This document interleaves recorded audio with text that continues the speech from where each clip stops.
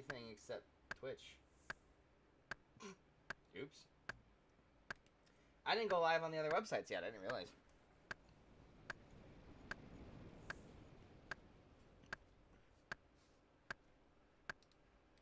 I was like, dude, something's wrong, because like it seems like, man, I was on for 2 hours and didn't even realize. That sucks.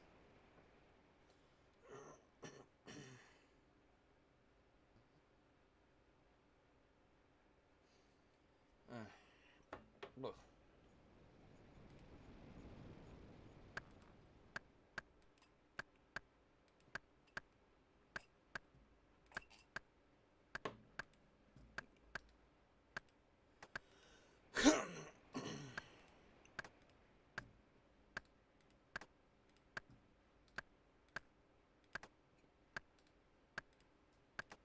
What's going on here? Level up! At least want to get to 57 in this hour.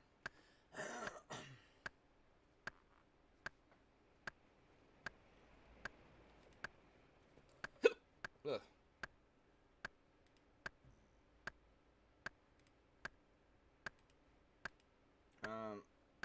Let's go to runescape.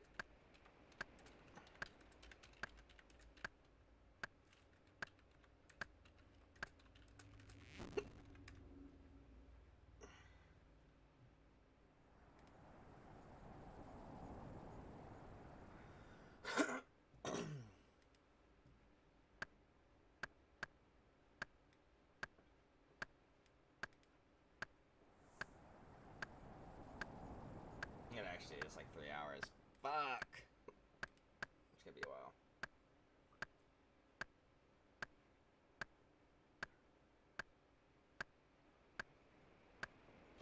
Ugh.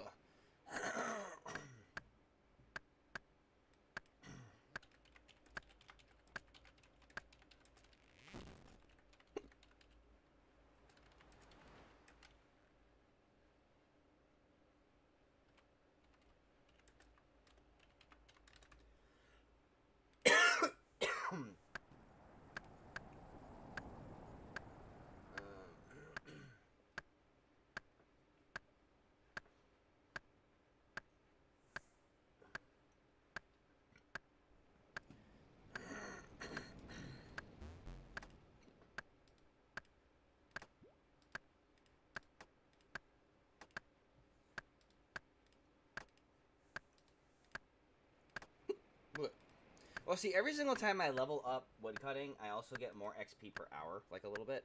So, the thing that is good about this is as I level up, it also speeds up the farm, basically, to a peak at about 100k an hour, but I'm not going to get that high.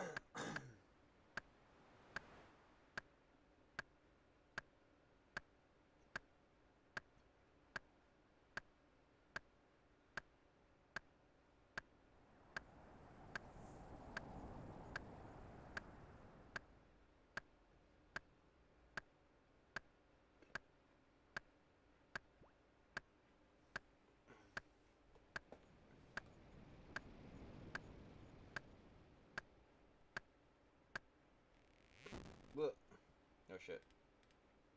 I'm having hiccups, man. Shit.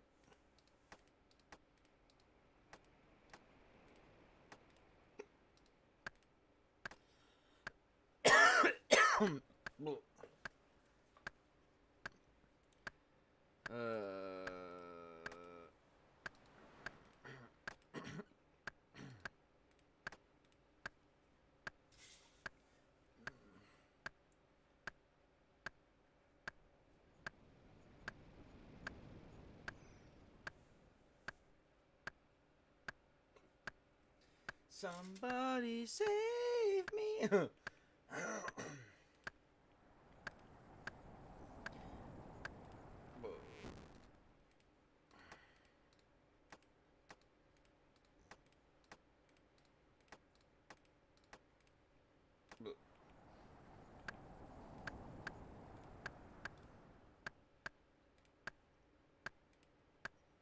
the fuck is this guy?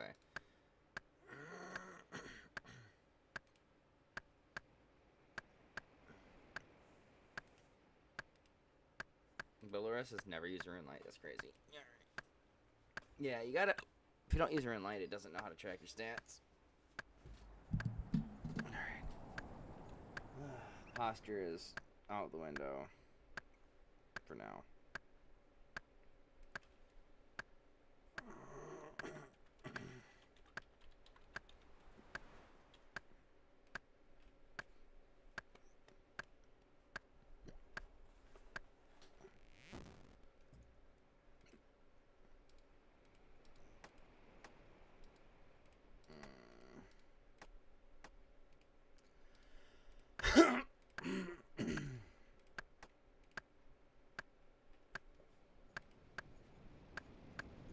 Here I am. Dude, all of my stats are in the double digits except hunting. I definitely want to go get my hunting up soon.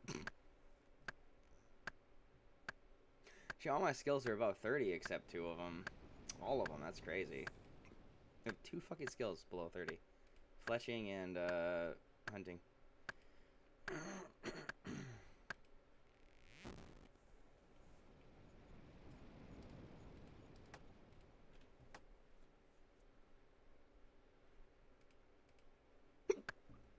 Oh, I hate this. Okay, God,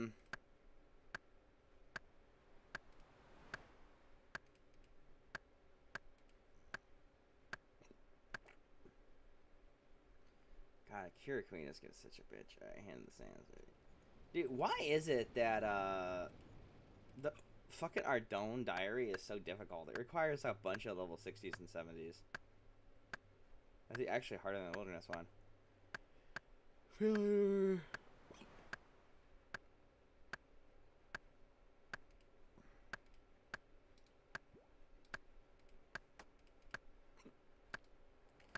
Oh man, I got bad hiccups. Fuck.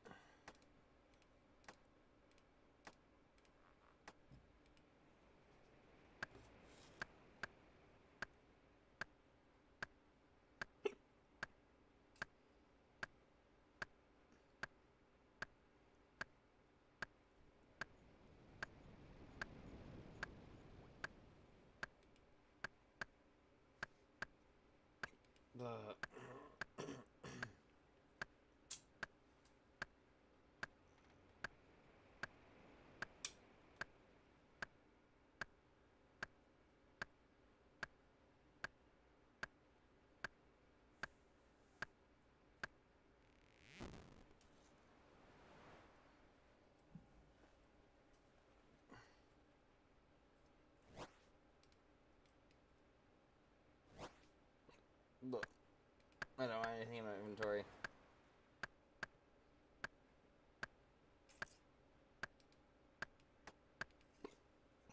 this because I keep rolling around my finger like a weirdo. My gold chain, baby.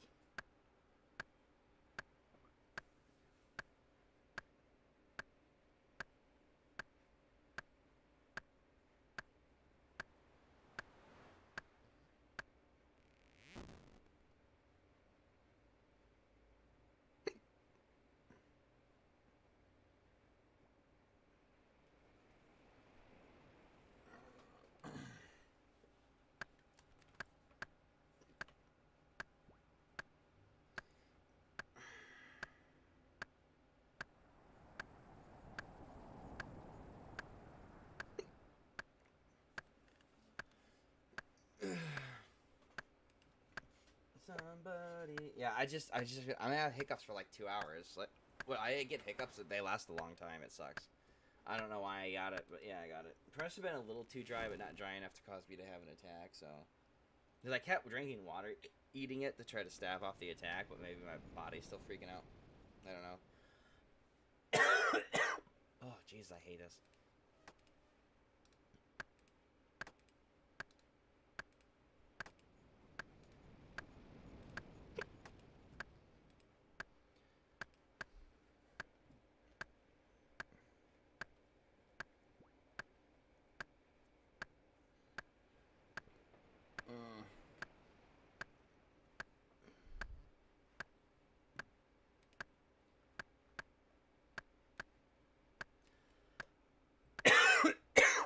Ugh.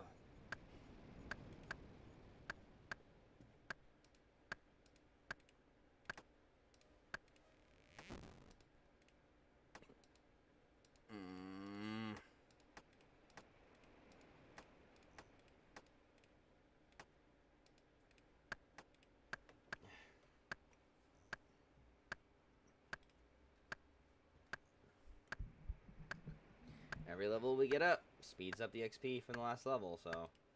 And to be fair, though, like, that first hour and a half was literally just us having the slowest fucking rates possible so we could get our fire making to 50, so. That didn't help.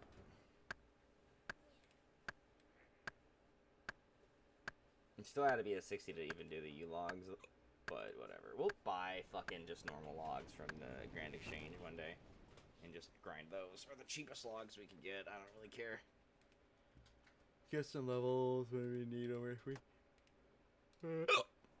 God damn it, dude.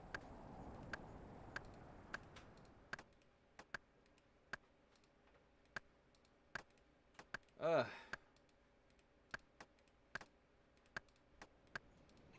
What?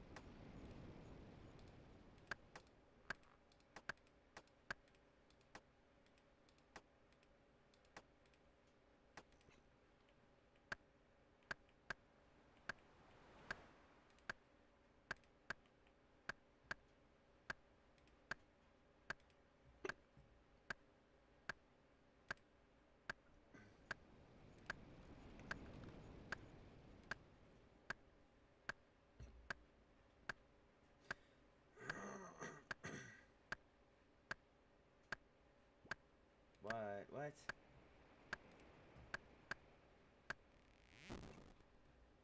NASA just discovered life on Mars? What's up with that? Is this true? I got... David Grinspoon, my astrobiologist at large, right there at NASA headquarters. Tell us, what's up with that? Well, if we say NASA just found life on Mars, we're being a little bit, getting out over our skis a little bit. This is possible life on Mars billions of years ago. We're not talking about life on Mars today, but what's really exciting about this is it seems to be legitimately the best evidence we've found for something on Mars that needs life to explain it. So there's this rock called Chayava Falls. When you look at it, it's got these weird spots that they call leopard spots, because that's kind of what it looks like. And then they said, hey, that's weird. Let's go up closer and with our analytical instruments see what those spots are made out of. and they turn out to be these iron minerals, things called vivianite and greigite that you find on Earth. And where you find them on Earth, they're usually associated with microbes doing things to organic matter.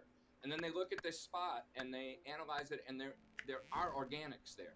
So there are organics, carbon stuff, and there are these minerals that on Earth are usually associated with life sort of using the energy, and it's kind of what life leaves after its meal, you know. Oh, microbial poop, is that what you want to call it? Yes, it's what's excreted after the microbes eat. You can have an organic soup where there's not life. You just have the ingredients that life needs. So when you said organics, it's carbon, oxygen, nitrogen, that sort of thing.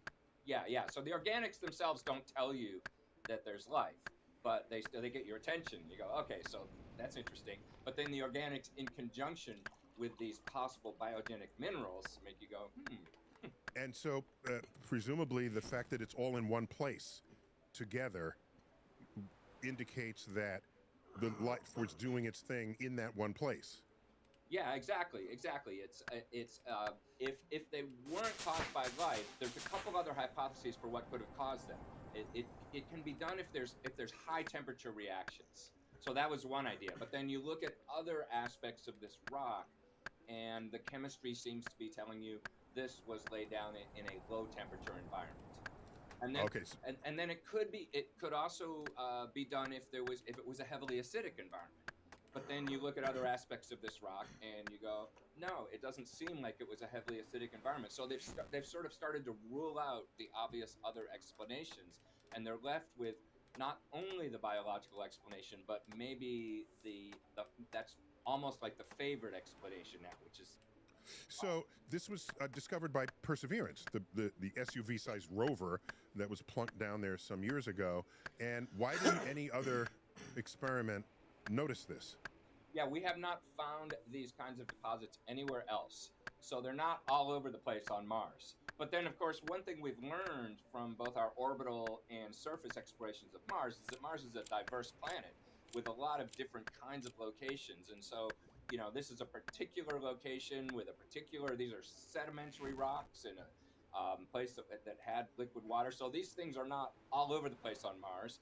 But you got to remember, most of Mars we haven't explored. And the landing site for the rover, as was surely true with other rovers, was very carefully selected to maximize the chance of finding life. So you're going to go where there's a dried riverbed or lake bed or river delta, right? So I presume there's a lot of prior thinking where this is the fruits of that early work that people put in the reconnaissance.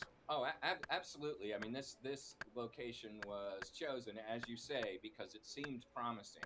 And, you know, that one way of looking at this is, hey, that validates all those choices, all those site selection meetings. And, you know, it's like, yes, we found it. Well, okay, we found something that could be it. It's certainly something interesting. And by the way, another interesting thing about this location is that these sediments are some of the youngest sediments that Perseverance has explored. They're not, I mean, they're still ancient, they're billions of years old, but of all the rocks that we've looked at, they're some of the youngest, meaning that if this is an actual sign of ancient life, that life might have been there for quite some time. There's much older signs of habitable environments than this particular one, which is on the young side from what we've explored. Wow. So when are we going to see something crawl out of a hole on Mars? We're pretty sure there's no life on Mars today, correct? Well, we don't know that. I mean, you know, I'm personally skeptical of life on Mars today, but in the astrobiology community, you will find a wide range of opinions on that. And my own personal skepticism, I have to temper with the fact that I have a lot of smart colleagues who are more optimistic about it, and that's okay. But the fact is, if we find definite evidence of ancient life on Mars, and we haven't found it yet, but we found something promising. But to say we found... Call it a smoking gun, gun. If we were really sure there was ancient life on Mars, that would probably increase our optimism a little bit about finding extant life, because if there was once life, then maybe it could have evolved and found some hiding place when the surface got so terrible. And what about the underground possible aquifers that might still retain liquid water. I don't know what would keep them liquid, but no one is denying the likelihood that there could be water deposits beneath the surface. You know, almost surely somewhere underground on Mars there's liquid water, because we know there's water ice, and we know that as you go into the interior of a planet, of any planet, it gets warmer and warmer because of basic thermal physics. So at some point on Mars there's a place that's warm and wet enough so there's an aquifer. I think that's very likely. The question is, would that have the, you know, the energy and the nutrients and all the other stuff you'd need for life? And could life exist over billions of years in one little, you know, isolated outpost if it's not a sort of robust planetary biosphere like you have on Earth? That makes me skeptical, but I certainly can't say I know there's no life on Mars, and I think that we need to search for it. Okay, so since this is basically bacterial excrement, can we expect to possibly extract DNA from it, or is that out of the question? I would say that's unlikely, because, I mean, imagine that this was an Earth rock that was billions of years old and you were finding the same kind of mineral trace of life. The idea of there being sort of intact genetic material that had survived, especially in an environment like, you know, Mars is being bathed in this cosmic radiation. So I would say, you know, And lethal ultraviolet, yeah. the idea of, you know, sort of creating Jurassic Mars Park out of this stuff seems unlikely. It would just be fun to know if it had any DNA at all, and if it did, does it have anything in common with us? Oh, man. Which, if it did, then we got panspermia on our hands. Just remind me about what that could be. Yeah, no, I mean, the question you're asking, of course, would be amazing if we found something intact enough to understand its genetics. Because then we have that amazing question: are we related to it? Yeah. Has it arisen because rocks at one point traveled between Earth and Mars, which we know they do naturally, and something hitchhiked along it, or is it actually an independent origin? You know, That's because we have meteorites on Earth that were traceable to Mars, and we didn't bring them here. So these are Mars rocks blasted forth from some kind of asteroid, traveled through space all on their own, and what you would need are stowaway microbes that some would then survive. They have to be very hardy to do so. And the hardiest microbes that we all know about and talk about, of course, is the tardigrade, water bear, that you can't kill that thing. So is that still a prime candidate for having stowed away on a rock from another planet? well, you know, you're asking me if tardigrades are Martians? No, yeah, I didn't want to say it that explicitly. I was trying to get around that somehow. I mean, it is true that there are Earth organisms, the tardigrades being a great example, that seem like they would survive at least short stints of space travel. Another interesting thing to ponder is the fact that at the time when these possible microbes were pooping out these minerals on Mars, the bombardment rates were higher early in the solar system. There was more stuff hitting the planets, and therefore the chance that some rock with some of this stuff got blasted off of Mars and landed on Earth, you know, it seems credible that could have happened. So that would mean we would all be descendants of Martians. Well, It's I crazy. know some There's people in actually particular a conspiracy theorist there's a conspiracy theory that actually believes that we're Martians. So that'd be fucking hilarious if they somehow proved this. Because like if it was true, like we're life from Mars, he would be like, "I told you we were Martian aliens." That's surely more true for them than others. So remind us who's the lead author on this paper? The lead author is Joel Horowitz at Stony Brook University. It's a long list of authors because, you know, these are big team efforts, and so it's a cast of dozens, but he's the lead author, and the Perseverance team is, you know, I think they're popping champagne today. So David, thanks for checking in with us on very short notice for this very important announcement from NASA. Absolutely, nice talking to you, Neil. That's another installment of Star Talks. What's up with that? As always, keep looking up.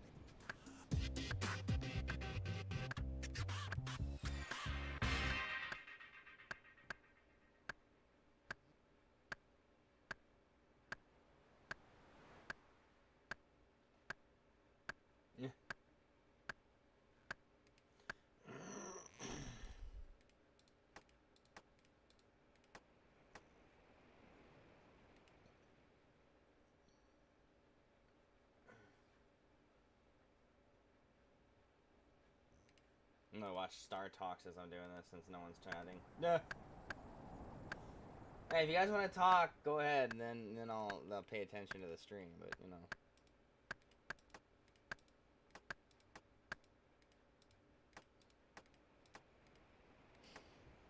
Grabby aliens are a version of the kind of aliens that would, if they show up, take advantage of their environment and improve themselves as a result of it. Should we hide ourselves and be quiet and not let other aliens who are grabby find us and take our natural Let me tell you resources something. from If a us? grabby alien showed up here, I'm kicking its ass. As long as they have one. Right.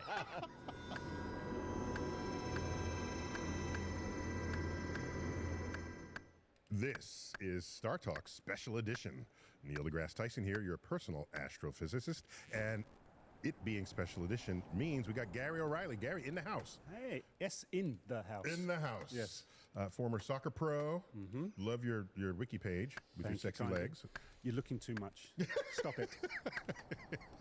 Excellent. Chuck Nice, always, man. Hey, what's happening, guys? Yeah, all right. So we brought in our geek in chief Yes. for this. Our returning hero.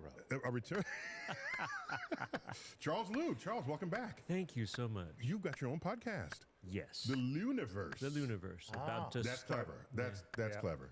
Now, is that a can't- play on Luna as in moon, too? I mean, I can't take credit for it. I have you no didn't- you idea. didn't No, pick up the no, name? no. I'm sitting at the table for dinner, right? And we're like, well, what do we call this podcast? And our youngest kid says, The Luniverse, of course. And I was like, what? Well, there you yeah. go. And that's it. Don't overthink it. Okay, so compared to your kid, Wait, and you're- then Chuck went like this. It's a dumb idea. And then he named it the Luniverse. I said no such thing. I just sort of said, wow. So I happen to know your wife is really smart. So it sounds like Yes. your kids are even smarter than Yes, both of you at this I point. am so pleased that my wife and my children are all way smarter than I am. Yeah. And it is a great privilege to be You able know what to Michael Dell said? What? The day you wake up and you're the smartest person in the room, Right. change rooms. Change rooms. Exactly. Very, very better. Gary, before you introduce the show, Chuck, what are you wearing? Today, I am mostly I wearing. feel like I'm on the worst red carpet ever right now. What are you wearing? And your hand was in your groin a half a second ago. Could you pull your smartphone out of your groin? That's not my smartphone, Neil. No, I'm joking. Okay, here we go. What's So we were playing a little softball All right. earlier today, and I don't believe in showering. I do that once a week, and that's it, baby. and only if And that's necessary. only if necessary. And so you guys changed, and so I'm like, you did not change. I'm not changing. We look clean. Yeah, you look clean, and And you still got your leg braces on? those aren't braces. Those are what do you call them? Augmentations that were placed in me by DARPA. Yes, it's You are now a superior augmented I human am. being. That's right. All right. Yeah, Amazing. don't ask me to jump up and get nothing off the roof because I can do it. That explains why you were tearing around the bases so fast. It was amazing. And DARPA, Defense Advanced Projects Research Agency? The Defense Advanced Authority? So this is a branch of the military. Yes, it That is. people might not know, where there's a subset of budget that goes to very high risk projects that probably won't work, but if they do work, they'll be amazing. Yeah. And so they nothing is higher risk than Chuck Nice So they expect a high percentage of the proposals to actually to fail, not work to fail. and they don't care because the idea They is the learn. one that works Yeah. Yeah, is Yeah, going it's to DARPA make for us you. badass. DARPA. Yeah. Gary, what you put together for today? All righty. So these are questions from our Patreon listeners, and as you know, they have a curiosity that is almost endless. Boundless. Yes. So let's kick it off. So this is Cosmic Queries. For sure, Yes, it's a all right, Cosmic let's Queries. do Yeah, it. it's a grab bag, and we had 42 pages of questions. Ooh. Whoa. Well, So- we better shut up and get All to right, it. but they're not all on there, but thank you so much for your curiosities. Right, let's start with Danielle's. Hello, Neil, Dr. Lou, Gary, and, of course, Lord Nice. Could quantum particles possibly be connected in a higher dimensional space and only appear to be separate particles in 3 dimensions? I thought that. I thought Would that, a yeah. connection like that affect quantum entanglement? Over to you, gentlemen. Oh my God. Oh, I thought you were going to take that. Oh, yeah. I'll see how well you do. Well, I'm going to defer to Yeah, Charles, but yeah, I'm going to yeah. introduce this. Okay? Tee Charles up. Because we see particles popping in and out of existence and tunneling through space and time, and we're trying to make sense of it. But I don't see why a higher dimension wouldn't help that out. For example, suppose we all lived in just a plane, a flat with 2D people, okay? You know some of my friends, I see. They have no depth. Yeah, They have no depth at all. So we're here, and then like a dot shows up, and we all gather around the dot. And then the dot sort of becomes a circle, and it slowly grows. And we get our top scientists to analyze this. Where did this come from? What is it? What's happening? And then it shrinks back to a dot and then disappears.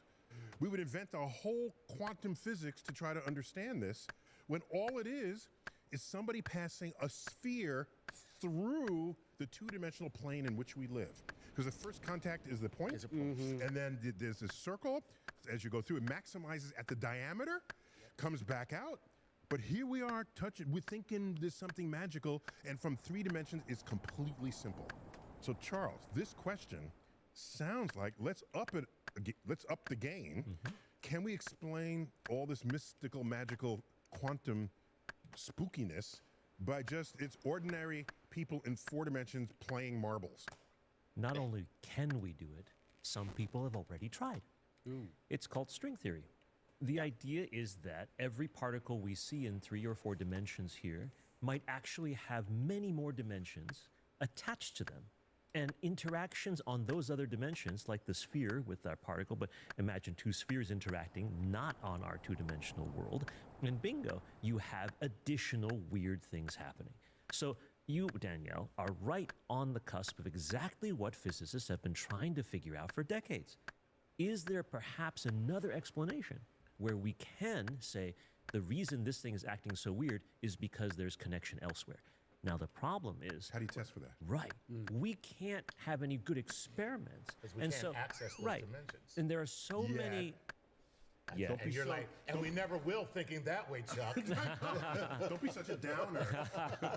There are so many different ways to think about it that you can have essentially an infinite number of solutions to a finite number of questions that we see or phenomena that we observe here in our world. So we don't want that. So the more a theory is simple and the less it requires additional pieces attached to it to explain observed phenomena, the more likely it is to be something that we can test and confirm. So that's what's going on here. And history says the more likely it is to be right. Generally speaking, that's right. I mean, the famous term Occam's razor, right?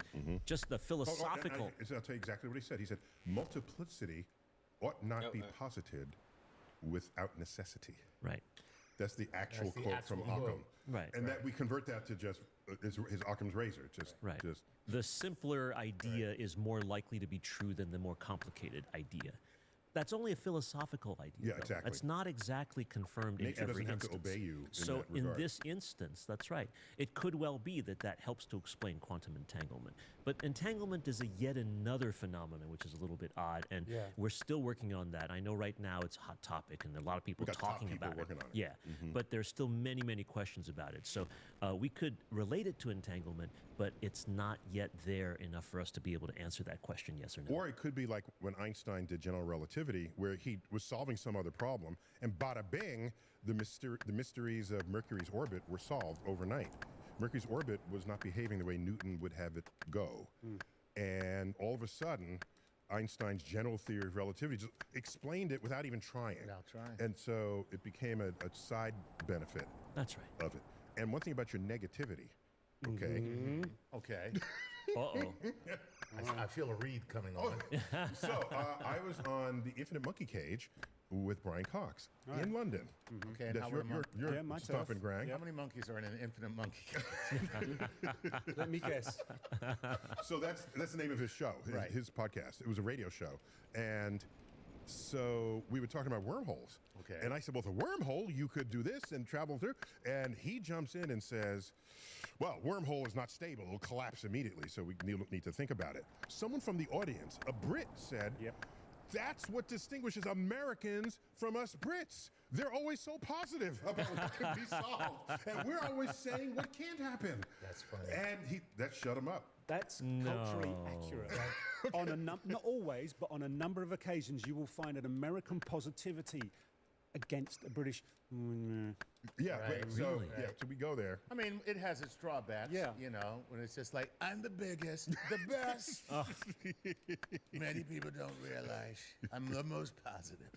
Keep going. What, All right, Chuck, you want to hit the second let's do question? this one. Chuck's got him too. This is Ryan Harris, who says, Dr. Tyson, Lord Nice, Geek and Professor Lou. Ooh. And Gary, Ryan Harris from Burnaby, British Columbia, Canada. Given the laws of science, if they hold true, when it comes to quantum entanglement, staying on subject, would there not be some sort of energy/force being exerted/used by entangled particles? And can it be qualified as of present? I am trying to understand how two particles across vast distances are influenced by each other instantaneously, and if there are some sort of exotic, scary, or otherwise force that has been associated with this phenomenon. So what I would say, how can a thing happen at all without there being an active draw on energy or some other thing that we can measure changing for them to be permanently connected, or while they're connected, Something's got to, some clock is ticking, something should be measurable from that. This is one of the big differences between quantum physics and classical physics. We're conditioned, we're trained to think that there had to be something exchanged back and forth, energy, a particle, whatever, between two things. But That's a classical. that's a classical Yeah, bias. perception. Quantum entanglement, again, as we said earlier, is still not completely well understood. In fact, we don't even know if it's a special thing or if it happens all the time and Well, we I have just to never clarify. notice it. We understand that it happens, Yes. and we can measure that it happens. Right. So what you're saying is we don't understand why. Yes. But you know Okay, what? Before we but go that's on, what- that's a very important distinction. before we go any further, before the why and all that, somebody ought to tell somebody who might just be joining us, what is quantum entanglement? Because this person. Just because you don't know, don't assume everyone else in our audience doesn't know. Oh. Okay, well, somebody should tell no. me then. It's a perfectly legitimate Okay. question Yeah. because even if you ask, say, 50 quantum physicists, you might get 51 different answers Oh, wow. as to what quantum entanglement really is. Okay, that because I it's so did not complicated. know. Right. It's kind of like if you ask 100 biologists what life is, you'll get 101 answers. Yeah. Same sort of situation. But the fundamentals, biologists know what life is when they see it, right? Okay. The same is sort of true for quantum physics and quantum entanglement. But boiled down to its most basic point, Okay. you can basically think of two entangled particles as being one particle that somehow gets separated. But even if it's separated in space and in time, they are still the same particle. You're just stretching it. So imagine if you have a little ball and you break it in half and then you're kind of moving it.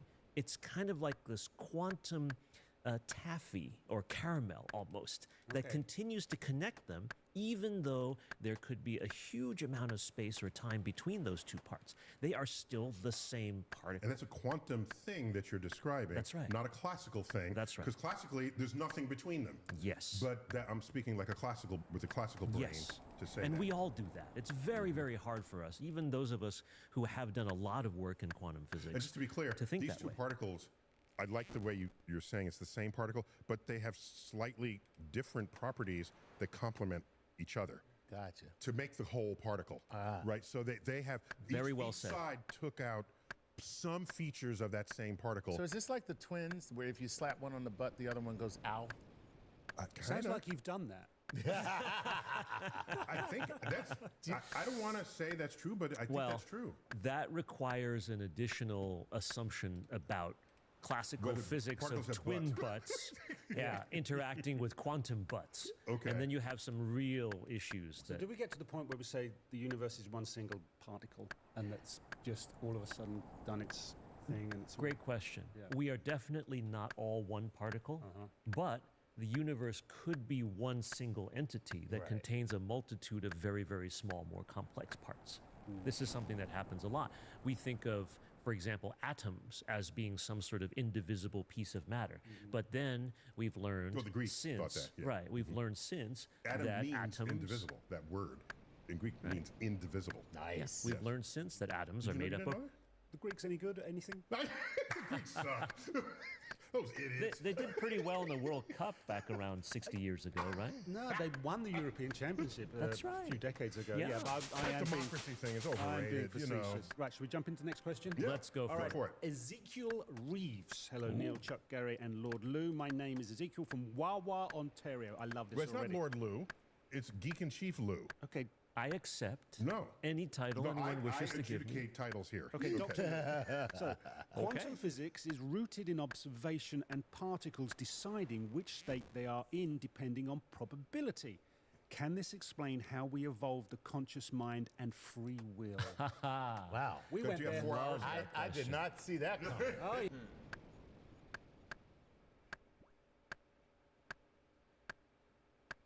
I guess. Oh, no. That's great. The key question, in my mind, based on your question, Ezekiel, is the word deciding, right? The decision of something to go this way or that suggests that there was something behind the ultimate outcome, right? When you and I decide to have a ham sandwich, or we decide to... No, I want one. No, you said it. Yeah, right. Or we decide that we're going to dive left for a penalty kick instead of dive right. That has a whole bunch of stuff behind it, and the causality of it is dependent on everything from the goalie's life experience to the muscular twitches of that very moment and everything in between. So when individual particles are switching or landing in certain states, Niels Bohr would have called it the wave function collapsing, right? Niels Bohr, a physicist from 100 years ago. Yeah, when you have that kind of an interpretation, then you can ascribe, perhaps, intention, right? But we just cannot say. Even now, we still don't really understand what free will is. The definition of it varies from person to person. The You know how philosophical ideas. Because people are still writing 500-page books on it. Sure. That's the evidence that we don't know anything about it. Right. Yeah. Interesting. Yeah. But keep going there. So Okay. we've got quantum probabilities Right. so that a particle, quote, decides is it going to decay or is it not. Yep. And we know that probability precisely. That's what's Yes. fascinating. That's right. Here's something that's completely probabilistic that we know with precision. It's a weird combination of facts there. All right. So Right. you're not prepared to analogize. I love the thing, the goalie leaning right or left to the particle decaying Right. in one moment or another. You're not prepared to yet. have your free will be a similar kind of expression. That's right. Because that's the problem, right? If you decide that free will is something where, say, we humans decide to do a thing, Yeah. right? There's a whole host of events that happened before that moment that helped us to make that decision. And there's also a number of events that lead up to the moment before the event that also influences that. That's Isn't right. that what he just said? No, he was talking about immediately before the event. Like, It's okay. yeah. Yeah. But Yeah. Okay. so I'm saying that you can take that all the way down. You can That's keep right. slicing Keep those it going. layers all the way down. Turtles all the way down. That's right. Turtles all the way yeah. down. Okay, so And there's- and there are those psychology experiments. That's right. Where they put probes in the brain. I'm going to mess up the details here, but the results are what I'm landing on, where they can trigger you to stand up, and Whether you want to or not. Then you're standing up. They say, "Why did you stand up?" And then they make up some reason for why they stood up. When the neurosignatures, the neurosignals, already were prompting him to stand up, and he made up a reason after the fact. And they were so the signals were generated externally, but you internalize it and say, "Oh, I stood up for this reason." So you think you had free will to do it, Right. when in fact it was predetermined. That's spooky. It So is. you talked about probability and the certainty of Yes. probability. What is it? Heisenberg's Uncertainty principle. Uh-huh. So where does that fit in? Because you don't really. I'm not certain about that. Yeah. Well, I didn't expect anything else. Heisenberg's uncertainty principle. That's a great question, Gary. It actually has a little bit. Werner Heisenberg, German physicist, once Yes. again, from 100 years ago. Right. Yeah. It has a slightly different connotation because what we're saying is that we cannot measure things precisely with infinite precision. That uncertainty describes how much you don't know, no matter what. So Heisenberg's uncertainty principle is actually describing a minimum amount of uncertainty in any measurement. Any measurement. Not necessarily Not a case of uncertainty we don't about, know. yes, about Maybe what's we do going to know. happen or Yeah. what's going to happen or not going to happen. And part of that is because I can know that you're sitting here, and the measurement of that is completely sufficient for anything I might do to you or with you. But when particles are involved, which is the whole world of the quantum, if you try to measure it, the act of measuring it changes what it is you're trying to measure. Right. Yeah. Right? Yeah. So the interaction with the particle confounds your ability to measure what that particle is doing with precision. And I think that's foundational. That's what's foundational. That was so hard to accept by classical physicists. Well, that's hard to accept by anybody. Any step of science going forward, whether it be classical quantum, has been hard to accept. Yeah. It takes time, and we should allow ourselves that time. Don't feel like To upset. quote, or, was you know, it? mad. Yes, it was. Was Max Planck? Was it? All Who right. said, "No great I'm paraphrasing. No great discovery in physics gets What's up, man? accepted by the guard Oh, of the day. I'm, they just get old and die." Yeah, sorry, I'm just I'm watching Star Talk. Takes it on. Hadn't really seen anybody come in here and talk, so I was just like, I was zoning out, vegging out. I got to get to 61 for the Wildy Diaries, so I'm about halfway there. But Jesus Christ, this is a long. Yeah, right. You're right. I can press shift. It's quicker.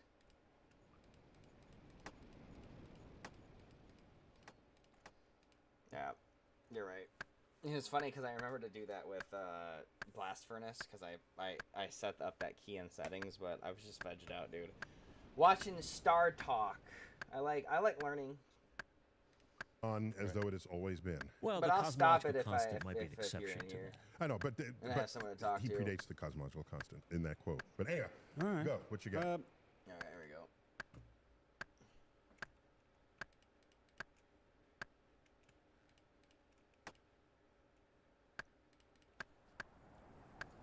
That's it. So, yeah, man, how you doing, dude? Sorry about that. I was just, I don't know. I like space shit. It's one of the only things that's like it's positive news. Like, oh, you know, we like.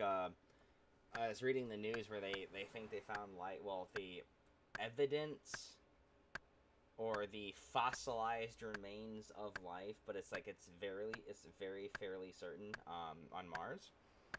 It's actually the best candidate that we've ever had because it matches the way that human like fossil records on Earth matches.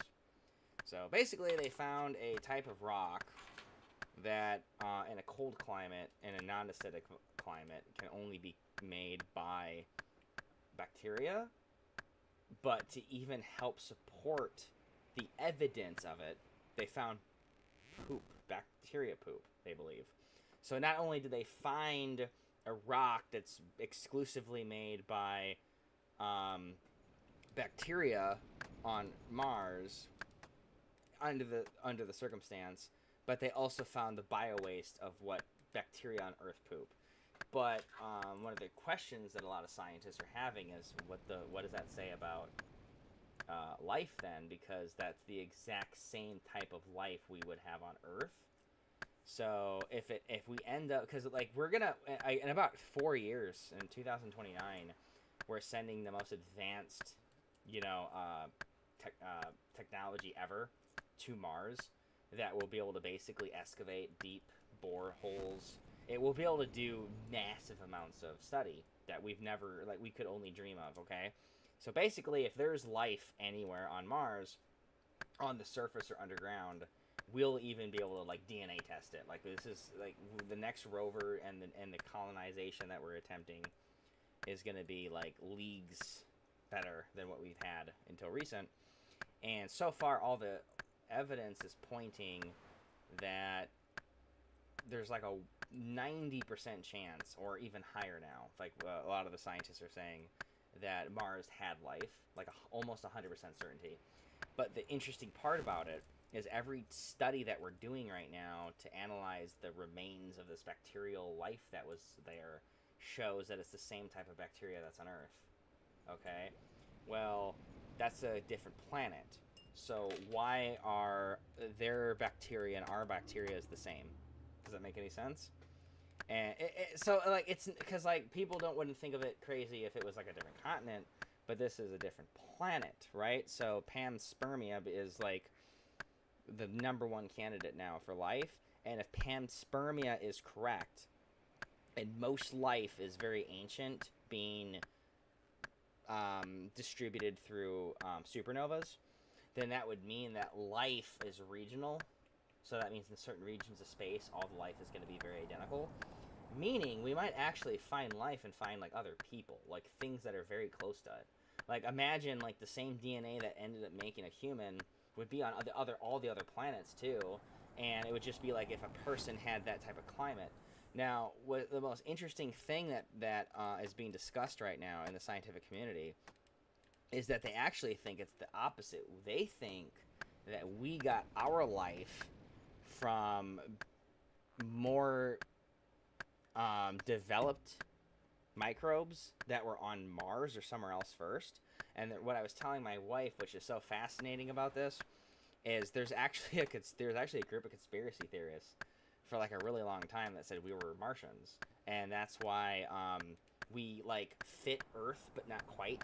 Like there's a lot of good examples of this, but like we're it's almost like we were meant to be in a lower light environment. The gravity on Earth is like slightly too high for us because that's what causes a lot of our heart stress. A whole bunch of like weird things about like the way our skeletal systems work, the way that our back is meant to support weight. It would be really good in a lower light, lower gravity environment, but it's a little bit too much for us on Earth. Does that make any sense? And so people concluded that we're Martians. Now, it's not quite the same thing as like we were like ran away on a spaceship and all human beings came from Mars. I was doing that.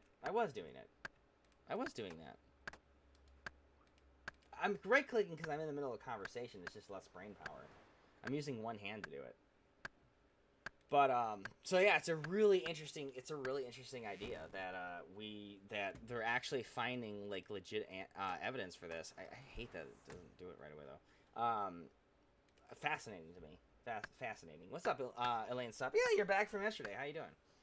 But yeah, well, I mean the amount of scientific fucking shit we found in the last like year has been pretty mind-boggling, actually. Like we have we finally scanned using LADAR and radar the actual aquifers under Mars too for the first time. So we actually have a comprehensive map of where they are and how big they are, and they're huge. So like there's an aquifer that's closer to the poles on Mars that's like this, like the size of New Jersey, and it's like a single aquifer. It's huge. It's like the size of a state. And then they have connected tunnels, and they have ones that like the underground aquifer system in Mars is like it's like there's some areas that are like branched the same volume as like an area the size of Australia, but in different chambers and channels that connect though. So like that we could be finding Martian fish in 4 years. We're definitely gonna find bacteria, I think, because like I said, we're already finding, like, dude, this news about the bacteria poop on Mars surface is already crazy because it's such a hostile environment. There's so much UV radiation. There's so much X-ray radiation. There's the extreme heightened cold. So the fact that some of it was able to fossilize correctly and was able to remain in pretty high states, like we don't have the equipment to look for DNA. But like some of the papers that are being discussed right now shows that the quality could actually be high enough to where there could be future analysis. So it's just interesting stuff because, like I don't think anybody could argue with some of the assumptions in physics and in astrobiology if we did find absolute proof on our closest planetary neighbor. You know what I mean? Like that's not life is common. That's abundant at that point. I'm doing good. I was just I'm watching Star Talk, and I was reading some articles about some stuff they found with Mars. So I mean, a lot of people knew that they thought they were going to be finding, like they were looking for, like they were finding some weak evidence for like bacterial life at like a billion years ago on Mars. But they did a long-term analysis, and they have like, okay, why isn't it working? Come on.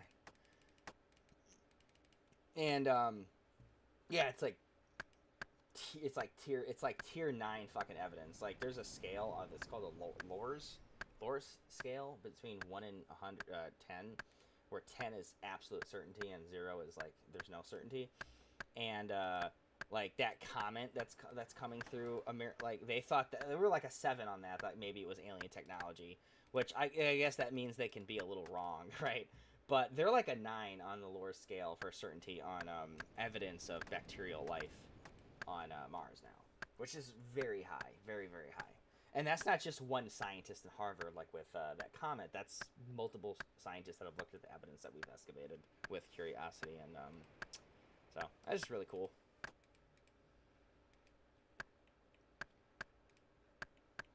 We just gotta, hope that they never come here, man. They can't know about the weird shit we do on Earth.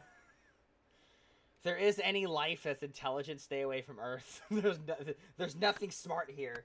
You're wasting your time.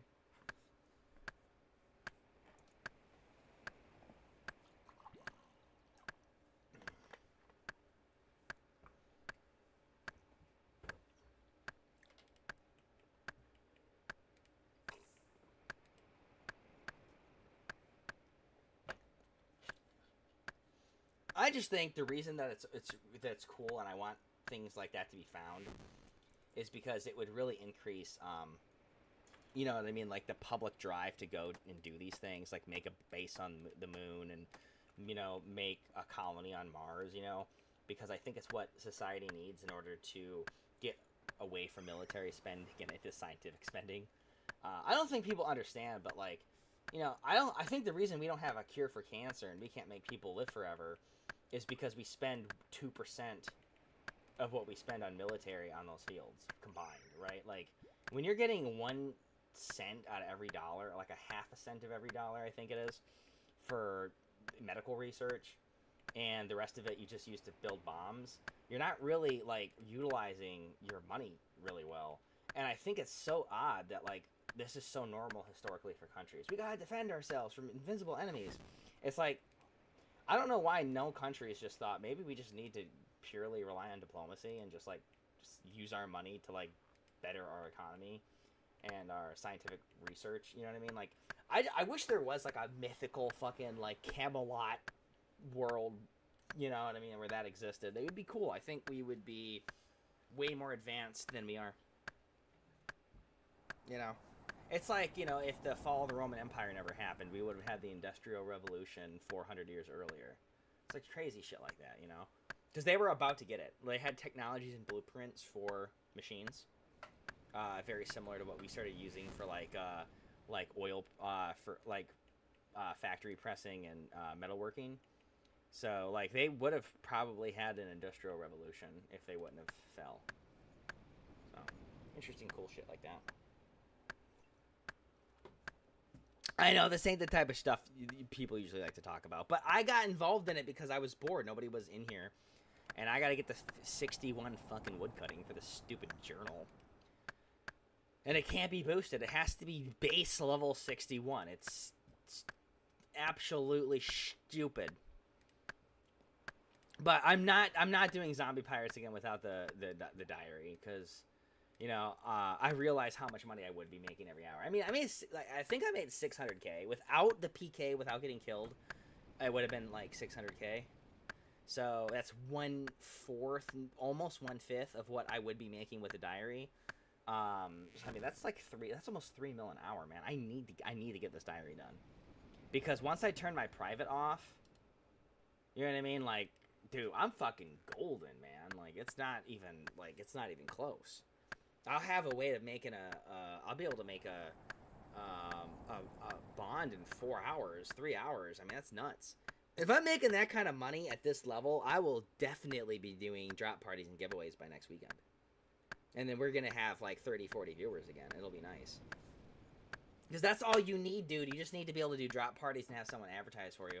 I wish I knew somebody that knew a spammer, because every single time I see a streamer, they have some dude spamming for them behind them. not the streamer itself, because they know they'll get muted for it. I don't know how the fuck these people are finding. That's what I'm saying. I wish I had people like that would like hook me up and help me bend rules to make me popular. You know what I mean? Like, Jesus Christ, like, this guy's willing to get muted for 3 days for his favorite streamer, you know? Well, the streamer that's paying him. I'd pay you. I'd pay someone $1 million to spam for me for 30 minutes, whatever.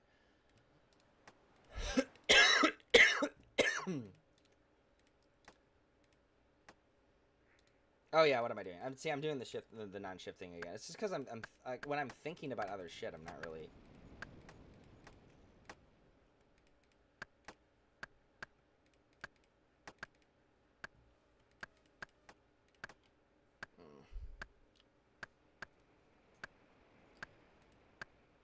Oh, Ty still did not log in. That's interesting. I don't even know we had a world 71, to be honest. Look up. Oh, dude, he's a max count. I'm just glad some of the people on my friends list are maxed, because it's odd that some of them aren't. Rifts closed. What are rifts? What do you even do with rifts?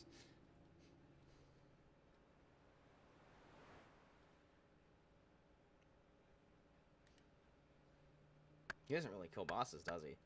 He has a couple giant moles, krakens. Yeah, a lot of people, including me, do a lot of krakens, because yeah, they're good. They're decent loot for the difficulty. And you can get that Slayer perk, and you can get a lot more to drop. In fact, it's one of the first Slayer perks I'm gonna get. What I'm gonna do is I'm gonna redo the ignored monsters for the 75 girl. I'm gonna have her ignore greater demons, black demons, and then hellhounds.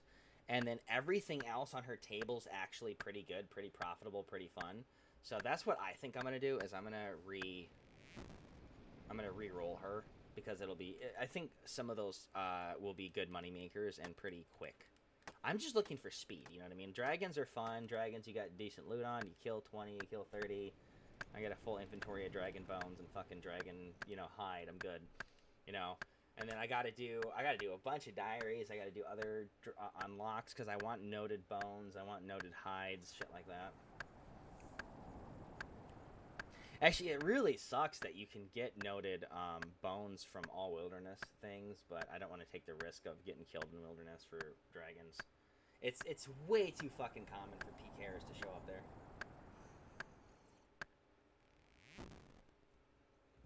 And it's funny the type of gear PKers risk with that shit, dude. But I'm not willing to risk a bunch of gear just to be ready for PKers when they have the advantage by attacking first. Like I said, the only thing I'm gonna do is I'm gonna go Gmaul, because that's a single slot. And if I have Scimitar, Scimitar, the Salve Necklace, and then just like type of like the loadout it says with a defender, I'm already protecting the Scimitar and the defender, right? And then a Gmaul is more expensive than the Ring of Wealth, so I would be protecting Gmaul as a third. And then if I wanted to add a fourth, then I could protect the Ring of Wealth or something.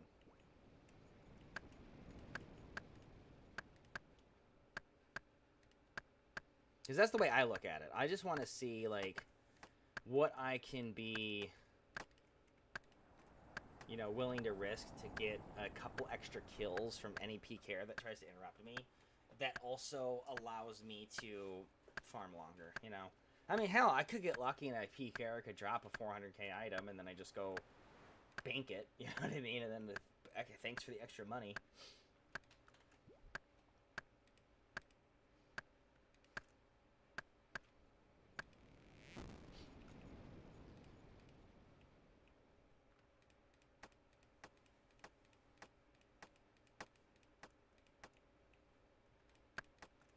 Okay, well, everybody stop talking again, so I'm gonna go watch the Star Talk. I'll go with the next one. George Valakis, back with the Greeks. Hey. From New Jersey. Can someone please tell me what a qubit is made of? Aha! Is it an electron stuck inside some type of magnetic box? Is it an atom with multiple electrons frozen in multiple quantum states? How is one made? What a Love wonderful, Cubits. Wow, wonderful that's a question. Thank you, George. But let me just, George, let me great just question. preface this by saying our geek in chief in the past year, published an entire book on quantum physics. What's the title of it? The Handy Quantum Physics Answer Book. There you go. Right? There you go. So we're not going to answer your question. Just go buy the book. and we can go have a beer right now. Okay? Give that back. Buy the man's book, and then we can all just have a beer. Okay. The Handy Quantum Physics Answer Book. Yeah. Man. It's not designed to be a textbook or anything like that. It's But that's just still- if you have Q&A, That if you takes don't know gonads stuff. to put with a title like that. just Well, telling you. again, I cannot claim actually having made any of those discoveries. I was just trying to put together a little guide for people who had questions and answers, and they A are little guide for your explaining. quantum questions. Yeah, as, and as one would have. It'll help someone to come along and hold your hand. Just Okay. walk you along. It's great, amazing stuff that our colleagues have done over the centuries. Yes. And this year being, of course, the 100th Yeah. anniversary as designated by the United Nations of International Quantum Physics. Did they declare that? Yeah, Very the nice. International Year of Right Quantum in the middle of Physics. the decade. Yes. The whole decade goes to quantum Yeah, physics. it's Yeah. really quite amazing. Yeah. So a qubit actually doesn't need to have a physical form. It's a piece of information. Let me make an analogy to regular bits, okay? Bits are just pieces of information. Right. So, for example, if you've got a 64-bit chip in your computer, all right, all that is that it can carry or hold 64 pieces of information that are either 0 or 1.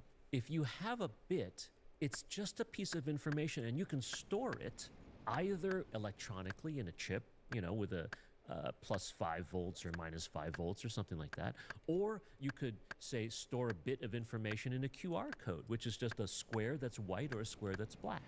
Or you can do a coin flip, whether it's heads or it's tails. So the bit, With the QR code, that's the little thing we scan. yeah, Yeah, the the little scan square. thing with the Yeah. I always thought of that as like a two-dimensional barcode. This I've is always- exactly what it is. Yeah, because And barcodes, are you white or black? And how thick is the black? That's right. And that's all And the information. that just and you was scan across the one dimension, right. Yeah. So I presume because we added a dimension, the QR codes can hold way more information with the same amount of area. than a bar line. barcode. That's right. Linear, yeah. So you have QR codes that have entire web addresses on them. Yes. Right. And they can be little bitty things. But in the end, it's just squares. Some square that's white or square that's black, square that's white, black next to each other. And that is the information. So the bit is the information. It's not the thing that it's stored in. So George, your question, what is a qubit really?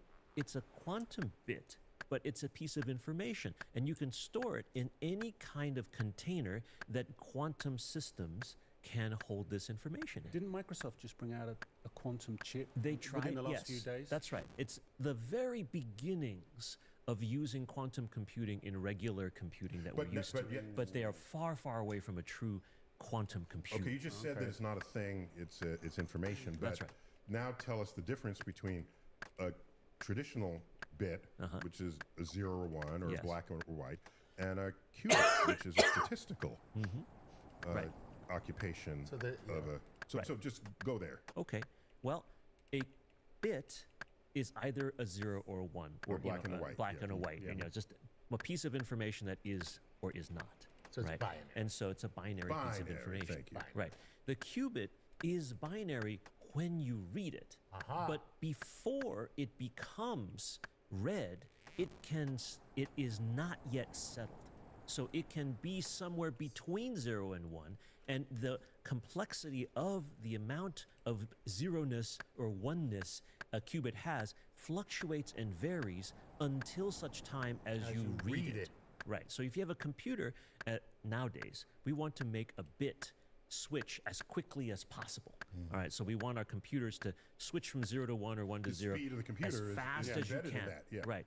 With a qubit, you might want to slow it down a little tiny bit. And while that stuff inside the qubit is settling out, it may actually be able to make calculations. You can actually ask the qubit using various electronic inputs to give you a number doing some sort of a calculation or some sort of a figuring that you could not do in real time at high speed.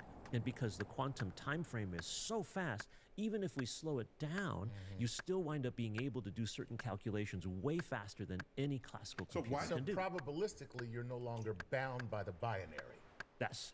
During the time in between the 0 and the 1, you've got a chance to really mess with it Right. and really gain some new knowledge that you couldn't have done before. So the moment you read it, all that's over. That's right. Because probabilistically, you are now back to the binary. That's it either is or it is not. That's right. And so what you're trying to do when you're creating a qubit with technology is to figure out how you can sustain that qubit, how you can make it last for a tiny fraction of a second longer than otherwise would, or what you can make that qubit do a calculation for you which you can't watch. Why can't I make a VR code qubit that has a grayscale in it? Eventually you could, but right now we don't have the technology. Because that would be So everything between the 0 and Exactly. the 1. 0 and Right. 1. Yeah, So- the black and the white. On a grayscale. On a grayscale. That'd be amazing. that would be awesome. That would be amazing. But we're not anywhere near there yet, but the technology is getting us there slowly but surely. It's called The black and white electronic photos. stuff. Like, That's all it is. yeah, but this is why they say, like, encryption ends when we have a quantum computer. And it's because all of those possibilities you could actually figure out, Manifest in it inside of that, inside of those qubits, kind of all at once. That is very similar, yes. You have right now, the way we keep our internet connections secure is through a particular kind of algorithm or strategy. That strategy can be broken according to the theoretical calculations if you have a quantum computer. It's an encryption. Right. The only thing is, once that code can be broken, can we make another one that can't be That broken? can't be broken. Right. Gotcha. So there will always be this race. So now you got quantum encryption. That's right. Okay. And this and the back and forth. Those are some really interesting stuff. Yeah. Yeah, George, thank you for that. I think we've learned a lot from that answer. James Kovacs, hello, gents, from Detroit, Michigan. We said it right. Detroit. I know, I'm getting there. You I'm said like a getting black there. man. But did you say From Kovacs? Detroit. Correct. Probably didn't say Kovacs. Kovacs, yes, sorry if I'm mangling. So we know speed and mass cause time to slow down. In the case of speed, we know the universe's speed limit is the speed of light. You may disagree, you may not. Time stops altogether at the speed of light, and nothing can surpass that speed. Is there a similar mass limit? Is there a point at which you have so much mass that time stops? Let me make first just a tiny bit of adjustment to the Okay. question. Sure. The assumption is that the faster you move through space, the slower you move through time. It's not that time will stop if right. you are moving very fast or at the speed of light, right? The speed It limit. is relative. It is. Everything is relative. So that question has a little bit of a nuance to it. But to answer that basic question, is there a mass limit of objects? The answer is no.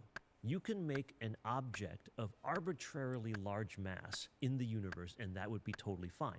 But there is a limit, because if you have too much mass in any given location in the universe, you create a Schwarzschild radius, which is the outer boundary of a black hole. Yeah. Okay. So the way to think about a maximum mass in the universe is to think about the maximum amount of mass that can fit inside a limited volume.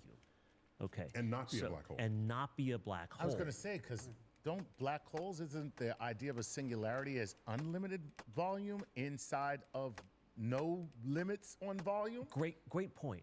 A singularity is defined as something that has no volume, Right. but infinite density, Density. because it has non-zero mass. However, a black hole, Just to be clear. So density has volume in the denominator. Right. And if the denominator goes to zero, you're dividing by 0. And there you go. There you go. and that number doesn't right. exist in our mathematical See, system. and so now this is what I'm going to say. What y'all been lying to us all these years, man? About what? Y'all, everything. You just- Okay. Sorry, dude. no, I'm joking. That's a joke. But Go ahead. the situation really is that if you add more mass to an object, Right. and it's already at its black hole mass limit, it just gets bigger. Just got- right. The black hole itself gets bigger.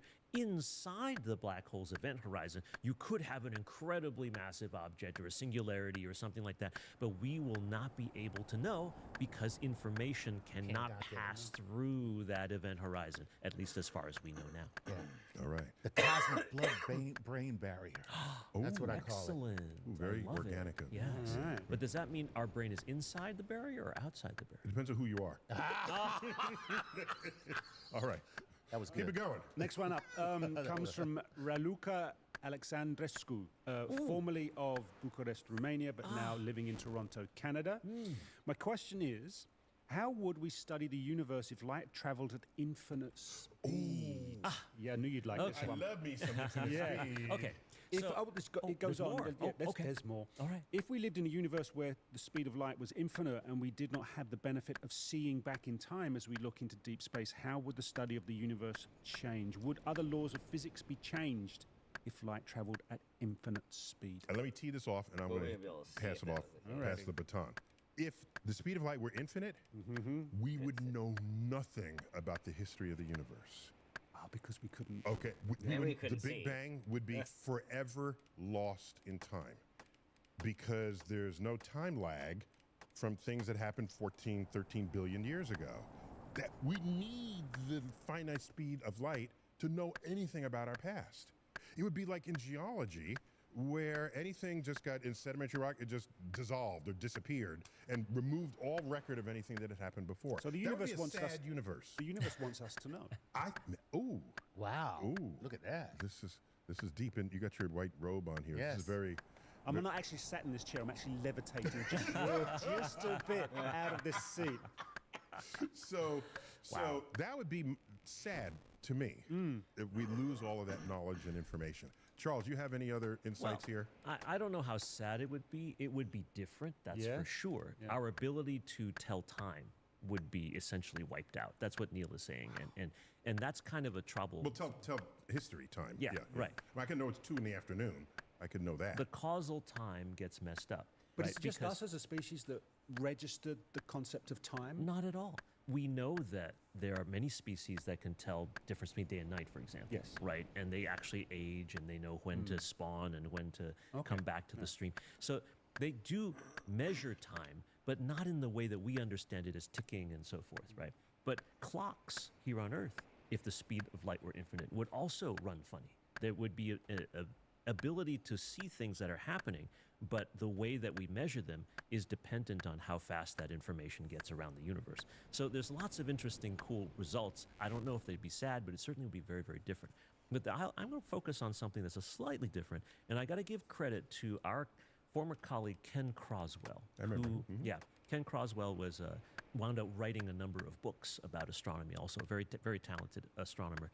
He wrote a very good insight that I saw in one of his books, and that is if the speed of light were infinite, night would always be day.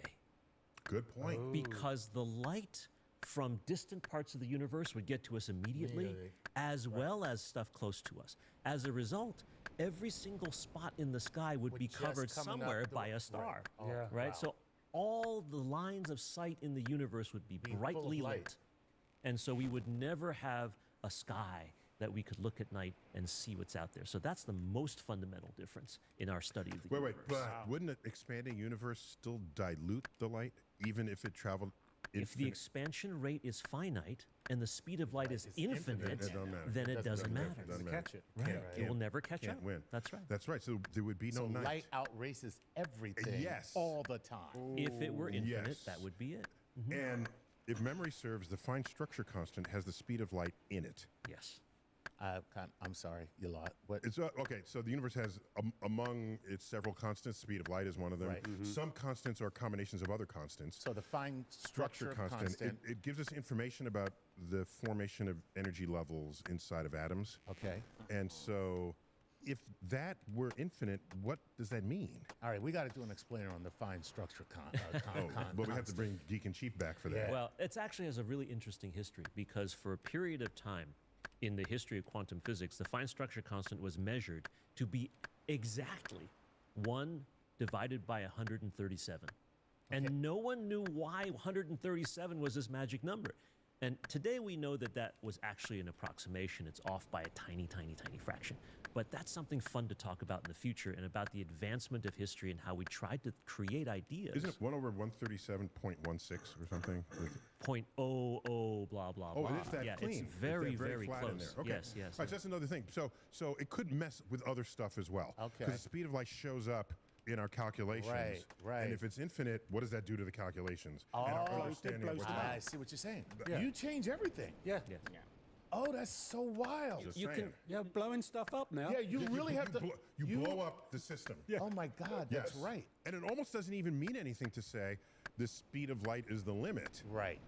because if it's infinite, that what, There's- the right. relativity doesn't even Fails. make sense. That's No longer relative. Albert Einstein's theories You're welcome. are not useful. It's no longer It's relative. no longer relative. That's right. Right, and simultaneity would be real. You Things actually can would have happen things happen exactly simultaneously. at the We could same all time. experience It's, it. wow. We've just we've just put the notes It's down good for stuff, a right? screenplay Yeah. for another movie. Okay. Yeah. Oh my wild. gosh. Yeah. Yeah. What It's kind if? of fun though to think of the whole speed of universe light were bathed infinite? in light, though. Yeah, The it entire is. universe would Well, we just kind of be already are, but it would be more intense than yeah, your. it would just be. Yeah. Yeah. You're right. That's a screenplay that we got to work on. Yeah. That's ours. Let's Hands start off. tomorrow. You know who I'm talking to. So Gary, All right, couple minutes left. All right, Mahawi Gerezia. Apologies if it's mispronounced. Time is impacted Chuck by never extreme. apologizes when yeah, he well, mispronounces. Because it's a Mahawi's- privilege to have me mispronounce your name. Better be happy I even said it. Anyway, go ahead. Mahawi's from Dallas, Texas. Time is impacted by extreme gravity, like with a black hole, and extreme speed. Four more levels, Do these almost. things have Jesus. something in common? For example, is the extreme gravity really just making things move faster, and that's why they both impact time? I think the question you're asking is indeed answerable thanks to Albert Einstein. Well, Because just set it up again. So, two things can slow down time: the strength of your gravity field, Right. Yeah. and how fast you're How moving. fast you're moving. That's right. Yeah, relative to observer. right. So But they feel different, but are they different? the thing is, they're not actually slowing time for the whole universe. Right. It's just slowing the amount of time or the rate at which time is being experienced by the object that is Right. either moving very quickly or the object that is in a gravitational Because field. time is the same for the observer. That's right. So In both cases. In both yeah, cases. So in fact, what's going on is it's the effect is on space-time. It's that gravity affects space-time in such a way that if you're in a gravitational field, you experience time more slowly than if you were not in that field. So you have the same effect if you're moving faster. You experience Right. time more slowly. But the effect is not on you as the object or on time as the dimension. Right. The effect is on space-time overall. overall. And Which Albert is Einstein. why it literally slows down in the measurement, okay, which is why, if I get this right, please help me out. Particles actually decay slower Yes. as they approach the speed of light. Yes. So it's not the perception of time, it is a literal slowing down for the object that is approaching the speed of light. Absolutely. Okay. Yes. Yes. It And was. so So I'd it's like- space-time. I'd like your angle Yes. on that, because what that even says is it's not even what's happening inside you. It is your place Yes. in the space-time It is your continuum. location that Your makes the location. difference, and the rate that you're changing out of that location. Otherwise, known as speed. Right. That's crazy. But yes, your statement about the decay of particles was actually one of the most important confirmations, experiments that was relativity. done to prove that the special theory of relativity was correct. Yeah, because a particle has an expected decay time. Right. And very precisely measured. You accelerate that puppy, takes longer to decay. Yeah. Right. Something happened inside Something there. happening. Yep. Yep. And a fun fact is, we've said this before, but now it has foundational context. Our GPS satellites are not on Earth's surface with us. We're in a higher gravitational field than the they GPS are. satellites. So that has their time tick faster. However, they're also fast in orbit, which would have their time tick slower. It turns out the gravitational well is a stronger effect on the time reckoning Than the speed than itself? the speed. Okay. And so that in fact, GPS time is ahead of us, and it has to correct with Einstein's relativity before it sends to the cell phone towers. So we have the time that is our space-time, the surface of the Earth, Gotcha. not Its space-time space-time up up in there. Middle Earth orbit. Wow. Without regular. And is that an adjustment between the speed and the gravity Yeah, well? they calculate. We got top people. We got people? I got people. All right. That's good to I know. got people. Yeah. Hey, Harry, listen. Something's wrong with your calculations, man. Neil, just for future reference, middle Earth orbit is what you go around like orcs and dwarves and, Yeah. and mountains. What about second Totally. breakfast? Yes. Medium orbit medium Earth orbit What'd I is what say? you get. Middle. Earth orbit. I think middle's better. I'm Yeah. sorry. I like it when they say, when I hear people say middle Earth orbit Well, middle instead Earth- of medium Earth orbit. Well, the middle Earth orbit is reserved for the Hobbit Space Telescope. oh, Good one. I like what you did there, Okay. Chuck. I gotta tell you. Okay, so I have to Yeah. say medium or No. It would be better. I'll just say Mio. There's Leo and Mio. Mio. It's, Mio you is covered it's both Leo, cases. Mio, Covered. and Geo. Leo, so Mio, and Leo, Geo. Mio, and I Geo. knew you'd so get there Mio. soon enough. That's I knew like- you'd cover it. That's Yeah. the triplets. Here's why I don't have a If I had problem 3 with kids and they're Yeah. triplets, I Yeah. call Leo, Mio, and Geo. Really? Yeah, Oh. I would totally call them that. I would call them Huey, Dewey, and Louie. That's too old. Yeah. Really? Yeah, those are the chipmunks. Yeah. Huey, No, Dewey, no, and no, Louie. no. I would call. I They would were the call. Those were the ducks. I would call them Dewey, Yeah. Cheatham, and Hal.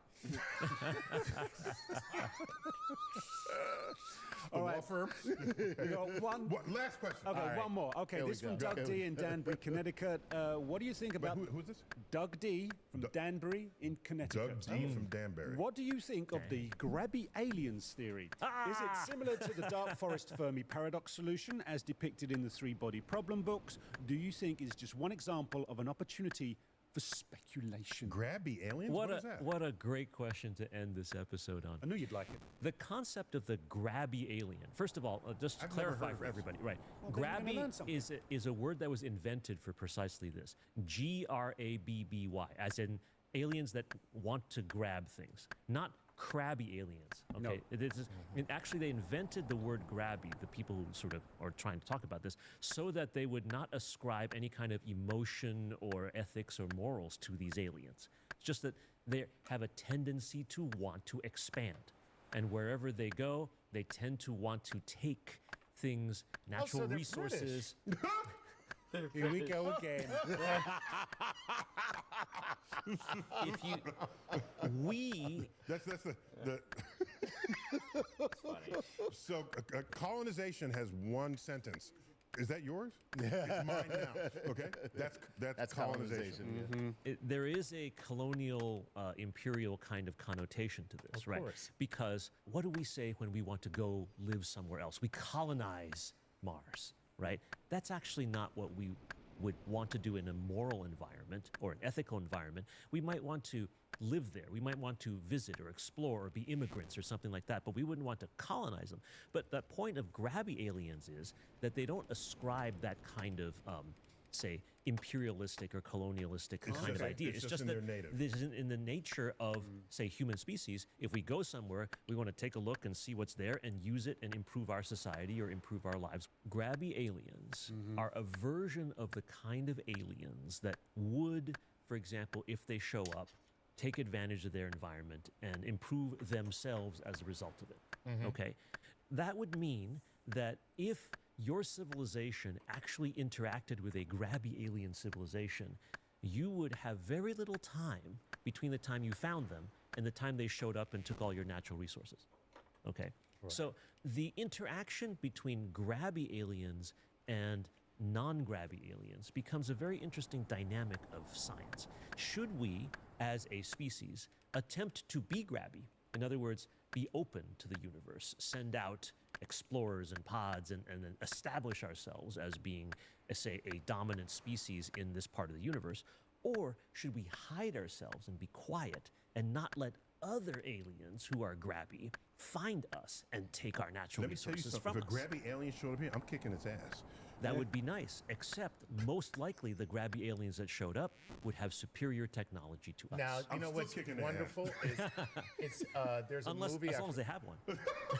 What's great about what you're talking about? I said, alien, where's your ass? So I So the 3-body problem books and now TV shows and so forth Series, are yes. describing a scenario where they are so afraid, humans and other species, of being detected by other aliens that they hide themselves. And the moment that they're detected, it's not that grabby aliens are come and take their stuff, is that actually vicious, devastating, angry aliens want to remove them immediately from a threat. So instead of trying to exploit them, they will wipe them out. preemptively. So, yes. So it's not exactly, without spoiling the series, Yeah. it's not exactly the same thing as the 3-body problem. As of but- now, there's only one season yeah. posted, season. right? But without spoiling great. anything, the basic point is watch this and you can see read the one whole idea. series? Well, that's He has ways. that's another Yeah. time. He has ways. It's best to think about how alien civilizations interact with one another from the sense of should we be quiet or should we be loud? Right. And grabbiness is just one aspect. Here's of another those things. great movie on this subject, but completely the antithesis of what you said, and that's District 9, where they are That's super right. advanced, and they come here, and we're the grabbies. Yes. Yes. Without even, we never left home, and we're still like total a-holes. Isn't that something? Yeah. Yeah. So cool. I learned something. I never Yeah. heard about grabby aliens. It's fun. I'm just aliens. You come down and kick your ass. You ain't taking my stuff. I have no problem with grabby aliens. If actually, just as a little plug, Sometimes you have to grab them by the alien. They let you. They let you do it. They let you do it. yeah. There are some very good YouTube videos about grabby aliens. Not that kind of grabby aliens, but generally grabby types of aliens. Okay. And so I it's would a find them. philosophical point. Yes. For and you for can find lots of discussions on them. motivations of species. I think there's a and the like. channel called Rational Animations that has a whole Okay. series of them. But just look. So Charles, thank you for illuminating. It is always a pleasure. I love being here with you guys. Wow. Such great Likewise. question.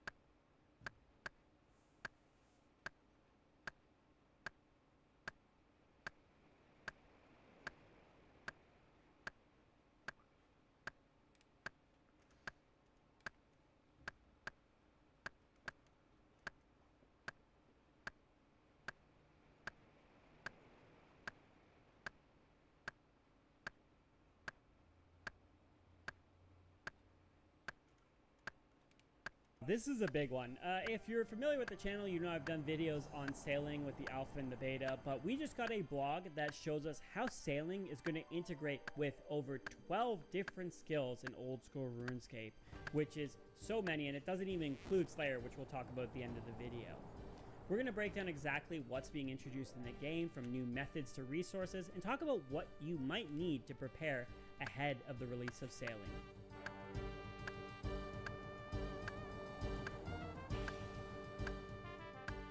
Let's start off with woodcutting. With the release of sailing, we're going to get the introduction of 4 new types of logs. The first one isn't going to be super relevant. You might use it for fire making, but it's mostly for quests.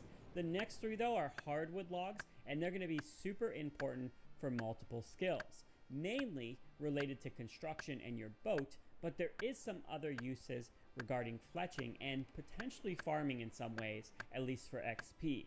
Now, if you want to be prepared ahead of sailing's release, you want to shoot for 92 woodcutting to get access to rosewood, which is the highest tier log. If you can't quite reach that in time, definitely try to at least aim for 80 to get ironwood logs. Let's talk about exactly how you're going to utilize these new logs, and the first way, as mentioned, is through construction. What you're going to do is turn these logs into planks. You can then use the planks to upgrade your ship, add new facilities, upgrade facilities, etc. In addition, you can combine 5 planks together to make a hull part, and combine 5 of those together to make a large one. This means that you're using 25 planks to make one large hull part. This is probably going to be used, obviously, to do your larger upgrades, and I suspect there's going to be a decent amount of planks used as a result. There's also a chance these planks get used as like boat food in some ways, as we saw in the beta. We're not going to use food to heal our ship, we're going to use like wood. So there might be a constant economy with these planks and these logs, which is very nice. If you want to be ready ahead of sailing's release for like the max possible upgrades, you're going to want 84 construction to make the best planks and hull parts.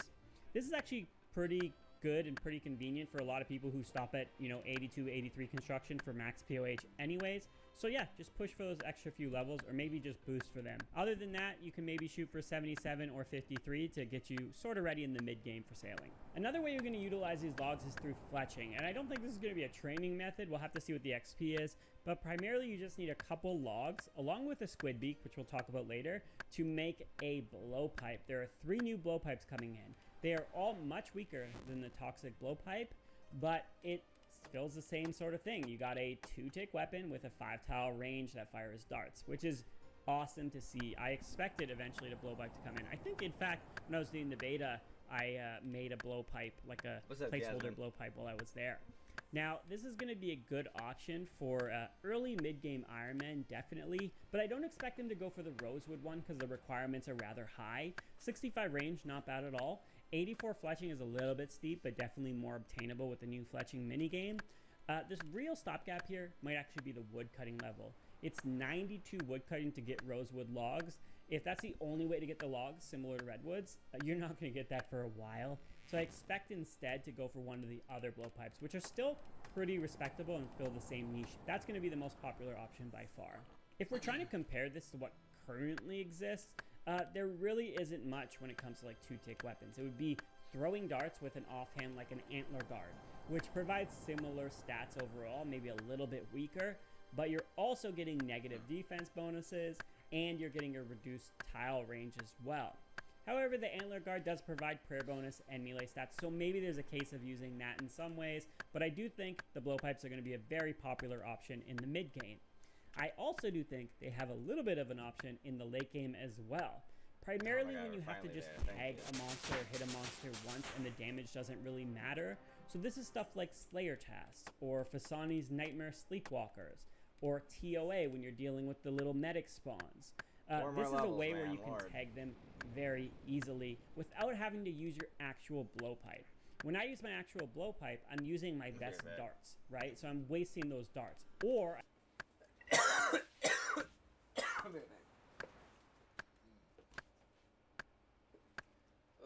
Jesus, I'm so sweaty right now.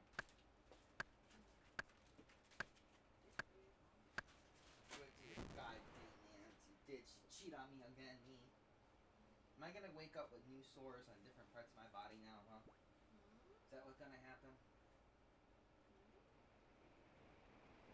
Is ant code word for all unlimited new Taylor dick, huh?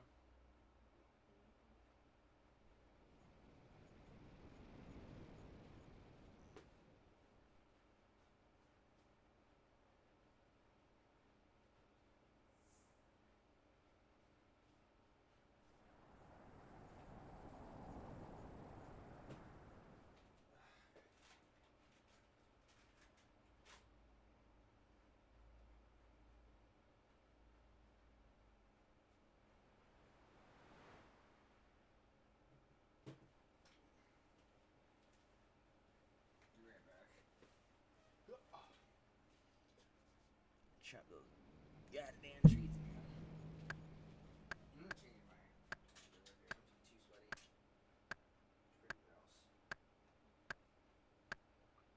It's dry. This goddamn sweat.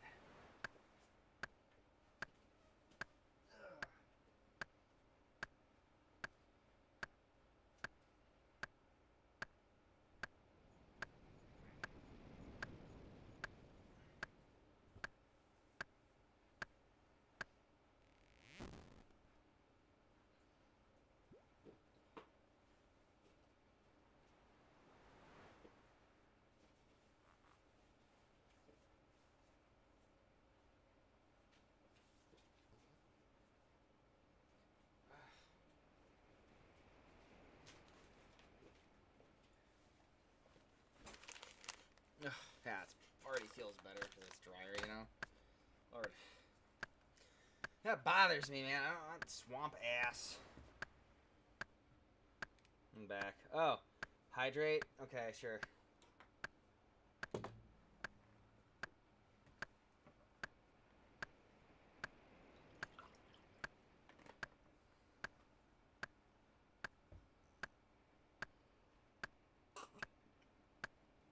Some good old tea.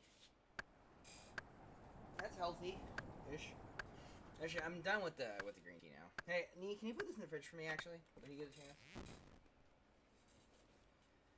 I'm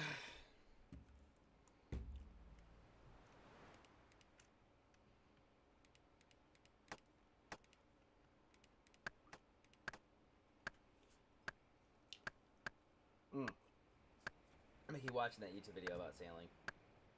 Here. I have to unload my blowpipe every single time and load it up with bad darts, and then remember to put my good darts back inside. Instead, I can just have one of these blowpipes, and that could be my, tag monster blowpipe, and then just have my toxic blowpipe have my dragon darts. So I'm very excited for that. Even as an account that's max combats, I'm still gonna find a use for this blowpipe. Moving on to the next gathering skill, mining. Mining is introducing 3 new resources, and these are going to be used for smithing and upgrading your ship and creating cannonballs we'll get into. But let's talk about the new resources. Lead is the first one, and this is a really low level resource at 25 mining. This is just like a regular mining rock. It's going to be very similar to iron. In fact, this might be an alternative to iron rocks. It's going to be similar-ish XP, but you're also going to be getting a resource you might need in sailing later. So this is going to be very popular for low level accounts for training mining. Then we have the rubium. Rubium is going to be kind of like infernal shale, where you're going to have 2 options. You're going to have a more active option versus a more AFK option, but in the end you're getting the same thing, which is a stackable splinter, and then you're going to use these splinters with cannonballs later that we'll talk about. And then lastly is nickel. This is going to be kind of like pay dirt in Motherlode Mine. It's going to be fairly AFK.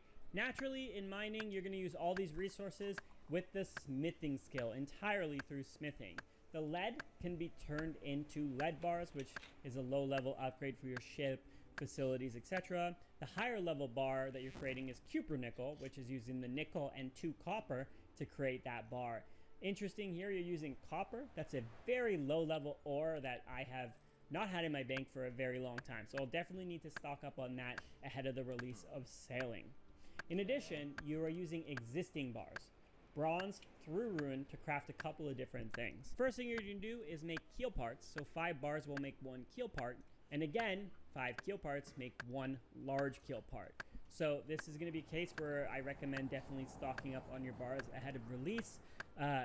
25 bars is going to make 1 large keel part. And again, we don't know if this is going to be an ingredient in making boat food, similar to the hull discussion earlier. So it's going to be nice to have all these, and it's going to probably be a good economy early on. There is also dragon. You can make dragon keel parts, and there's dragon sheets, but we don't know how we're getting those yet. So we'll have to see where that comes from. The other way to use your existing bars is through cannonballs. You got bronze through rune cannonballs, and of course there's dragon, but again, we don't know exactly how we're going to keep those going. You could also modify these cannonballs in a couple of unique ways. You can make a chain shot by combining 2 balls in a chain. That'll bind an NPC, or you can do incendiary cannonballs, which you combine the new rubium splinters to make them have a burn effect. So that's that last ore getting used in this skill. I suspect this to be definitely worth a little bit of money, because who doesn't want the burn effect for extra DPS, especially early. The other thing here is they're adding a new furnace that will double the speed of crafting cannonballs. So that's going to be such a good milestone to go for. I believe it's 81 sailing to go for. I'm going to try to get that as quickly as possible.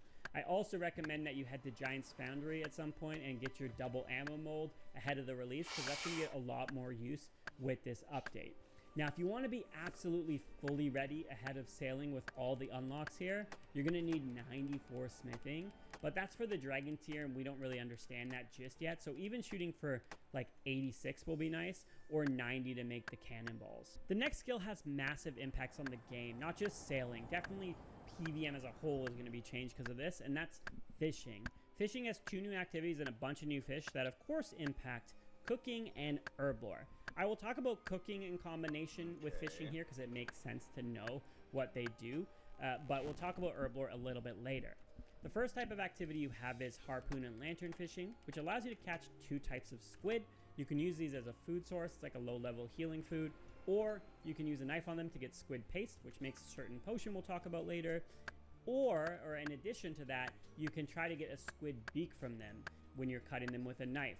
If you remember earlier, squid beak is a recipe needed to make the new blowpipes. So that's going to be important for people to try to get. Luckily, the requirement to start doing this is level 52 fishing, 69 for the better ones, but at least you could get a chance to be at a fairly low fishing level. The next activity we have is, of course, deep sea trawling, and this is where the bulk of the new fish are coming in.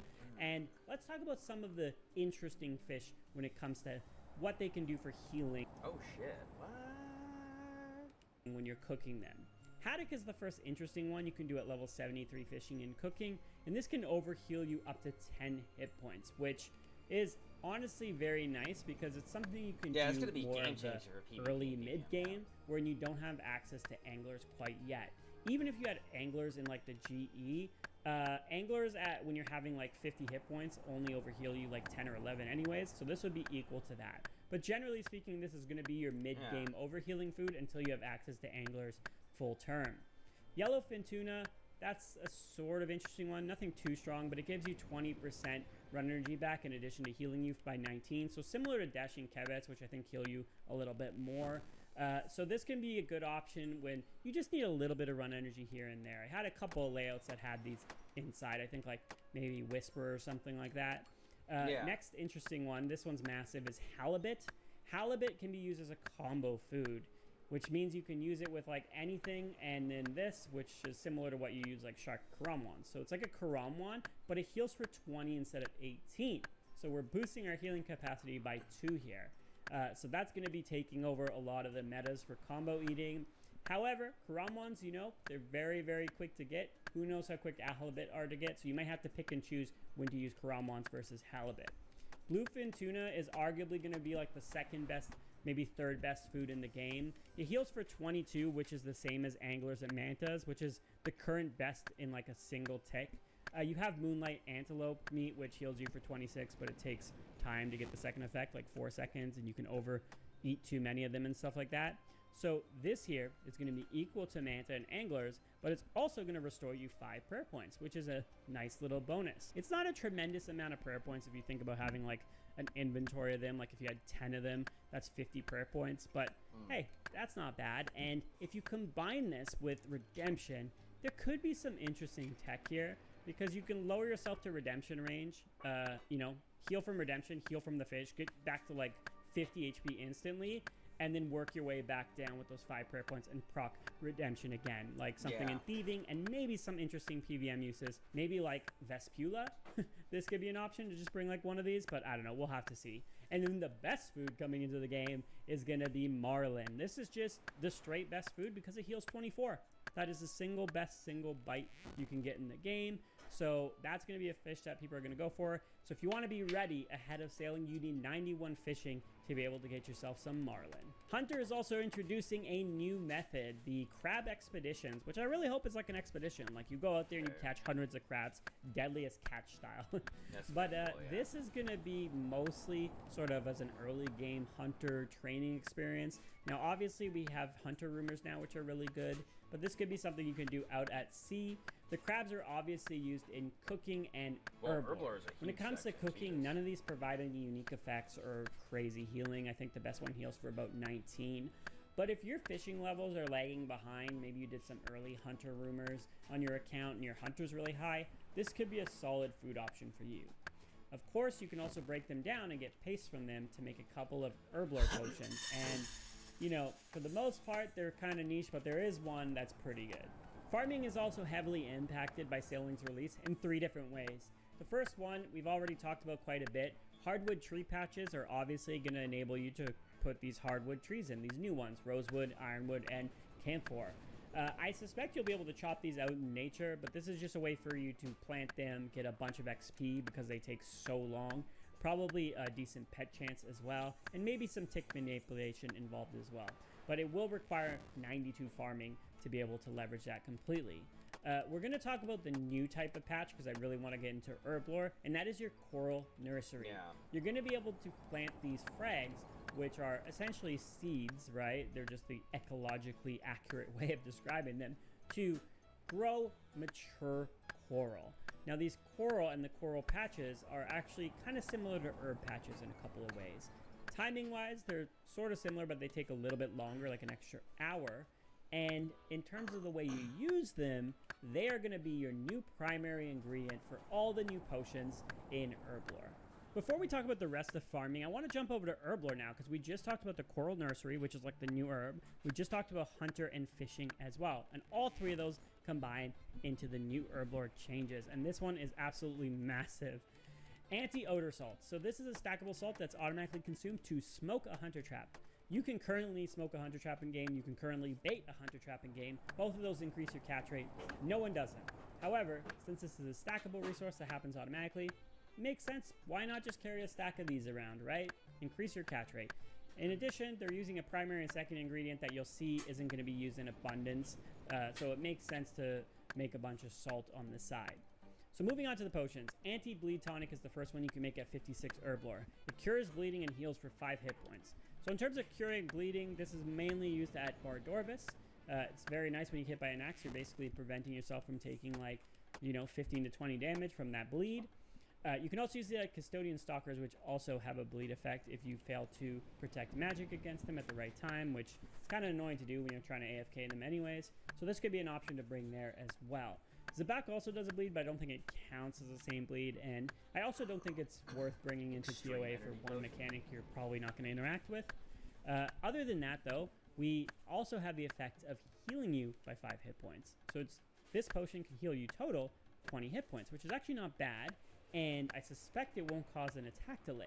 So it's kind of like a Guthix Rest, which I'm actually a huge fan of, because there's been times where I want to do speedrun tasks, and I'm an Iron Man that's too lazy to make Guthix Rest, right? So I just take Karam wands because their delay is what, like 2 ticks?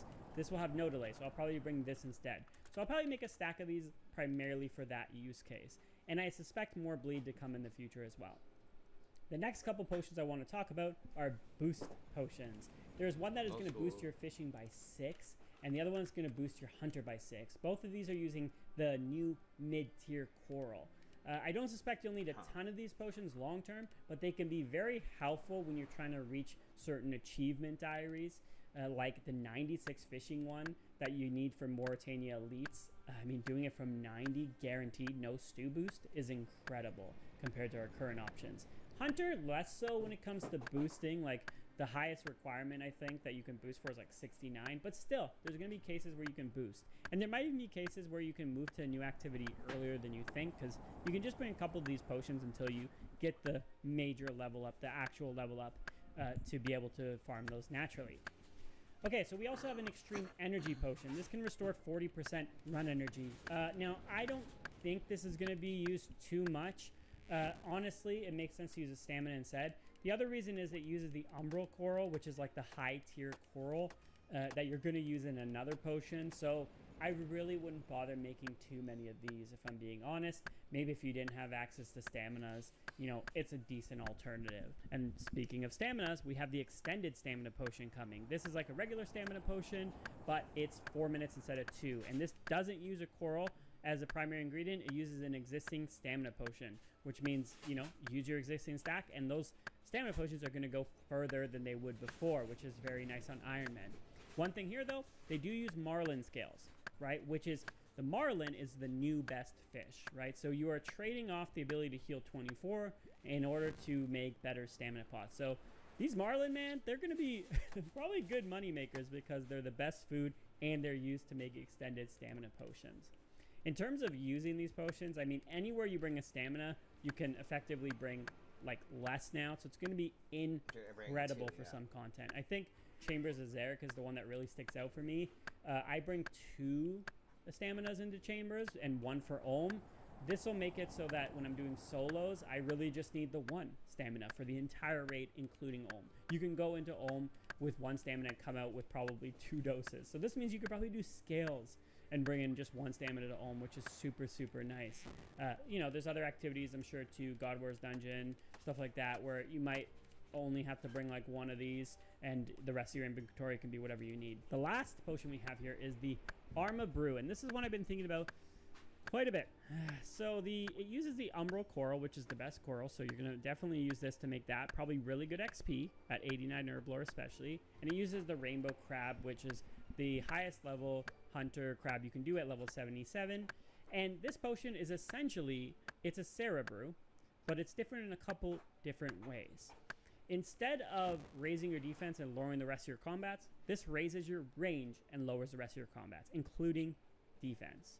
It also doesn't heal as effectively as a Sarah Brew. Sarah Brew can heal for 16 per dose, and this heals for 11 per dose. So that ends up being a total of 64 healing for 1 Sarah Brew versus 44 for this. So if you're thinking healing per inventory slot, this is not going to be as strong. So if you're doing something like even the new Doom boss, where, having your range level at 112 all the time is very nice, this is still less healing. So if you're diving like super, super deep, you probably want brews instead. If you're doing something like Nex, right? in some ways I could see this being useful because you keep your range up. So to get your combats back to full, it's one less sip because you're doing Arma Brew, Restore, Super Combat, and you're good, versus Sarah Brew, Restore, Super Combat, Range Pot, and you're good. So there's some credence there. But the fact that it doesn't heal as good and it also lowers your defense makes me feel like it won't be as good as Sarah Brews in a lot of ways. Lowering your defense while you're trying to heal, you're lowering your magic and your defense. Imagine being at Nex using these brews and only healing 11 for starters, while lowering your magic and defense. You're going to get chunked by Nex. You're going to take, like, you're not going to be able to tank anything. and I just don't think it's going to get used. So I would love to hear your opinions on this brew. I think it maybe has some light use cases, but I just can't see it being nearly as impactful as Sarah Brews. But overall, Herblore, honestly, these are some awesome changes, and I'm very excited for the way they integrate with the other skills as well. Going back to farming, there are new seeds you can plant in hot patches as well. You can do flaxseed. Once you've harvested these items from your hot patches, you're going to take them over to a spinning wheel or a loom. This will allow you to make either yarn or bolts of fabric.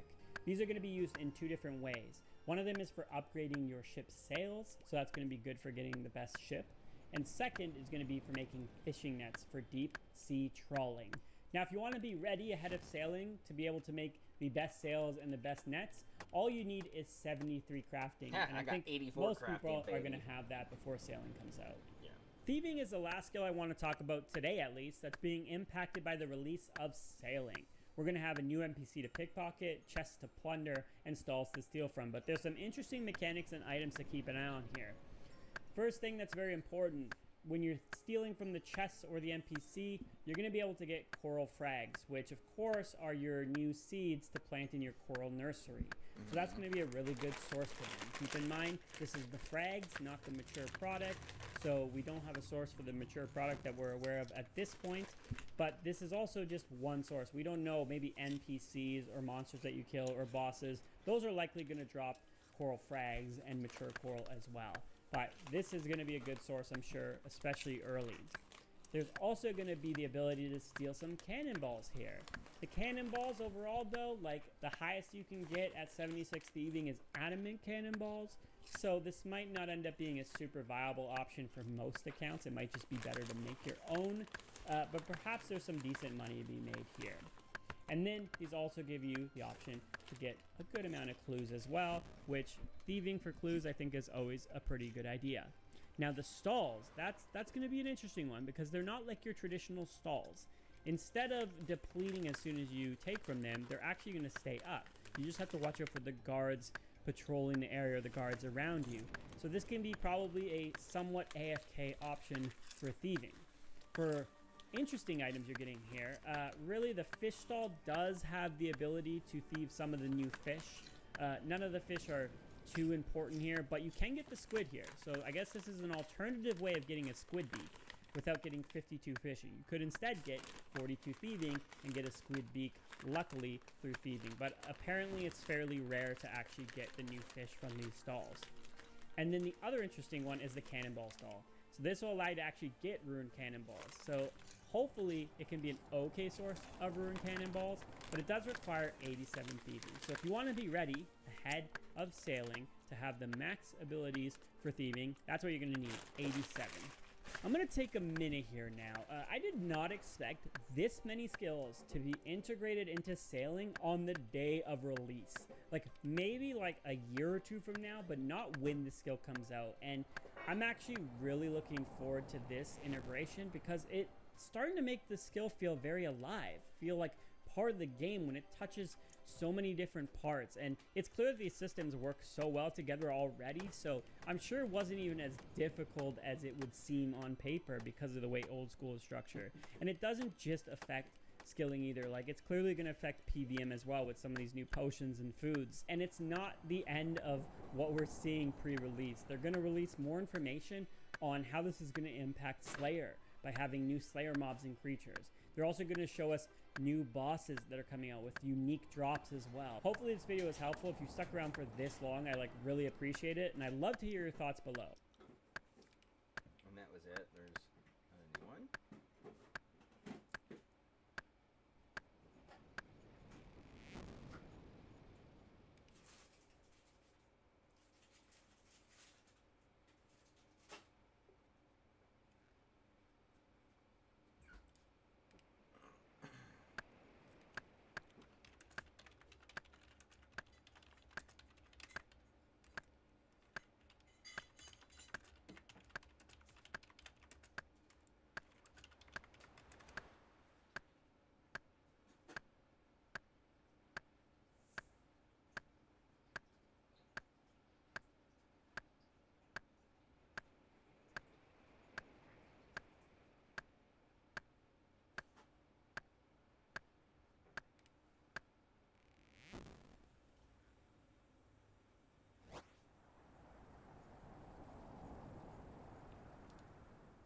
Miss.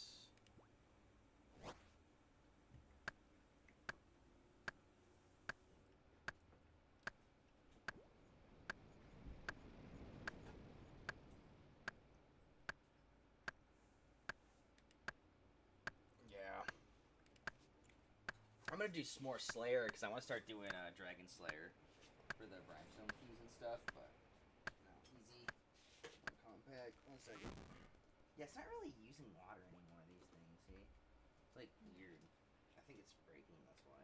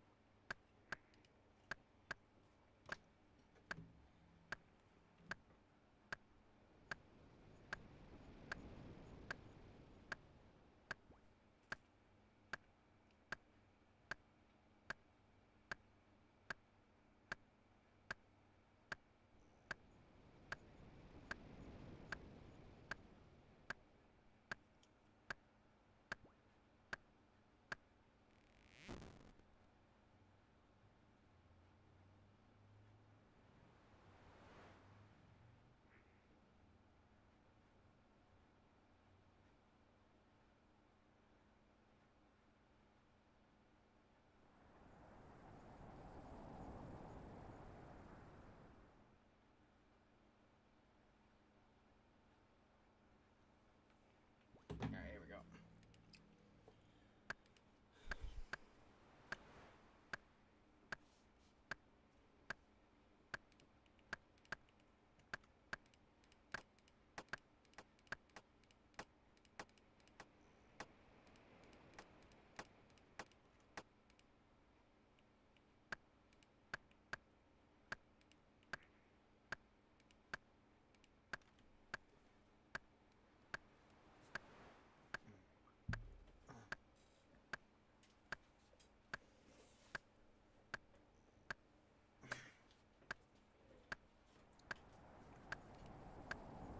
Here I am. 1 more level. And 2 more levels. 2 more levels. Ah, no. 3 more levels? Never mind. Fuck, okay. Oh.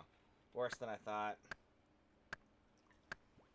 You know what's funny? This is the only skill that's going to be a long time to complete. Everything else is going to be fast. Because I'm already at, right? I'm already at 51 and a half. agility. So once I go to Canifis, I'm getting 52 like almost within 30 minutes. It sucks that this is gonna. This is the time killer.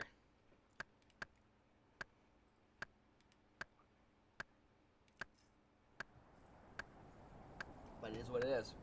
I have to. I won't do the pirates until I have the diary done again. It's too volatile. There's too many PKers, and you know, 2-3 mil an hour is still amazing, and you can make those numbers if you're, you know, click intensive enough and you're banking, you know, enough to where you're not losing it from PKers. So I need that. I need the 5 times, basically 4 times, 4.5 times higher drop rate from the pirates from doing the medium diary.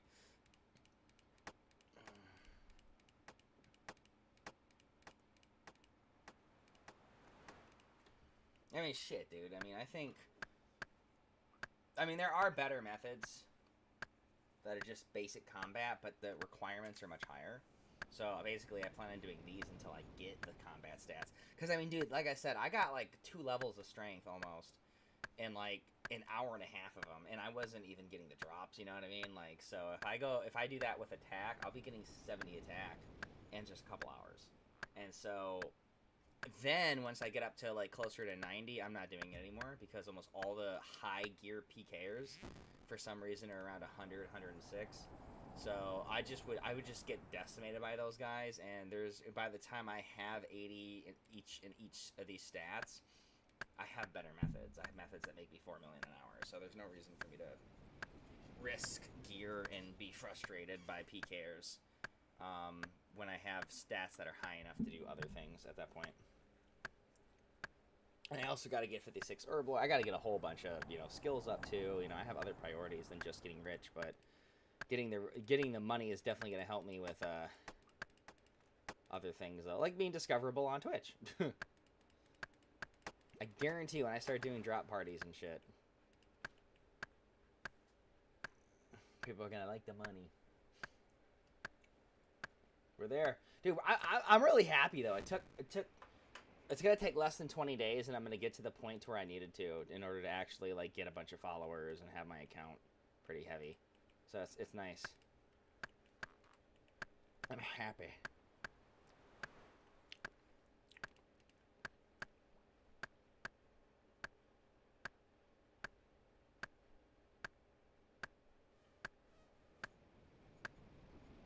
I kind of want to get fletching to 30 because it's one of the only 2 skills I have that are under 30 right now.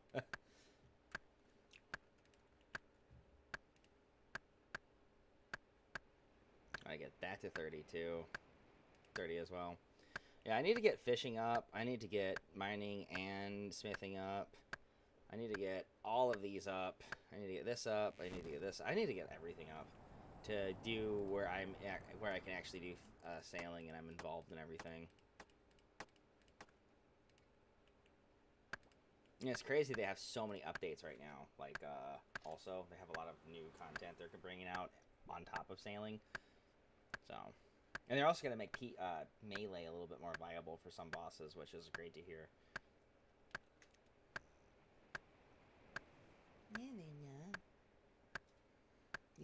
You gonna bite me again? Or you gonna just lick? Or what, you gonna be a naughty girl in there?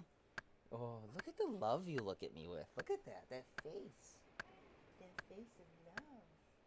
Why do you love me so much, Luna? Does you know I love you? Look at her. Look at her love. Yeah. Why do you gotta bite everything though? You always you're biting the plastic. You're biting me. You're such a little biter, huh? Nina, baby. Oh, she licked instead of bit, but she looked like she was gonna bite my leg for a second, but then she licked it. You wanna bite me? You wanna bite me, girl, huh? You know, they love bites, but, you know, you think I'm dirty? So you wanna bite me? Luna, come. Luna. Luna, Luna. It's not a snack. Look, she's eating the plastic bag right now. Luna, hey. Luna. Come here, Luna. Why does she do that? Luna! Why do you want to eat plastic? What's wrong with you? Plastic ain't food. Hmm? Plastic ain't food. It's not kitty food. Come. Hey, Luna, come. Come. Come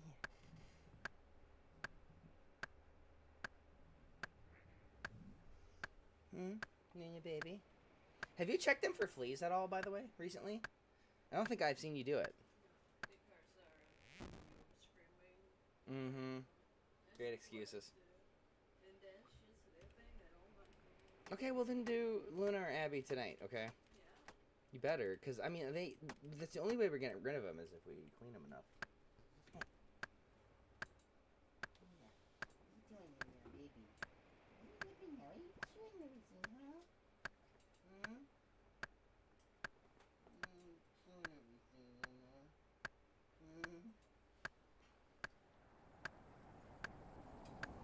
What's so weird about it, huh? You just nip.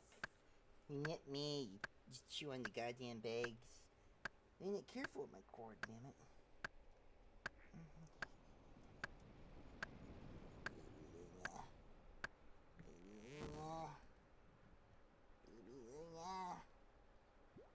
Baby Luna. Hey, baby Luna, hey. Hey, baby Luna. I'm gonna pick you up. You know what? I'm picking you up. I'm gonna make you cuddle me. Come here, Luna. I'm gonna pick you up. Luna, come. Come here. Come here.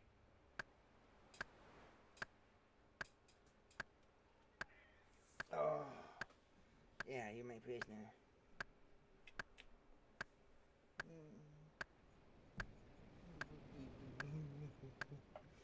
Oh, my baby Luna.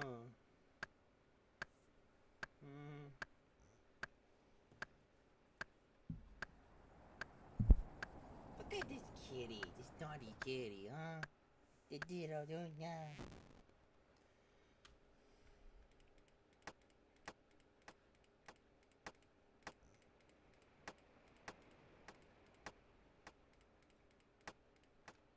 Ugh.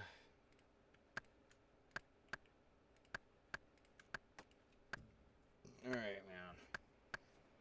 We are close-ish. It should take us an hour to get to 60. So hour and a half, hour and 40 minutes still. Like, this is crazy. I didn't really think it was going to take the entire stream and just chopping wood. I gotta do what I gotta do, man. I'm not gonna do a different thing. Because, like, the thing is like I said, like, this is the moneymaker that I'm doing tomorrow. And I don't want to, like, go do this. I don't have time to do, like, long stuff like this tomorrow. Because I'm going to be trying to do other stuff tomorrow. From part of the day. You know, and then I'm going to be grinding this on the week that I'm not streaming. So I have, like, 30 million. So I can give away 10 million. Basically, how I'm going to try to get some followers before I can, since I'm rolling in money and can do, like, bond giveaways every fucking week, is just going to be, like, drop party stuff, like what some of them do. So, but I'll go to free-to-play worlds where it matters more, and people are going to care more about getting that little bit of money. Hey, Luna. Hey, Luna, hey, hey. Hey, Luna. Hey, Luna. Luna, baby, hey. Luna.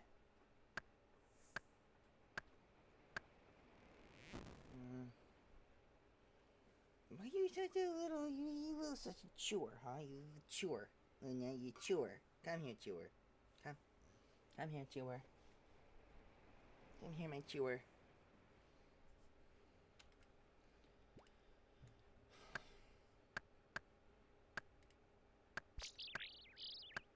I don't care about the bird nest. There's so many hours of this shit. So, 4 hours. And we went from 48 to 58. Lord.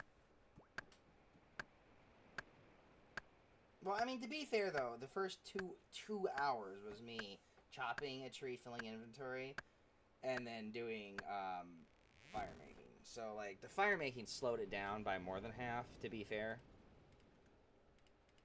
So, I mean, you know, but... I have every other skill I need, though. I have mining high enough. I have everything else high enough. I will get this diary done today, goddammit. On stream or off stream, it doesn't really matter which.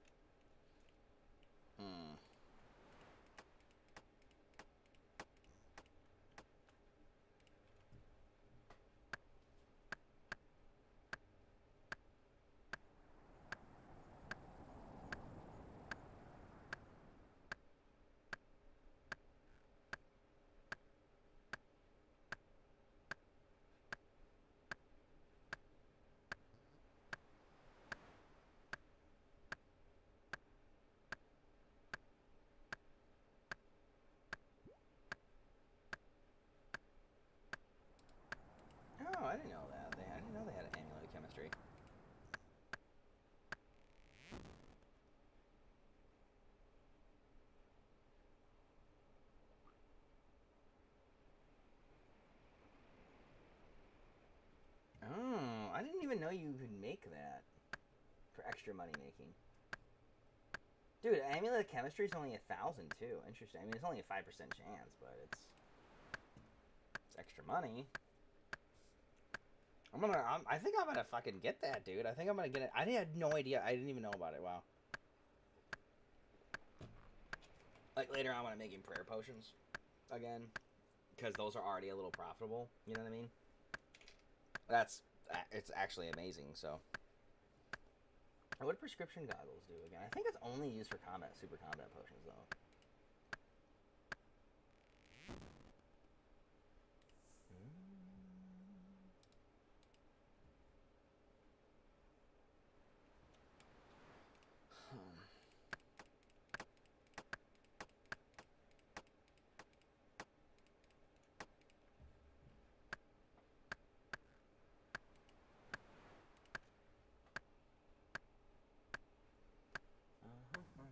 Which are earned.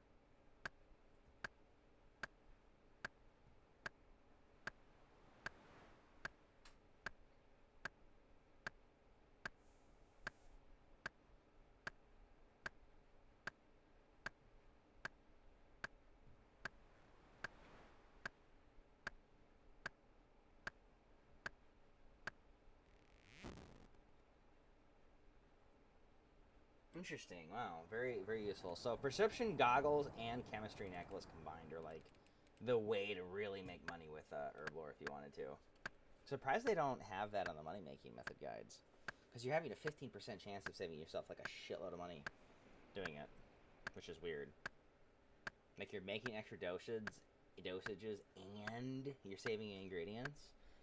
That increases profitability by 15% per potential potion average, and you're already like 15% margins on like 4,000 is like an extra 500. You know what I mean? Like cost average per potion, which is like huge when you're selling like 100. That's 40,000. You know, that's I don't know. I have absolutely no idea why the fuck that's not up there. Because I mean, like you can make 3,000 pots in like an hour, right? Well, 2,000 like 700, 2,800. So I mean that's like an extra 3 mil an hour, depending on the potion. Like it's really weird that they're not. That I don't really see that on too many wiki pages. It probably. I mean, I know that there's a couple really good money making methods that aren't on the wiki because some people really don't like certain methods getting out. But I remember that was the case like when I used to play this game on RS3. There were some like really good money making methods that I was taught how to do, and I couldn't find them in wikis afterwards. But they made them really good money. Like one of the ones is the Warrior Guild reselling, world hopping, buying up the supply of foods, and then jet banking, and you can make like a couple million an hour doing it. It's really annoying, and really only bots do it, but it's not on the Wikipedia page, and it makes like 2 mil an hour. Because you're like more than triple the profit. It's a very good shop. It's some of the cheapest food for those items in the game. Like I think like there's a couple, like there's one like the potato that's also like 350 GP, and you only buy it for like 20. It's a really huge profit margin. But again, Wikipedia doesn't have everything on it.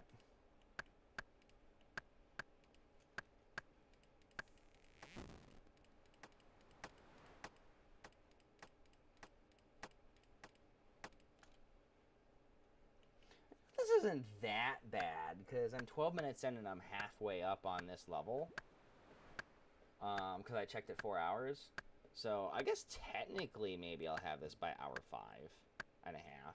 So we'll have like an hour and a half to get the other stuff done. Maybe I won't do the agility course after this, because even though that's going to be quick, I mean, that would be boring.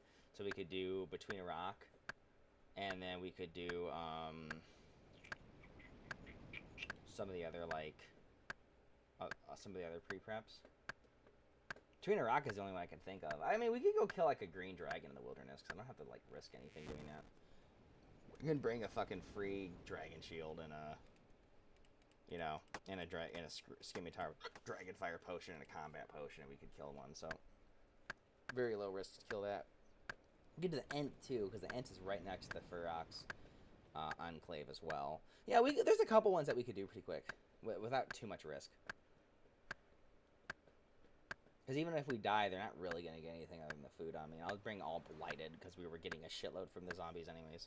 I have, like, a lot of blighted from the zombies. Like, blighted manta, blighted fucking, Kurarama, or whatever the fuck, Kurawawa.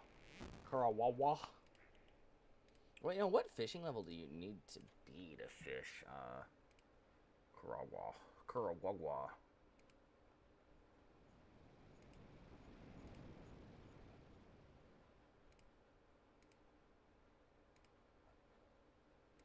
Wait, how do you get Kurawawa?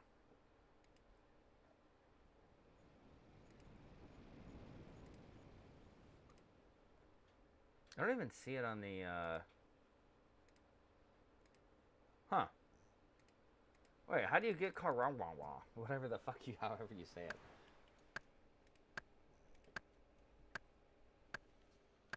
Down to the last 2 levels. Jesus.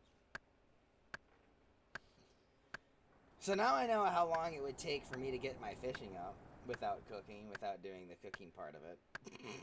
Take about 5 hours.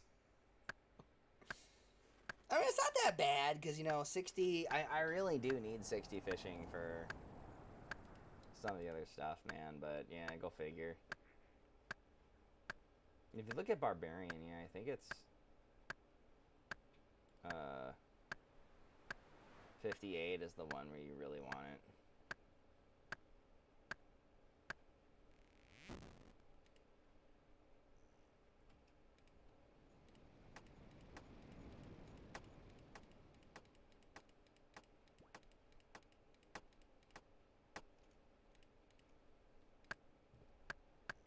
Here I am.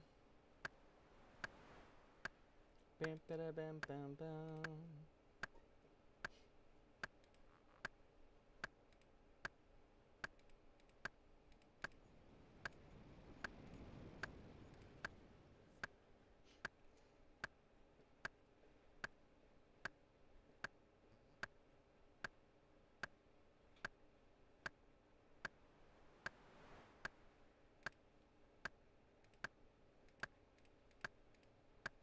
I also gotta know what that one quest is that gives the ruin. Herb run. Herb run.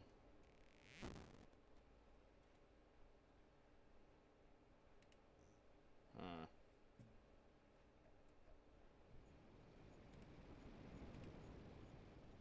Oh yeah, I almost got the agility now.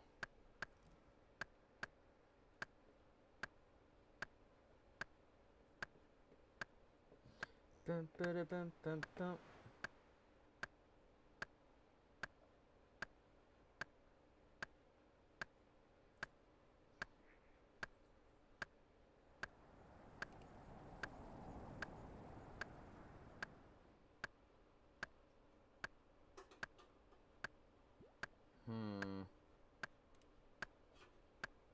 What is another thing?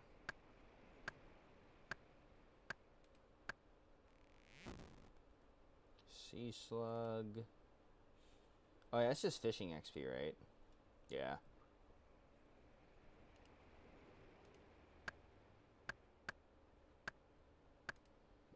Swan song is, yeah, that's a big one.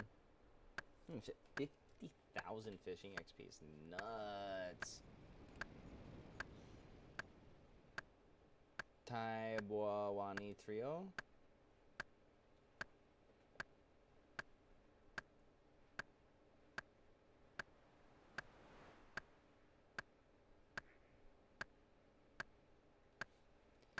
Okay, but Karambwans, what fishing do you need?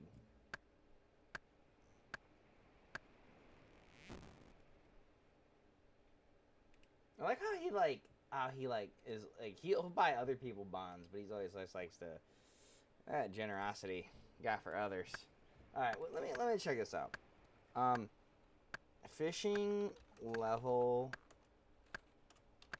for Karam wands.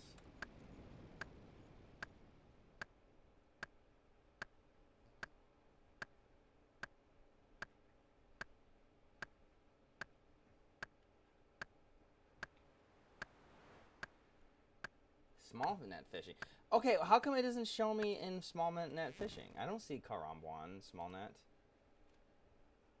Right? I see fucking minnows. I don't see Karamwans. I don't get it, man. I don't see Karamwans. Yeah, see it says Karamwanji right here, but I don't see Karamwans. It says small net. I don't know. I don't know why it doesn't. Why I can't seem to find the thing on here for it. It's driving me nuts, actually. Oh, okay. So it's other. It's under other, which is weird. I've heard Karamwans are something good to fish because it's really fast.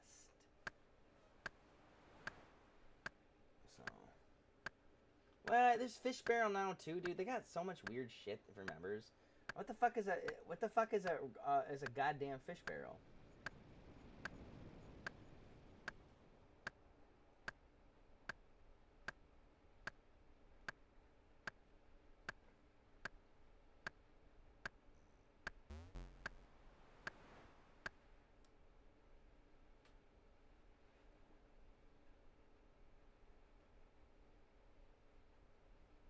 Ooh, okay. So a fish barrel is also good for wilderness fishing because they can't be taken. A fish barrel is a protected item on death, no matter the wilderness level. Wow, that's a really OP item then. As long as you're not as long as you're not skulled. Wait, what the fuck am I doing? Ah, Jesus, see. Smooth brained. I'm trying to get my 61 chopping for this fucking ent. You know, this is like literally the last stream you will watch ever where I'm going to be broke, Ty. Because this is literally my thing for the diary. Like, getting the 61 wood cutting. And I already have 51 agility, right? And I have only 6k until I get 52 agility. So that will literally take me 30 minutes on the Canifis course. Like, not even 30, like 20 minutes. So I'm gonna be fucking rolling in 3 mil an hour plus. I'll probably even do the dwarf cannons in certain areas, because they like one thing about is I have like 800 or 900 cannonballs from doing the farming last night with 15% drop rates. So with 50%, I'll probably be rolling in cannons. I'll probably do rock crabs first though, just so I can get something easy and not PvP risky, just to get like some extra levels on range. And then, yeah, probably start using cannons more. Because I'll have, like, unlimited supplies of... Like, I have so many super restores, too. I have, like 15 super restores or 16. I don't ever even need to use them, though. Unless PK happens, PvP happens, but... But the only thing that I use is stamina potions. I use stamina potions and then cheap-ass combat potions. Because they just, you know, boost the stats and make the kills a little bit faster, but...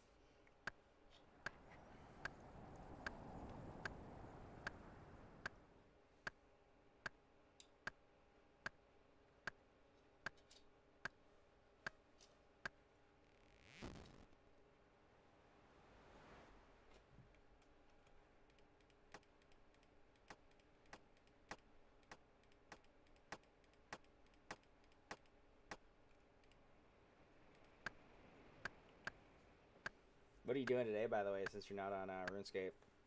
Or you are, but you're PKing, I'm guessing.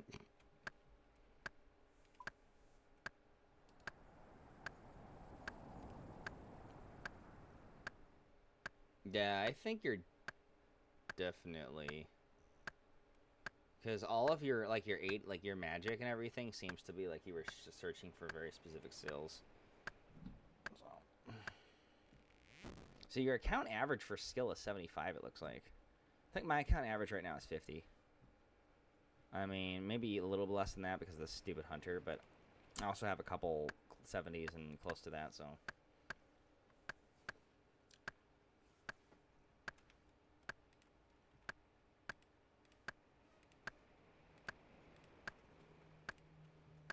Ugh. We're so close, dude. 59. We're so close to 59.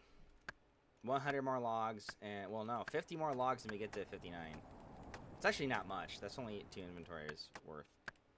I can't believe this guy is still here, too, doing hunting.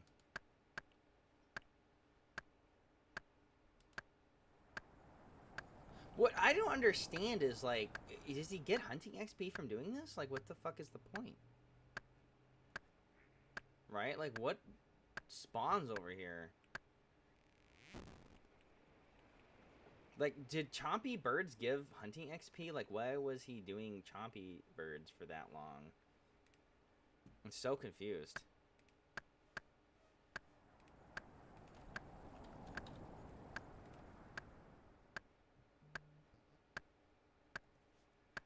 Yeah, but what do they do? That's what I'm trying to figure out.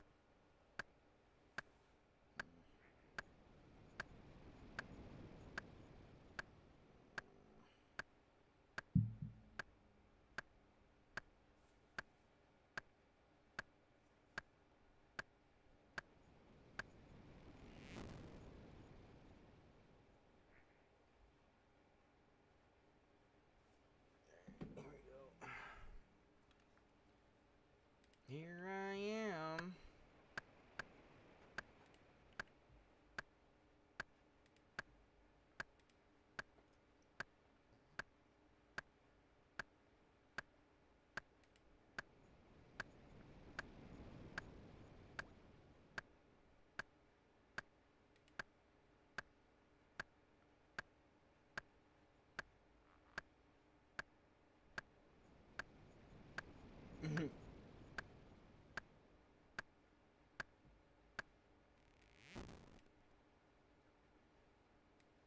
Old school RuneScape, Karambwan, fishing.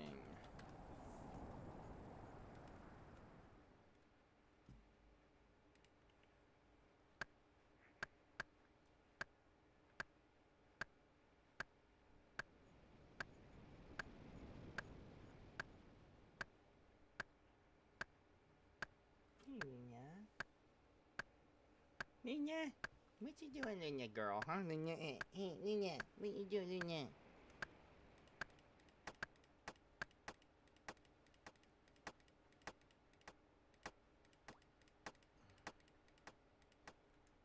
What you doing, Luna, baby? Luna, baby. What are you doing, Luna? Look at Luna, baby. What are you doing, Luna, baby? Yeah, Luna, baby. Luna. Yeah, Luna, baby. Hey, Luna, baby, Luna, baby. Come. Oh, Luna. You are such a naughty girl. You don't chew my goddamn cord. You know. No, Luna, no. Chewing my fucking cords. That'll get me mad. Little shit, Luna. Yeah, Ty, and then what is she gonna do after a month? You're just hoping she's gonna be so addicted to the game that she'll just keep playing? Dude, I'm telling you, RuneScape is kind of a niche game, bro. Like, dude, I like this game and I find it boring as fuck. Like, but that's one of the reasons I kind of like playing it off stream is because, like, for example, when I get off stream, because I'll go do Between a Rock, okay, and maybe like go kill the green dragon and the ant. Like I said, I'll do maybe like 2 or 3 things for the In the Wilderness on Diary, and then the rest of it, like the slow stuff, I'm gonna do off stream. But I can watch anime. I can watch YouTube videos. Like it's that boring, in a good way in some ways. But like, dude, you're watching streams or you're trying to play a game and like you like fast action. Like she's used to playing like we played like GTA, Call of Duty, like a bunch of first person when I played with her. This is like fucking watching paint dry in comparison. If that's the type of games that you like to play, so she's never gonna want to play this. I'm telling you. And I'm sorry that you can't get the hot half Japanese chick to play RuneScape with you. No, I'm just kidding. But yeah, I mean, dude, I like, you know, I like this game, but like even like I said, even I can understand like why people don't want to, you know, play this or watch it. And even the people that are going to be watching me next week, dude, they're going to be watching me for the giveaway I'm going to be doing next weekend. Because like I said, now that I have a way to make 3 mil an hour, 4 mil an hour if I get a dwarf cannon involved in the spot, and I manage to avoid getting killed by PKers, like, dog, like, yeah, they're just going to be here for the bond. They're not going to be here for anything else. And then when I get my combat stats too high and I'm at like around 100 and I'm too high to not die from max PKers at, you know, at zombie pirates, then I'm probably just going to go ahead and, do the what is that called, the fire boss, that one chick, the fire queen thing, you know, the fucking, you have fire and ice and you stand, because it's a really easy boss. Like, you have tiles and you get a mixed tile and you just play the entire fight just standing on the tile during certain phases, and then you can melee or range the rest. It's easy. It's an easy fight once you memorize it, and that's like 4 mil an hour money. So it's probably going to be what I do afterwards, because it'll be the same amount of money as this, but I'll get better drops in the long run. And there's also going to be, like, less dangerous for the same amount of money. Like, I'd rather just do the thing that's less dangerous, less resources. Let's go RuneScape. So, and that's, again, people are going to be watching for the money, though. They're not going to be watching because they actually enjoy watching me do that. I mean, dude, you barely watch me. You barely even watch me, man. That's the funny thing. You, like, half watch me because this is boring. It is. And this is the game, though. Like, you know what I mean? Like, raids and shit's not, that's not the game. That's endgame. There's, like a year for most players between then and there. I've cut it down to 20 days because I have played the game already. I know what to Google. I kind of remember what I did. Like, I don't know, like, dude, the WoW expert, okay, that guy that went on WoW that has, what's his face, that bald guy, that PK expert helping him, has less total level than I do in 25 days than I do in 18. Now, granted, he went straight for combat and he did Fire Cape on day 20. I could probably try to do Fire Cape and by day 20, no problem, because I only need a couple more range levels and I could probably pull it off. But I'm not rushing a Fire Cape because it's, I don't know, maybe I will go for a Fire Cape in a couple days. I'm not sure. It's not like, but the problem is it's not going to be impressive if I do it because I've done it already. And I remember the strategies. Just get healers to aggro you, and you just swap between range and missile, and that's literally the whole fight. It's actually pretty easy once you can get to it.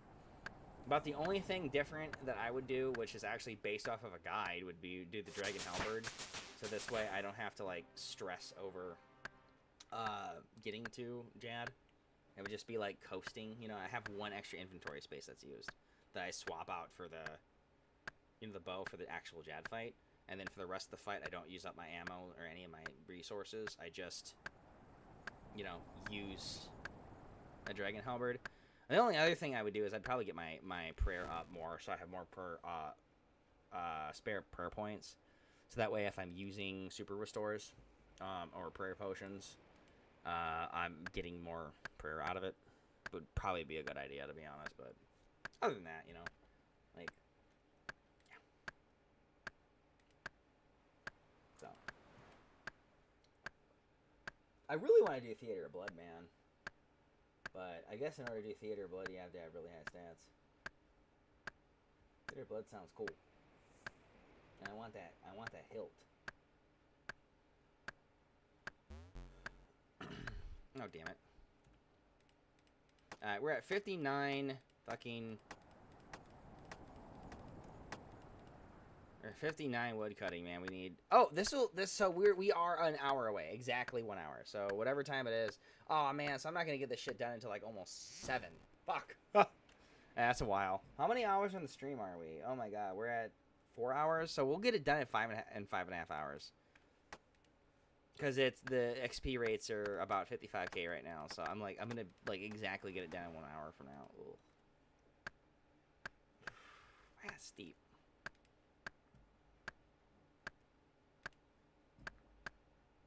I mean, this is a long amount of time. Like, I have to do this no matter what. All right, let me. I'm looking at some other stuff here. Chambers of Zarek. I know Chambers of Zarek actually you don't need a super high stat to do. because there's a couple ways that you can kind of macro the boss, and like you can make it to where like there's tricks to like really reduce the amount of damage you get by that dragon head boss guy. Verdos next team.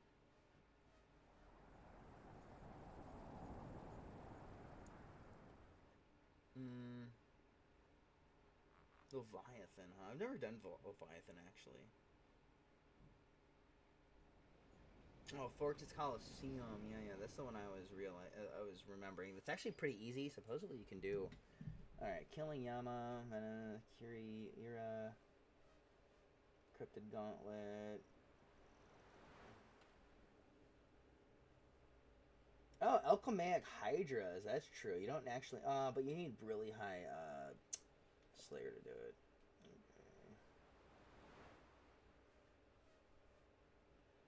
Yeah, there's really nothing other than Torment. Yeah. All Slayer stuff, though. You need really high Slayer level for.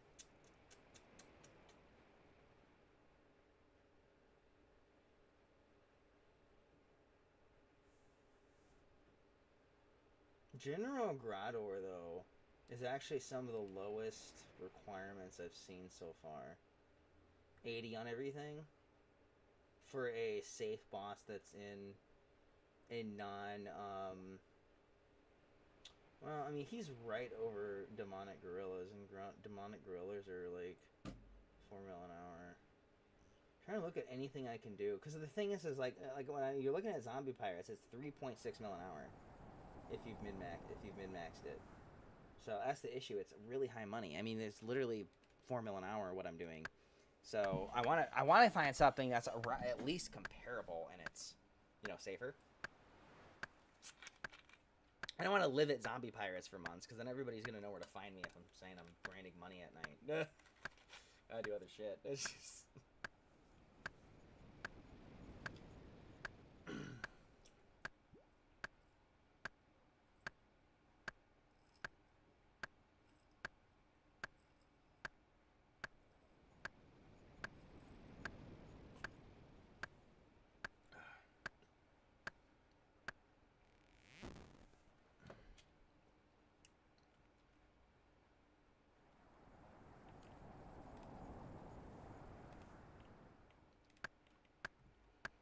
Here I am.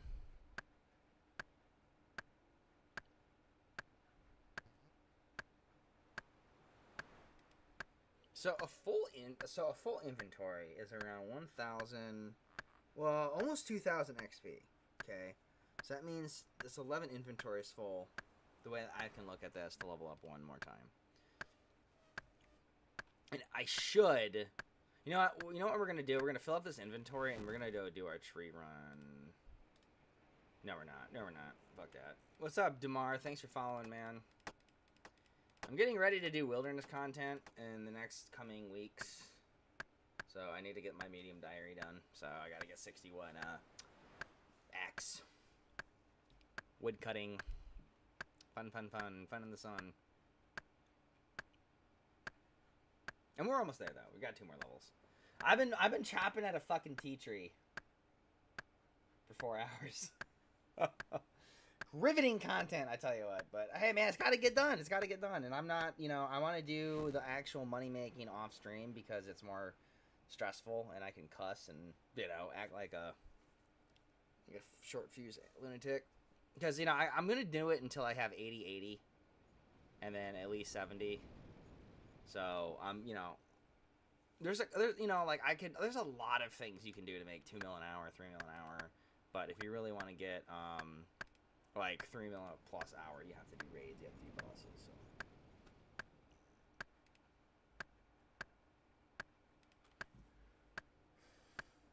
I wish I could pickpocket elves, man. That's like 4 mil an hour, dude.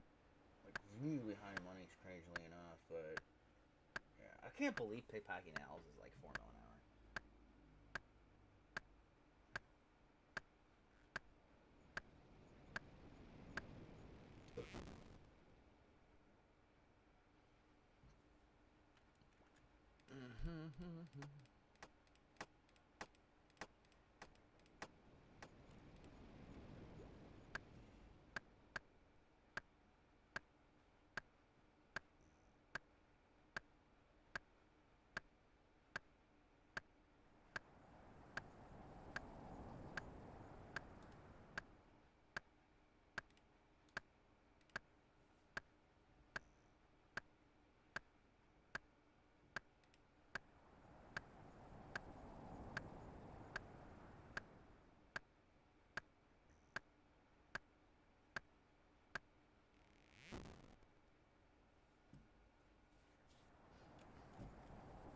Cannonballs.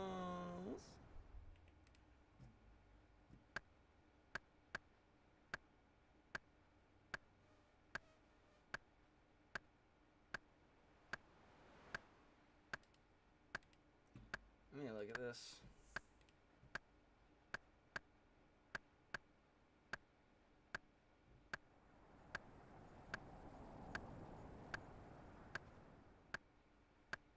Oh, I'm not doing that.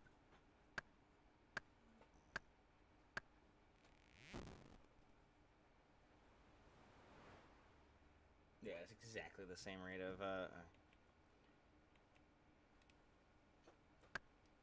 I'm just looking at the because I have a whole bunch of pirate keys too. I have like 20 pirate keys from last night. So I was trying to figure out what that what the chest loot drops, but it's better to sell them because like that's not really that useful, considering they just have like the same drop rates as the zombies themselves, but it's just like doubled the rates, I guess. But I don't know. Maybe I should use it because I feel like maybe per key you get more loot. I'm not really sure. I don't know if pirate keys are profitable or not. I actually don't know.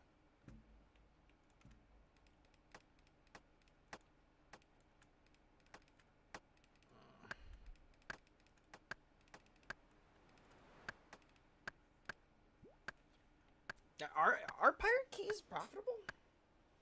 Like, you know, do you get more than 25k out of them? You have to. I don't think people would buy it if it was at a negative, but.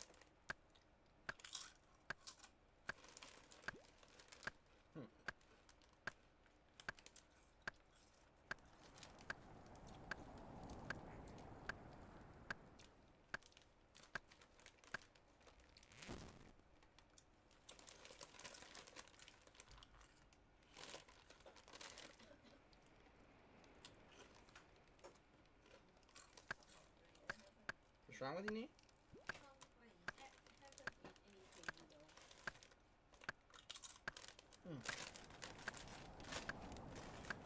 Try it. You might like it.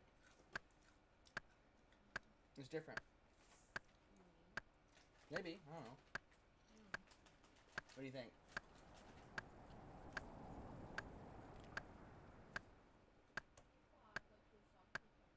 You still think it's too salty, really?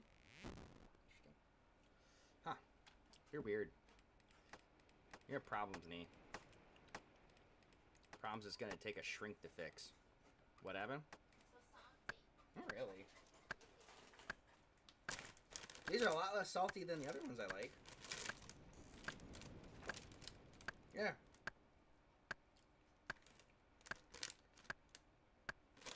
Sodium's only 8% per serving. That's actually really low. Usually it's like 20% of some of the stuff I eat.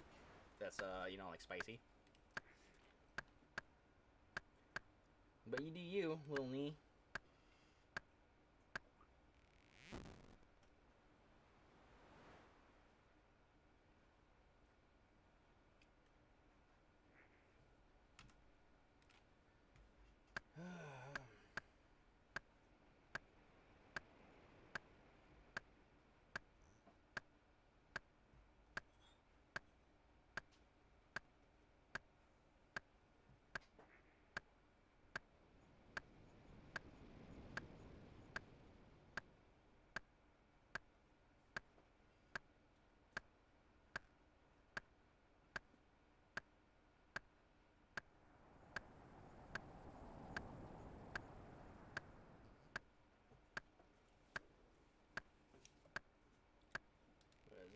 I don't even know what a mitre is.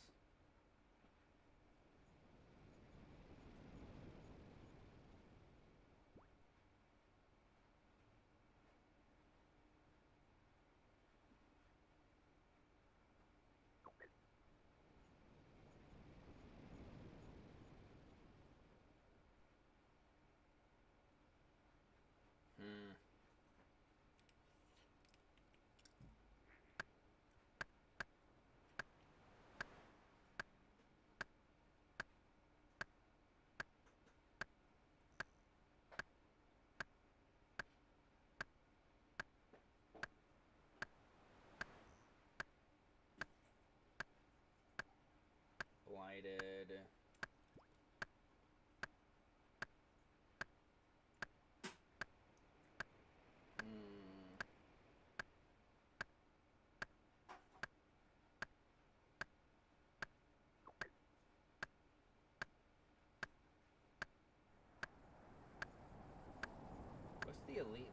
explicitly avoid.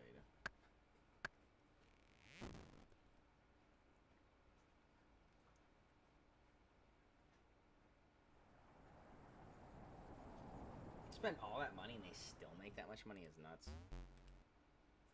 Oh. Actually, you can make up to like 6 mil an hour with pirate zombies if you have really, really high-end gear and you're doing dwarf multi-cannon, but like, I don't know, dog. Like, you're gonna be everyone's first target if you're using gear like that. I don't know.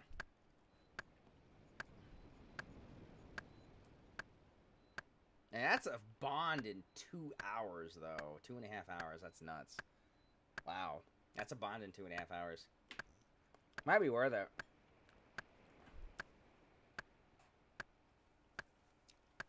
Little knee. What you doing, little knee? Hey. What you gonna do? Yeah. I want to eat a real food instead of, like, you know, keep snacking, you know? This is what boredom does.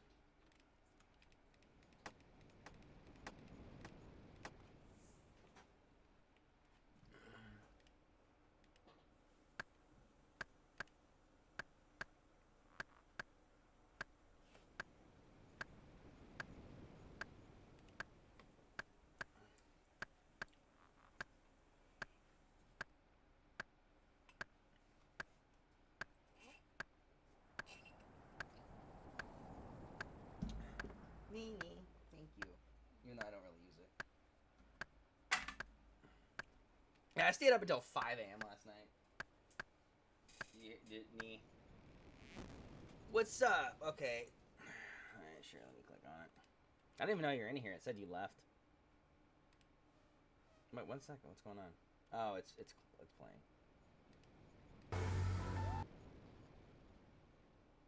I gotta make sure it's not too loud. You got a good taste in music.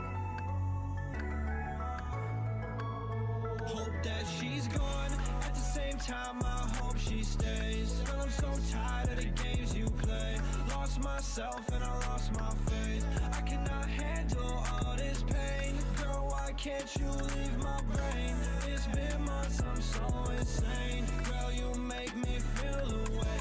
Hopefully it fades away.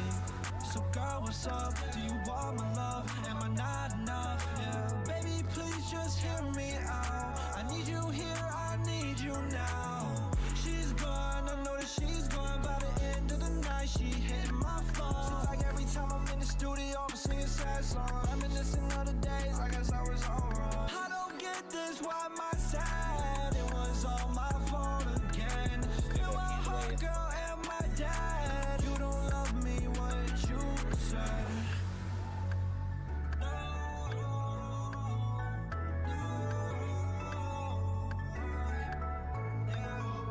Hope that she's gone. At the same time, I hope she stays. Girl, I'm so tired of the games you play. Yeah, so tired of the games you play. I cannot handle all this pain. Girl, why can't you leave my brain?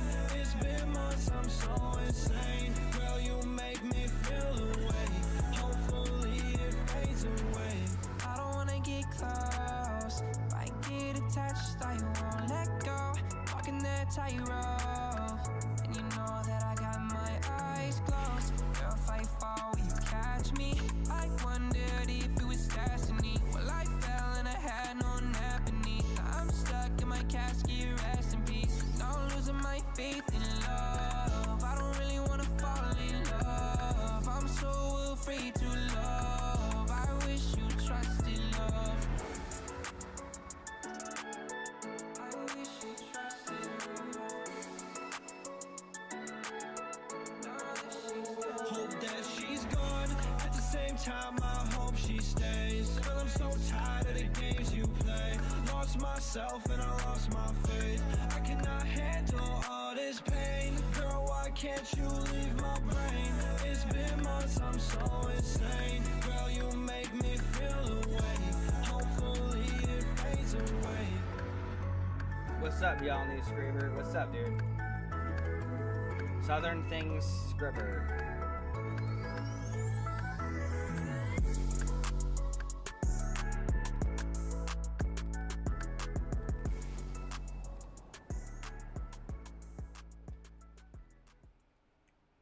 sure it doesn't replay, though.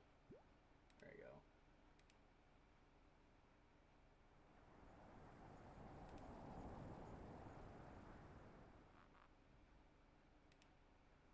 How you doing, man?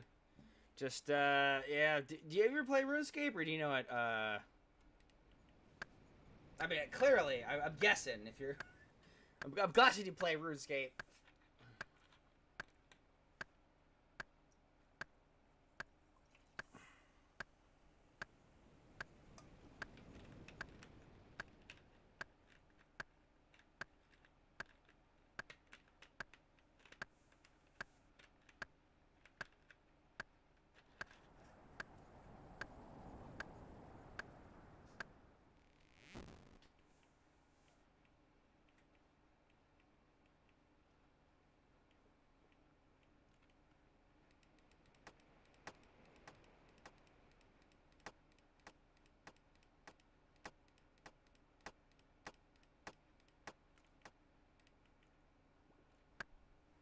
Yeah, I'm just trying to do the wilderness diaries. So I got to get 61 woodcutting. But once I get, well, like I said, we'll do it between a rock because we did unlock it. And then we're going to do some of the wilderness medium diary stuff after we finish this particular quest. And then we'll, you know, go, because we have to go to the resource area. We could do that because that's, I don't even think that counts as wilderness, right? Like, you can't kill anybody in the resource area. And then we'll try to do that in the green dragon, maybe.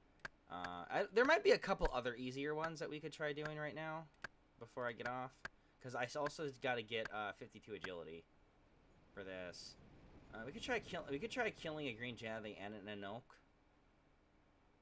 And then we could try doing the Bloodfield, because I have enough for that. Yeah, we could do a couple, like, just PVM combat things quick before I get PK'd too much.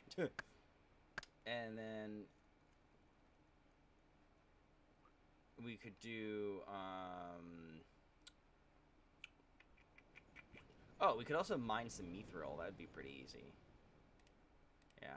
Because we could just bring, like, a single item. We could just bring a bronze pickaxe. So I'm gonna go buy one more ring of dueling. We're gonna bring a whole inventory back with us when we go back to Castle Wars, because these do kind of sell for a lot.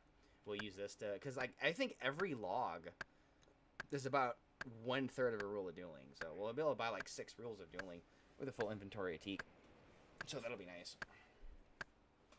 But we are almost to 60, and we need 61 because it's not boostable, so it sucks.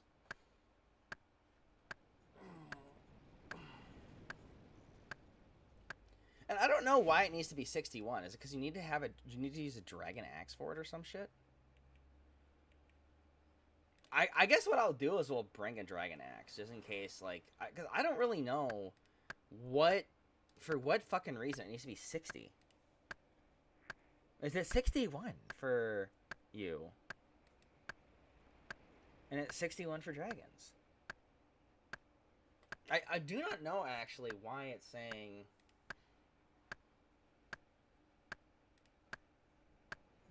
Yeah, why do I need to be 61? To do the ant, why not 60? Like, what? Yeah, what the fuck? What is the difference? I don't know. Can someone tell me, or?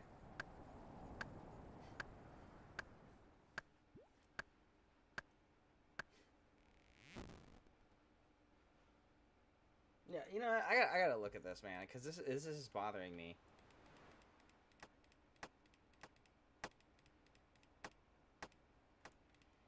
Like, okay, old school RuneScape, why 61 woodcutting and not 60 for the wilderness medium diary? Like, why 60 and 6? Why not?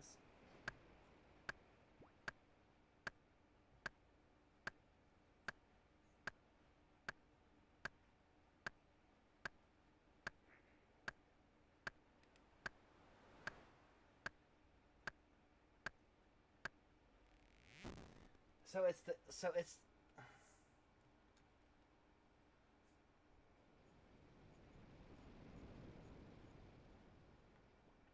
So the aunts themselves check the woodcutting level of the player, and if it's not 61, they won't. That's a weird fuck. But why not 6? That's what I'm saying. That's just such a weird random ass mechanic. Like, why not 60?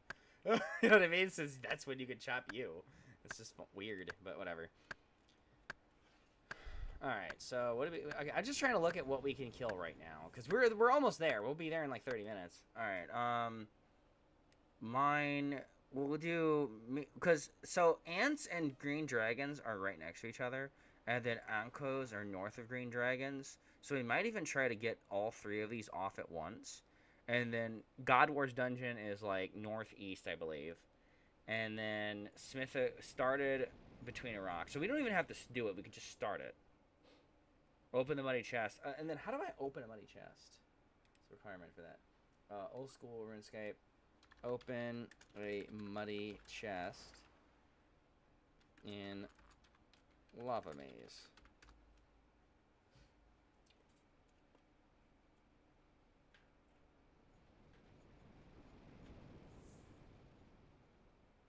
Or ask, can I buy a muddy key?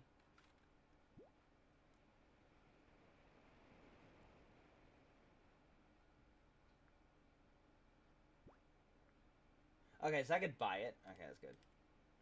Cause yeah, I don't want to have to fight the fucking the archaeologist for like a whole bunch of times to simply do a fucking journal entrance. I'd rather just buy it off the Grand Exchange.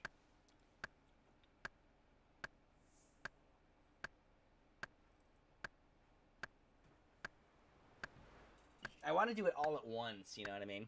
I mean, the only thing I won't be able to do is be the resource area, but the thing is, I can leave the resource area, and the agility course, I think, is right next to it. If I'm not mistaken.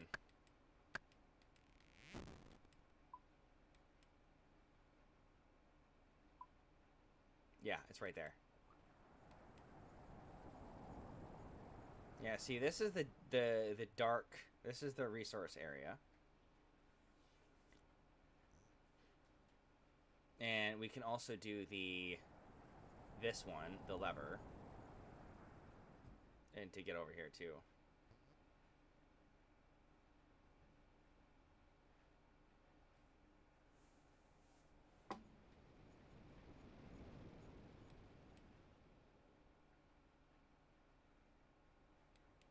I don't really know the point of that, but alright, escape caves.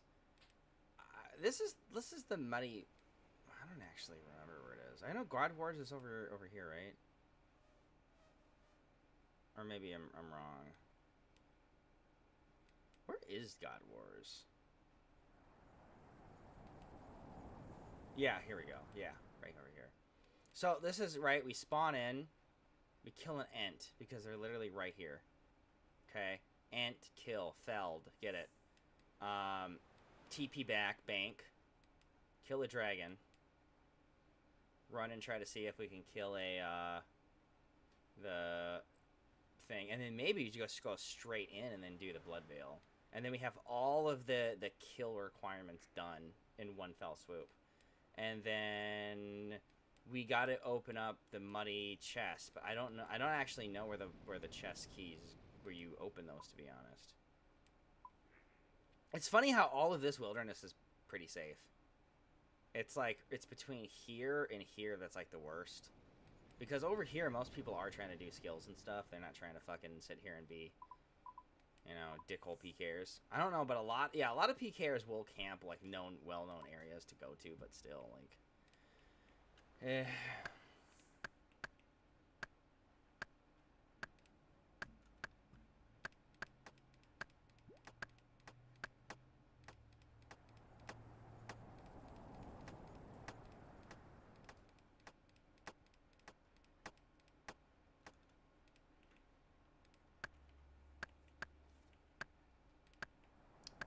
We're almost there, man. We're so close.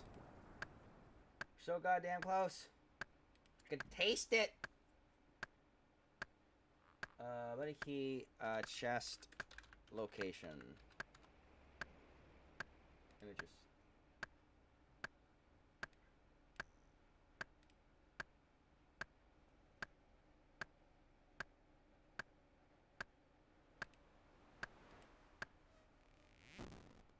Okay, so we just... Okay, so it'll be right there by the door. Alright, good to know. So it's not even through that gate. It's just basically... I'm looking at it right now.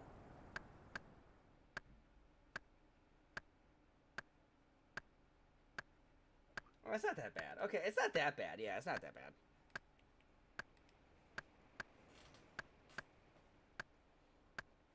It'll be pretty quick to do that, too.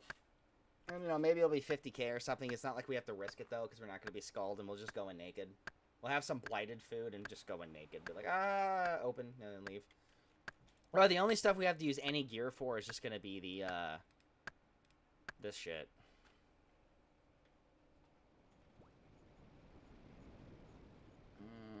I don't, do you know that's funny? The Earth Orb thing, I don't even know what that is.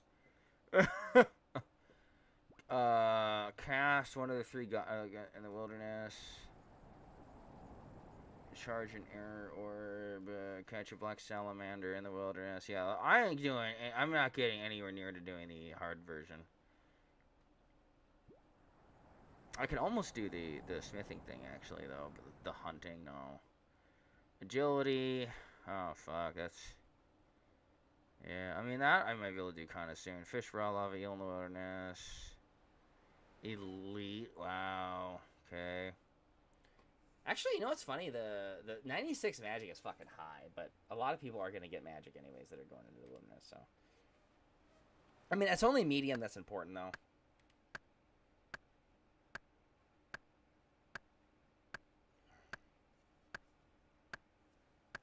Yeah, I mean, it's really the only diary I care about. I mean, the Karamja diary is also really important. Don't get me wrong. But, not at lower levels. Like, when I want a bank teleport that's infinite and very fast to use, I want to have Karamja. Because a lot of people forget there's a teleport that can get you really close to dragons. That's from another diary. I can't remember which one it is. I think it's for Cavalry. Or there's a teleport where you're like you literally walk 10 seconds and you can get to where some dragons are. And then you can TP to the storage chest in Karamja, and if you have the heart, it's infinite, right? And so you literally just hit 2 buttons, get a bunch of bones and hide, and then transport, and then that way you can make like 3 mil an hour doing safe dragons. I think they're red dragons or they're blue dragons. It's one of the two, but you're like so fucking close. Like, it's really high GP per hour. And it's very safe GP per hour. And like everybody's gonna need dragon bones for prayer. Everyone's gonna need dragon leather for money making or for crafting XP. So it's a very useful thing for late game. Like me, I'm just gonna note. I would try to get as much noted shit as I could. I wouldn't bother trying to kill dragons in the wilderness, though. I'll be honest. Not really worth it. They're not. It's not good enough. I'd rather kill blue dragons in Cavalry or green dragons in Course York Cave, because there's a couple spawns in there, and you can run to a bank with a stamina potion pretty easily, and you can fully gear out because you're not in the wilderness. You don't have to worry about actually losing anything. So, but it's not really. I don't think killing green dragons in that place would actually be like really amazing money, to be honest. So. I mean, I could be. I could just be wrong, but I don't think it is. Oh, boy, right? And we were so close, man. I mean, we gotta get a whole nother level. But, like, the thing is we're there. I mean, as soon as we get this, however much time it's gonna take us to get the last one, that's it. And then we can go do everything else. Because, like I said, I'll get 52 agility in fucking 10 seconds, and once I have Between a Rock, I can TP to the resource area, and then I can just, like, go straight in. Or I can use the lever, right, and then just go use the agility course.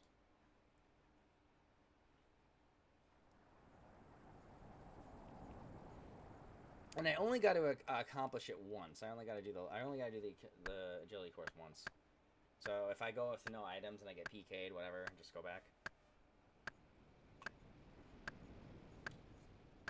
Because I can lever there.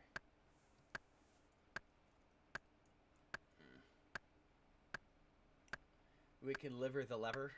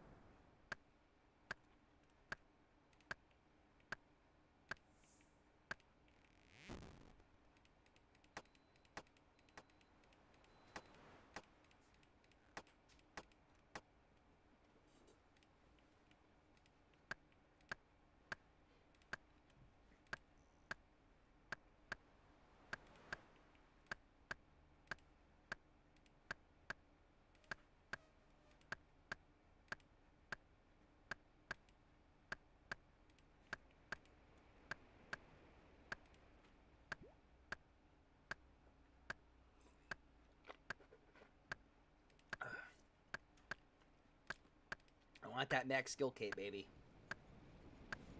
One day. One of these days, I want that max skill cape. But now we gotta do fucking sailing. That's gonna be great. I heard sailing's not a very slow skill to get up, though. There's a lot of things that you can do, and so sailing will be a pretty fast skill to get up. Like, to be fair, I'll probably just push for max crafting. Since there's craftable, profitable craftings I can do. Like, I'll probably really will just do diamond necklaces until, like, 90. And then, you know, because not to make money, because I'll have other ways of making money. But if I just do that loop, like the free-to-play loop still, on pay-to-play, I'm getting 200k XP on crafting an hour. Which is fucking huge.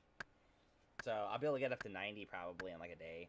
And then I'd push, like, 90 to 99, and then, like, the next, like a couple days, like, do it in chunks of, like, an hour or two. And then throughout a week. And then that way I can get to 99 crafting. Crafting capes are really useful, so. I think it's the crafting cape that's really useful, right? Yeah, there's a couple crepes that are, like, super... I know smithing cape is really useful for the coal bag. I think crafting cape is really useful. What are the best max capes? What is, best best skill capes?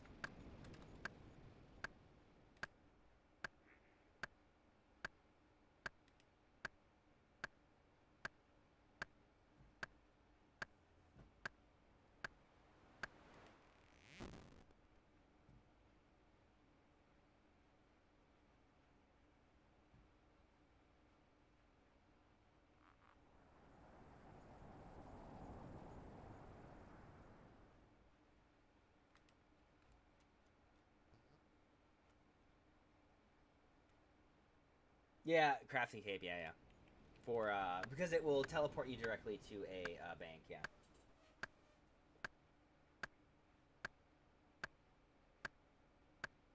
Magic cape. Magic cape does it. Cooking cape.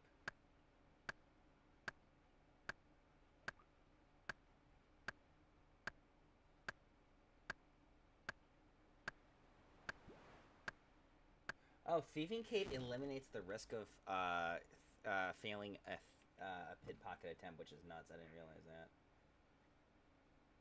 Yeah, I think construction cape is the one that it's yeah. But crafting cape is huge, yeah, because it gives you like one of the best teleports in the game. So I think I'd probably go for crafting 99 first, because yeah, it is that is true. I do remember crafting cape being probably one of the best. Yeah, like I remember it was like known for being a really good one. So I think I will just push for crafting 99 in the next couple weeks, because I'm about to get a method to make a bond in like 3 hours.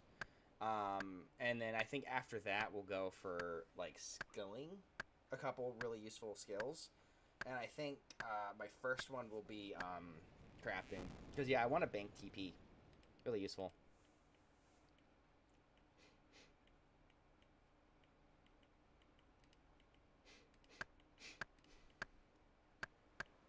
You get to go to banks, baby, really quickly.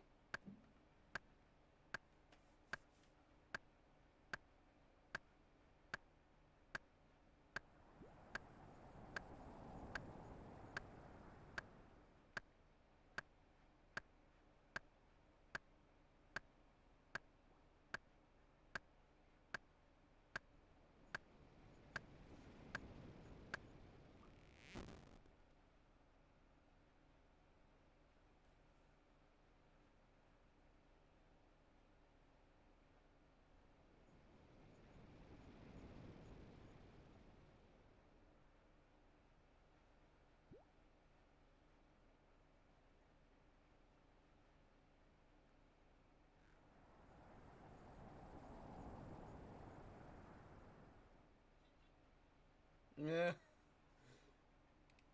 That's funny.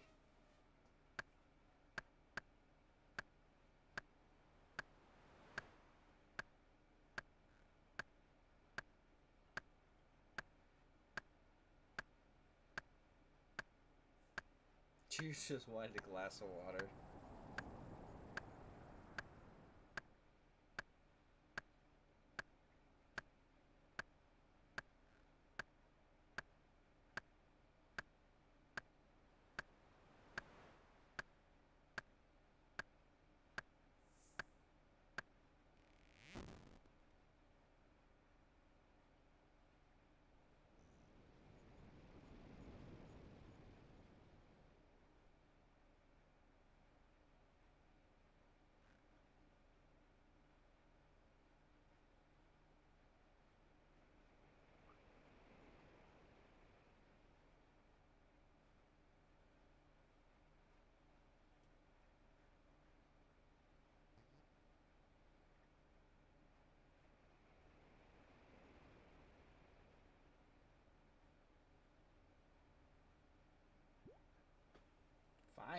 Damn, I just like it that people are finally sticking up for the fucking truth. America's waking up, guys. It's changing.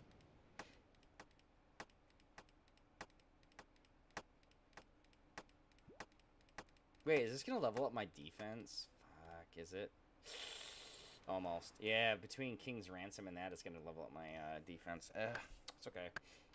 I mean, we want 65 defense for some of the prayers, but it's just not good.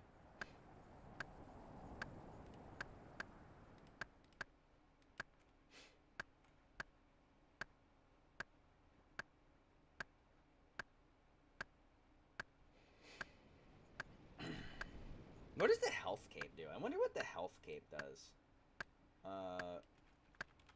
Health cape. What does it do?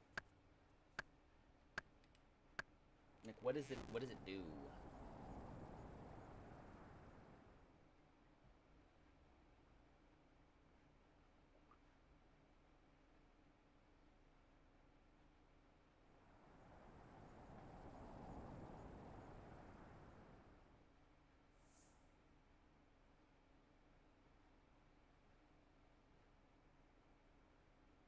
Oh, it's not a really good one. It just increases health regeneration. That sucks. I mean...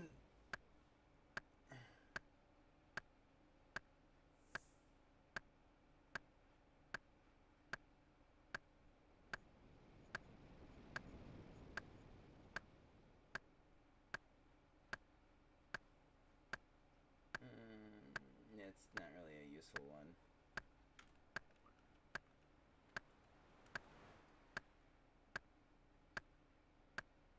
Yeah, I don't really like that. It's not really useful. You know, they say it's only about 50 million to get construction up.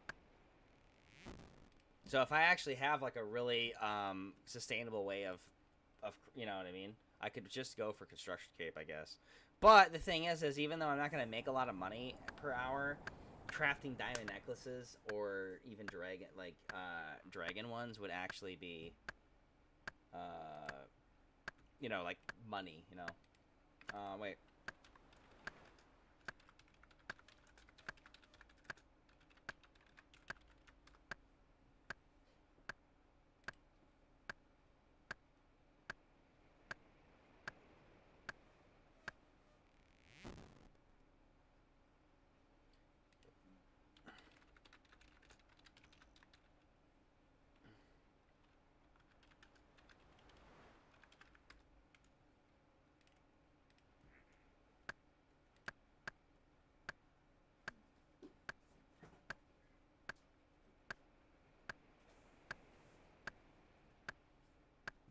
So a Dragonstone bracelet is profitable. That's the only one that's profitable, though.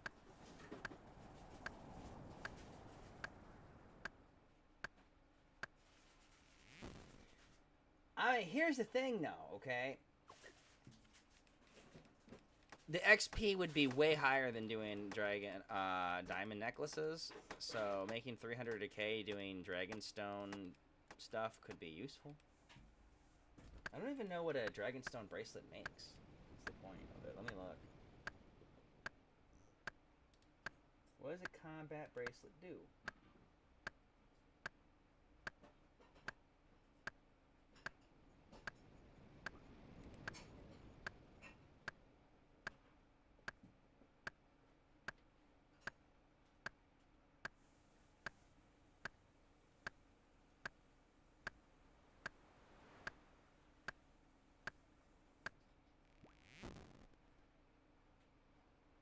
Oh, wait a minute. A combat bracelet gives 6 strength, really?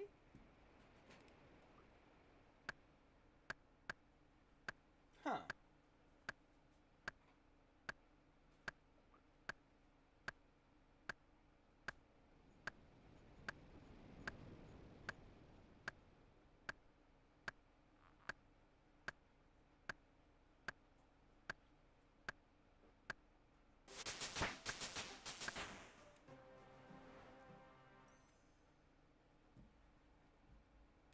Hey, we did it! Yes! Oh my god, one more level and we can do this fucking diary. Holy fuck. Holy fuck, dude. More. And it was diary time. 30 more minutes of this shit. 30 more minutes about. 30 more minutes. 40. Probably going to be hour 6 by the time this is done. But fucking A, we're making progress. Lord have mercy.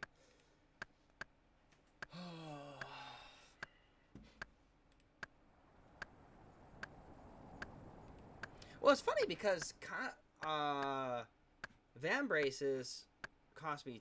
How much does a combat bracelet cost? I mean, six strength is decent. Let me go look at the damage calculator quick. I have it still. I still have it up.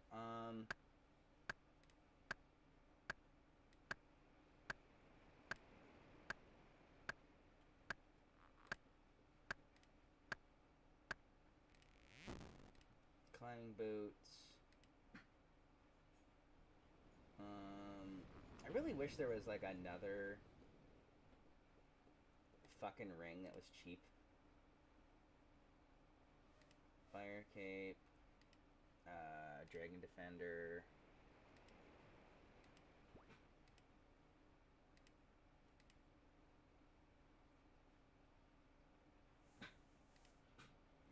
And 26. Not really a lot. It doesn't really change it. Motherfucker.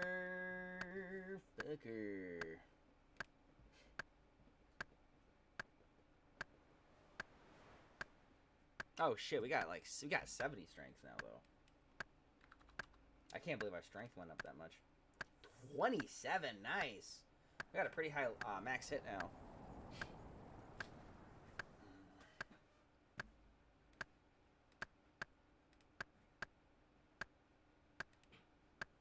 Yeah, we'll use the combat. We'll use the combat bracelet. That's a pretty cheap thing for 6 extra strength. I'm surprised I didn't notice that before.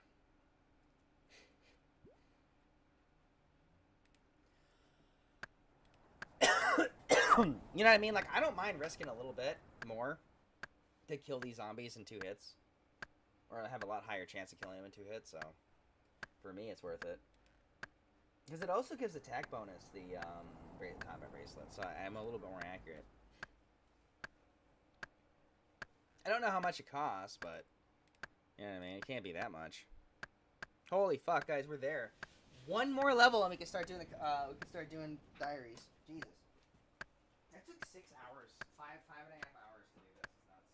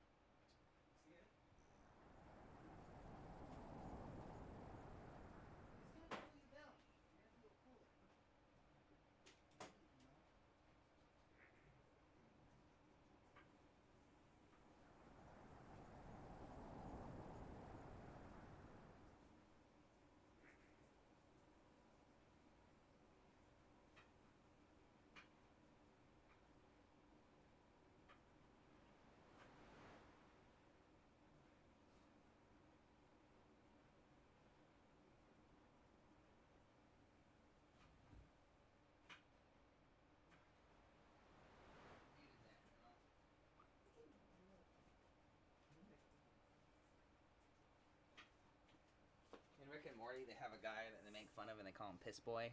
You're my piss girl. Oh, God. There we go.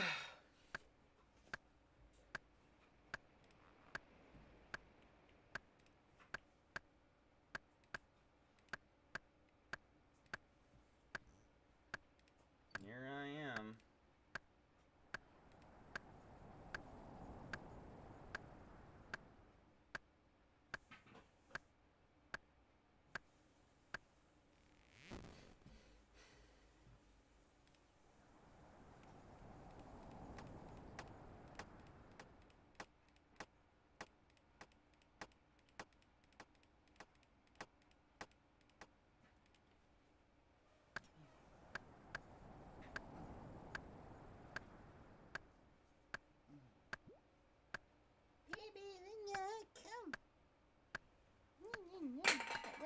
baby?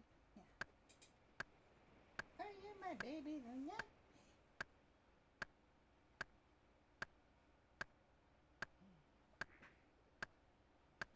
Oh, my baby, Luna.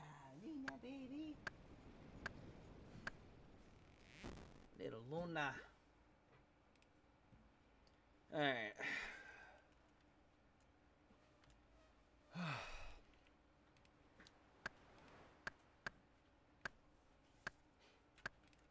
I'm going home. I'm going home. Almost.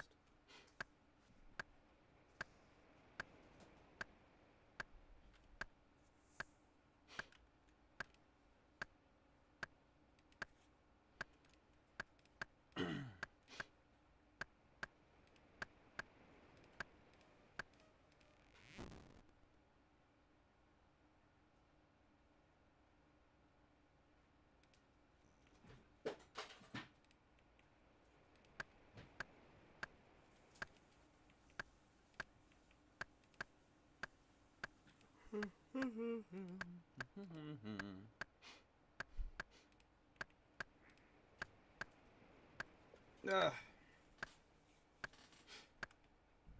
We need about 300 more logs, or about what is that? Actually, yeah, wow.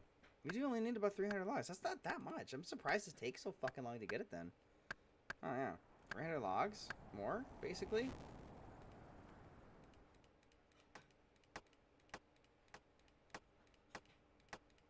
And that's really only like yeah, it's only like 12 more inventories full of fucking shit. Yeah, I'm surprised it takes so long. Luna, baby, Luna. Hey, Luna, come. Luna, come. Come here, Luna. Luna, come. Luna, oh, you little. She licked me, my arm, and then nipped it.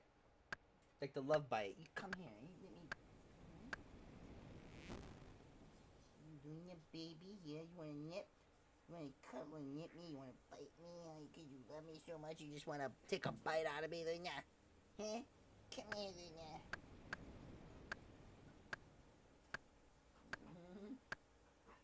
You love me, Luna? Yeah, I've never seen Luna so cuddly the last she's been like 3 days. Have you noticed that? She's always hanging around me now again. Always cuddling, always laying on the bed with me. Yeah.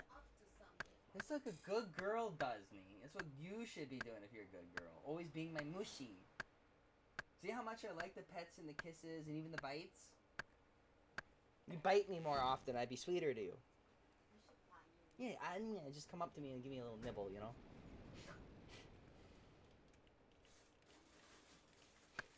Okay, we have everything. I think we have almost everything, so we'll run this. I don't even know where we need to start it. Oh, right next to the entrance, huh?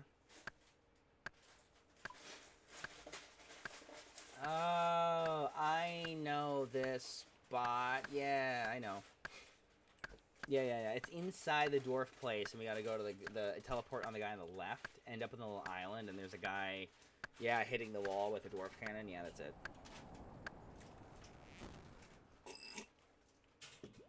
Nina, baby. Little Nina.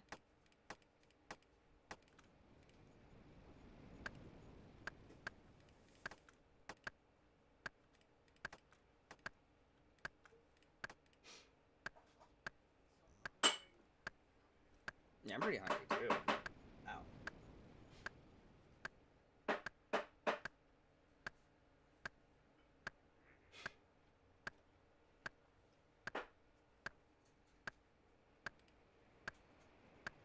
We'll almost get our smithing up, actually, too.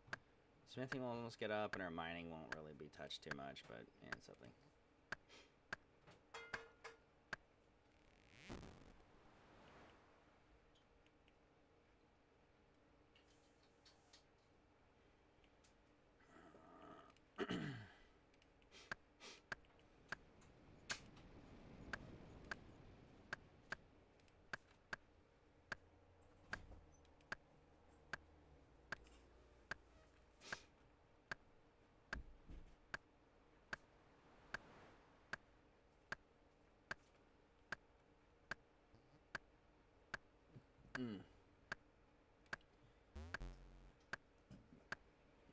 Oh my god, they're gonna log me out, the fucking dicks.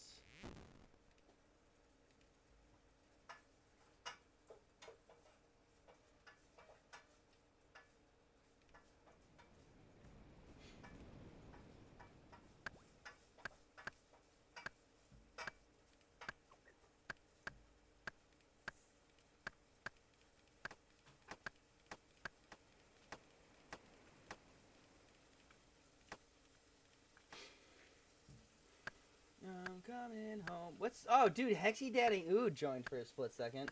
Then he left, though. That would have been crazy.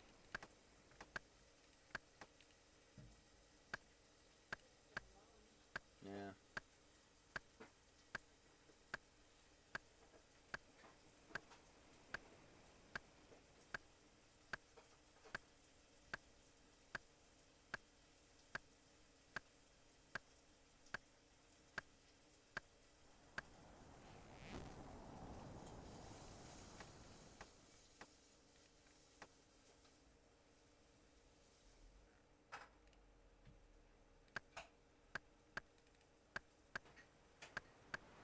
I wonder what my max hit is if I were to add to 75 strength.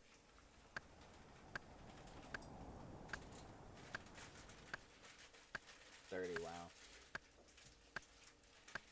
Pretty impressive. Maybe like shoulder. Damn, that's sexy.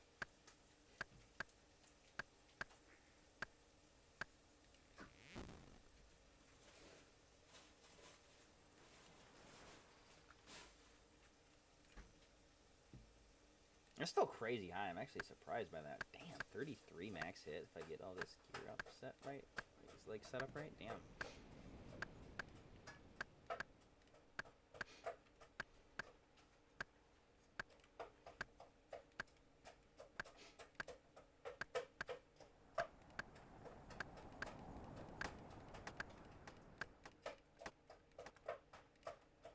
I'm coming home. I'm coming knee.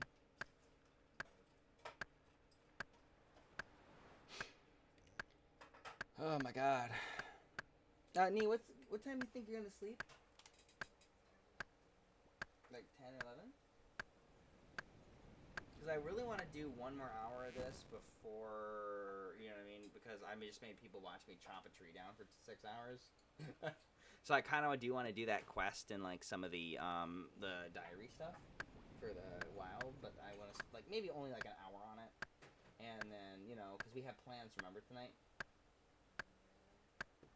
So I don't want to go too late for our plans.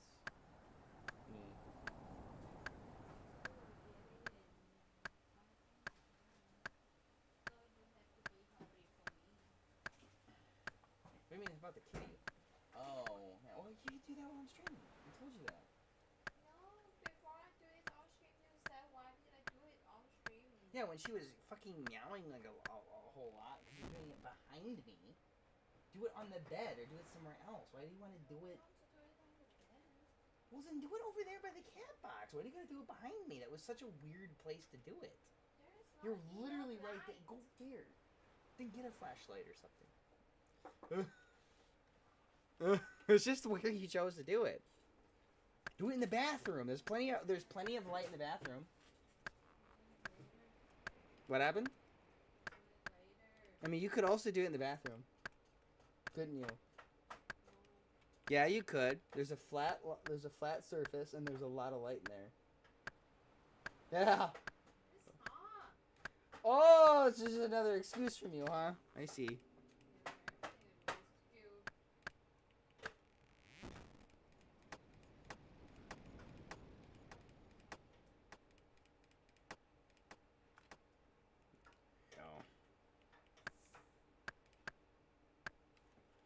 The lonely you.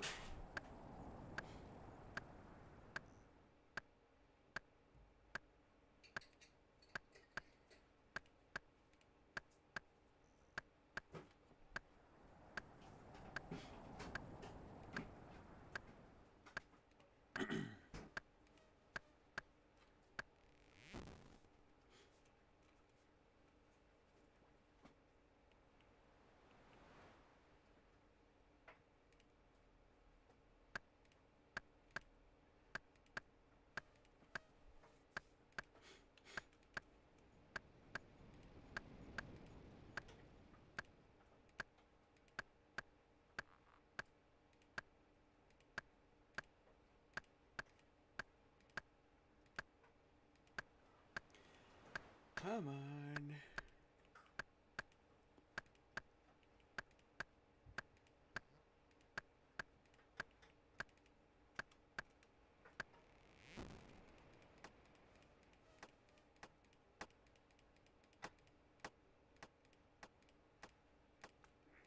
No, that was like perfect timing actually to drop all those.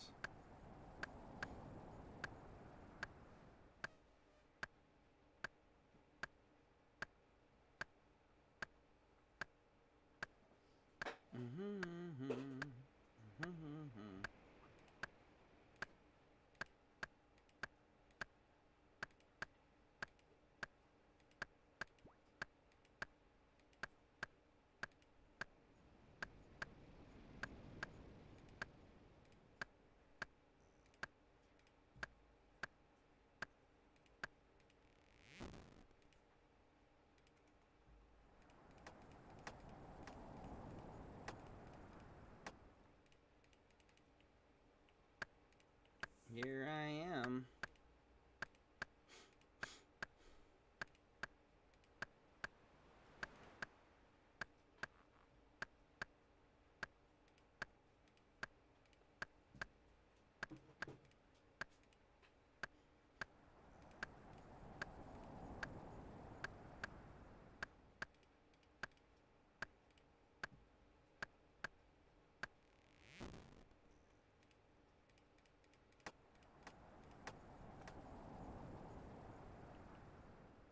Dude, we are so close though. I'm on 200 more basically. So like 8 more inventories full. Come on, we're 1/3 there. Oh, living on a prayer that we'll get to 61. We'll make it, I swear. Oh.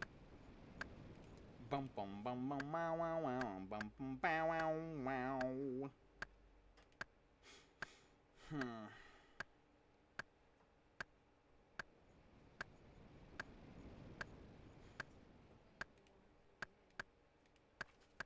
What happened? Okay, now. Is it like a ponzu, a soy, or what kind of sauce, or no sauce? Ponzu? Because it looks like you use that one sauce again on it. That's good with ponzu.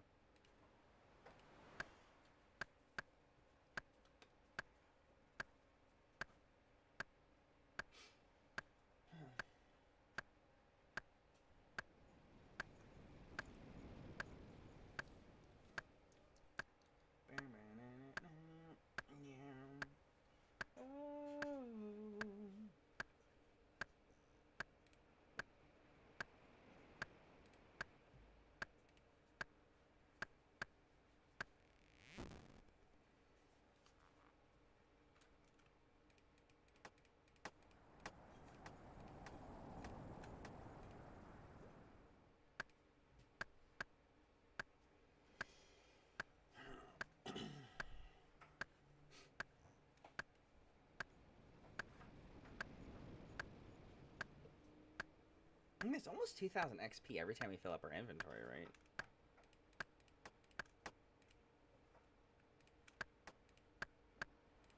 It's almost 3,000 XP every time we fill up our inventory. Yeah, so like a full inventory slot worth is like, well, 3,000, so. That is actually decent XP. I'm really surprised that this is taking so long to level up. I mean, we'll get it before hour 16, I think. I mean, before hour 6.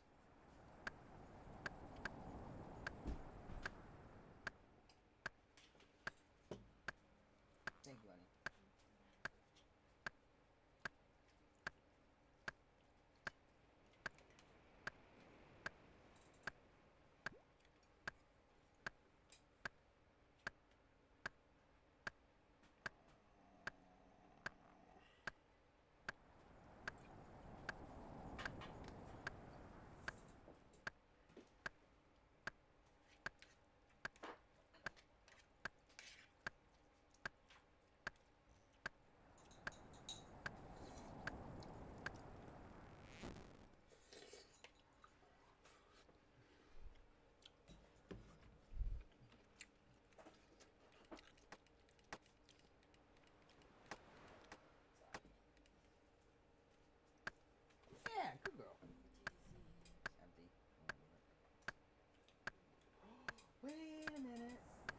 idea. I know, but spice. Here you go. Thank you, my honey. Hey, thank you. Hey, honey, thank you. My grumpy girl. Grumpy food hangry girl. Yeah, are you hungry or are you hangry? Are you hungry or are you hangry? Yeah, that's why I gave you that, because I didn't want you using my fork.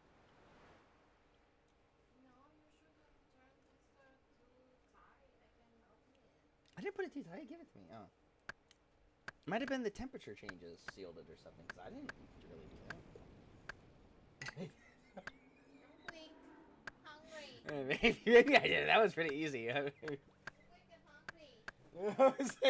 was expecting it to be way tougher or something. You know, I was thinking like you put it like it was so tight or something, but no, that was easy as fuck. No.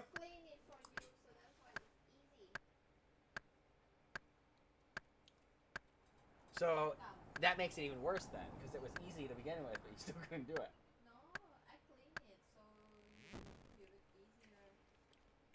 Okay, but why? But then why didn't you just open it then? Yeah, okay. So you admit that it's even worse for you then. That's it. Just a little bit. Oh my god. You're really gonna taste the yummy sauce. It's okay. No, it's fine. It's okay. It's fine. Yeah, it's my teeth. I was expecting you to put in as much as you put in for yours. You put like a whole gob in there. You know that?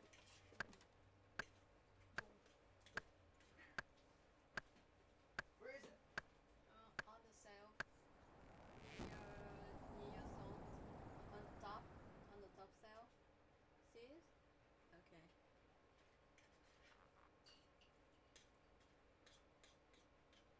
There, now I put as much as yours. Just put a little Little bit. shit. Shut up. Stop making excuses, me. Stop making me. Let me eat. We're hungry. We're mean. We're angry. We're hungry, huh? Is that who we are, Nee? Yeah. We're a monster. Yeah. I know you are. I'm not. I'm not a monster. I am. You are? Right now. Mm.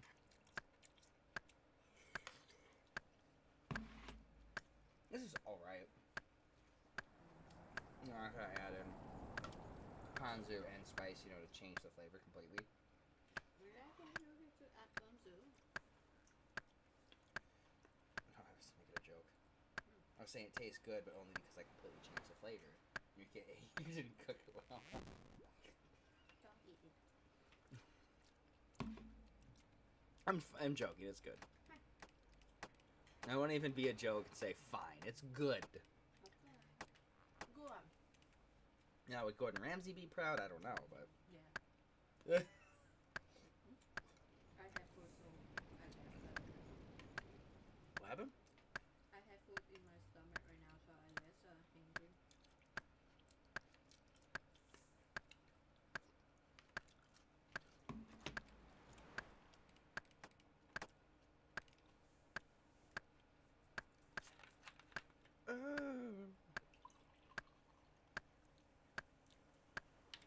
Load a gun.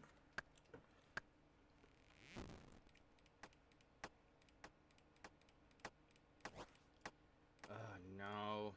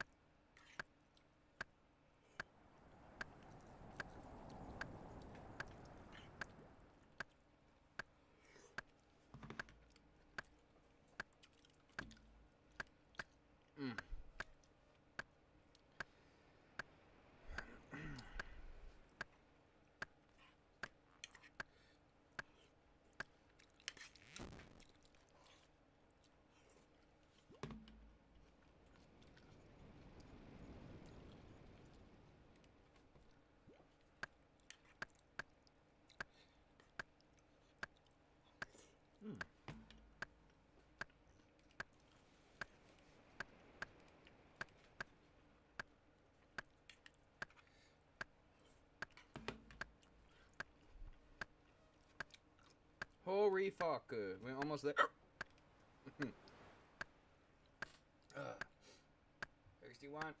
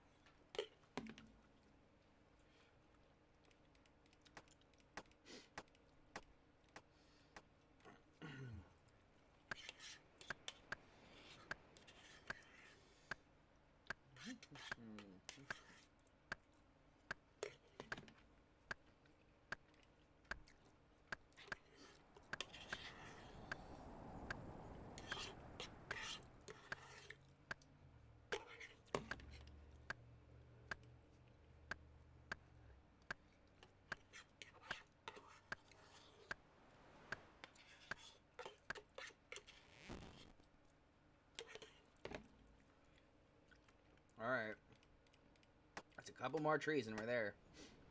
Holy fuck. I can't believe my 1, 2, 3, 4, 5, 6, 7, 8, my 9th 60 is gonna be fucking wood cutting. I like 20 skills. Whatever. I'm fairly certain my last 60 is actually probably going to be rune crafting or hunting. Probably going to be rune crafting. Because I need to get hunting up for some stuff, so.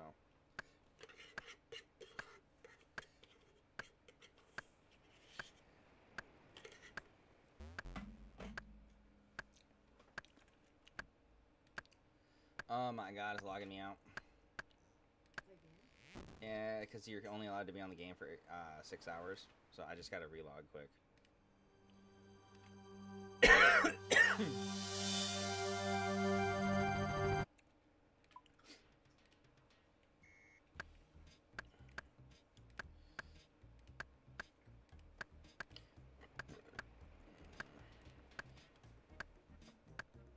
And we're almost there.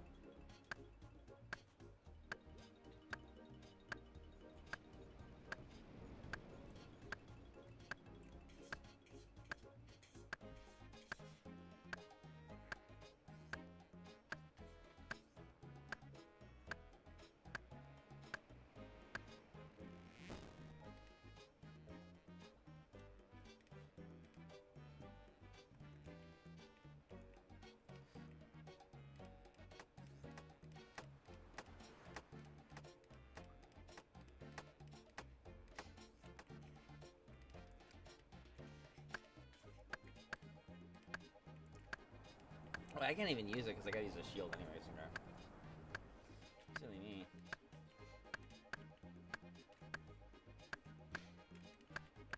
Ugh.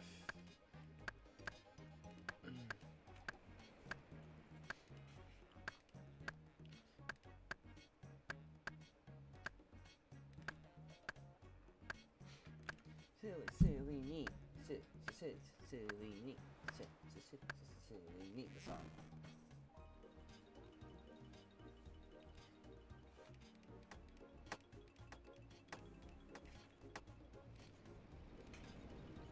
Holy shit, there's a lot of questing, a lot of oh Jesus Christ. Some of these quests, man, are like ridiculous with their requirements.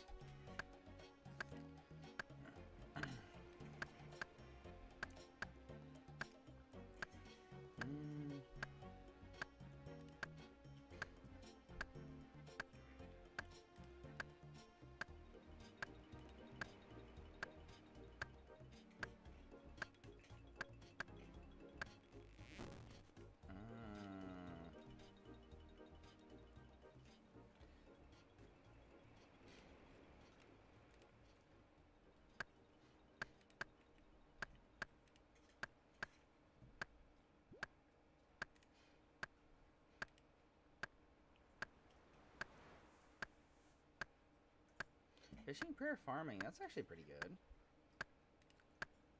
Sheep herder.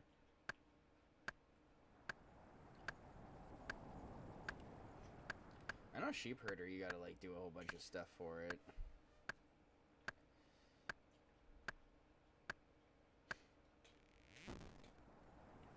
Bare your soul.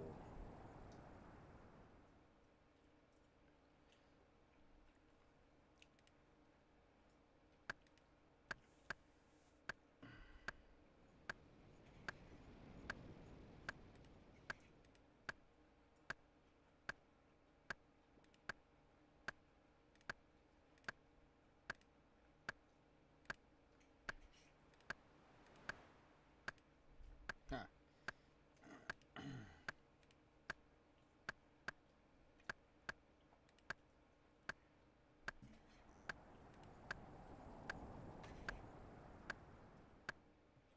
Damn.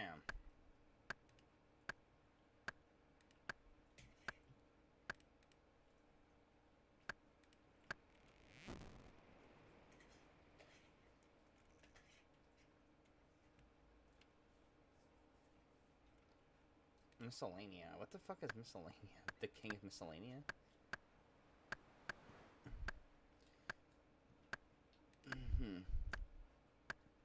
Wanted.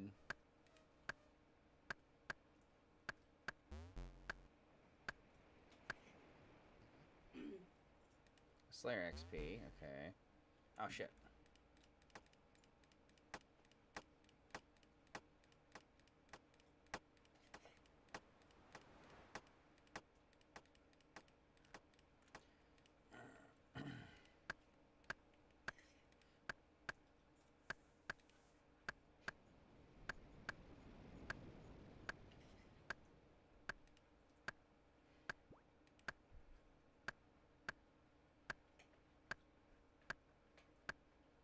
You know, that's really all the quests I have left. I'm actually surprised. I've gotten quite a big chunk of quests done for only like a fucking month.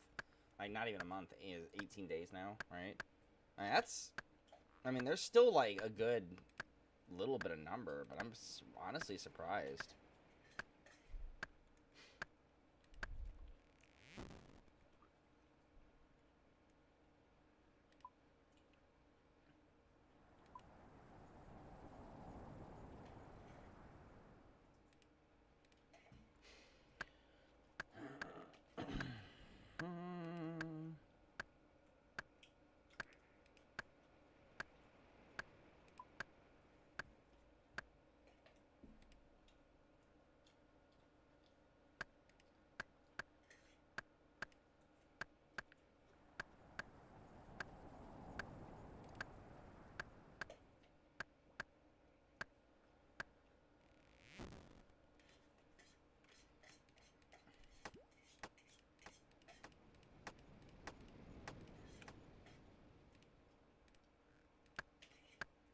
Here I am.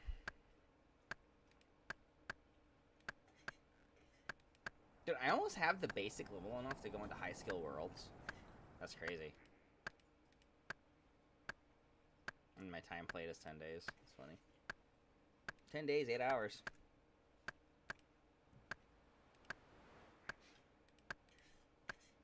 Old me.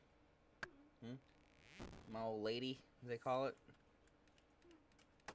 This old lady. I think that's a pretty accurate description, actually. Just kidding. Wait, oh, that's right, damn it. Dude, I'm almost out of these. We really need to go to, we might need to go to Stater Bros tonight. Oh, no, we can't. I'll go, we're gonna go do a bunch of shit tomorrow. I don't know, I might want to go to Stater Bros. I want more of these, but maybe we'll go tomorrow, or I don't know. Should we go tonight or tomorrow? You should go tonight for yours a little bit. Because you still need a couple. You want to come with me? No. So I was gonna take the car, maybe. Too lazy to walk or bike, and I don't want to carry all of it back. So you get a free car ride if you come with me. So no? Buy a car? Yeah, we'd go by car. Just because I don't want to carry. I want to buy like 2 teas. I want to like get a bunch of waters. Maybe like spend like $30 and like the stuff that you've been getting me, so that way you don't have to get it for me for a while. Ow.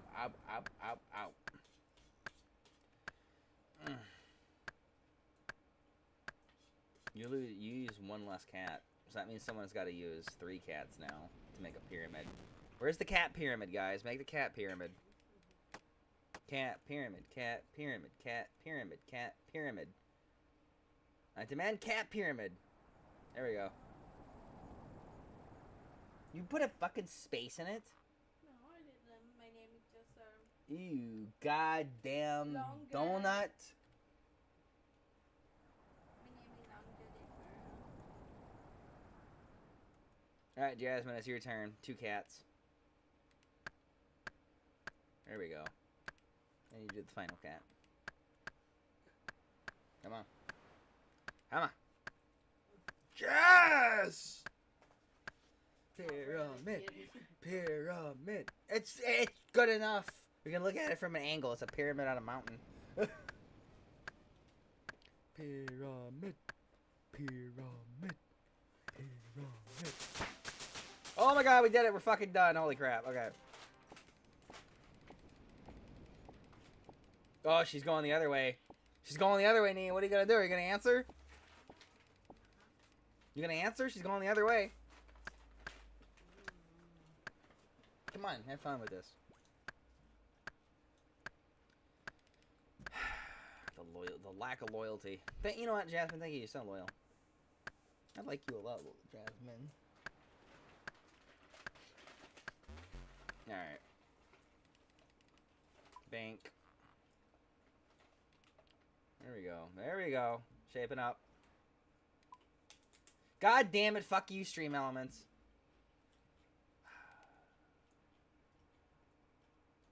That's what you get for being so slow, Nee.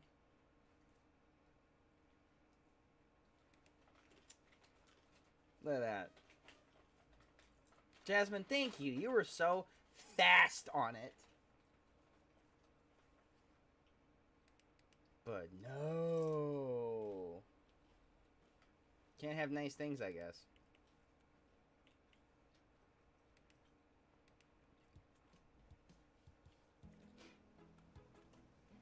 Yeah, that's a lot of weight for the logs, I guess. Jesus.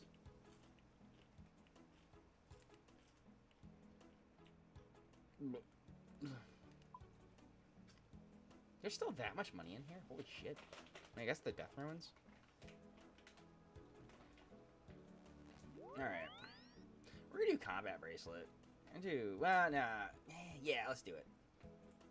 Alright, where is a...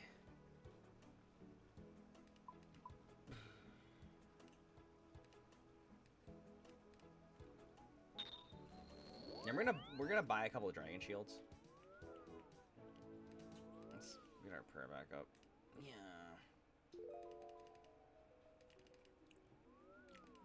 Dude, we fucking did it, dude. Like, you know how annoying that was? That was 6 hours to do that. Oh, fuck. Alright. Nom nom nom nom. Yeah. Oh yeah, they can hear you chewing. I know, she's such a loud, annoying chewer. And then she abandons us so easily, see? The real kind of person she is. Nee, we see who you are. The real you know? The real monster. The one that's even a monster after she eaten. Yeah, that's right. We're onto you. We know who you really are, Nee. The real Nee.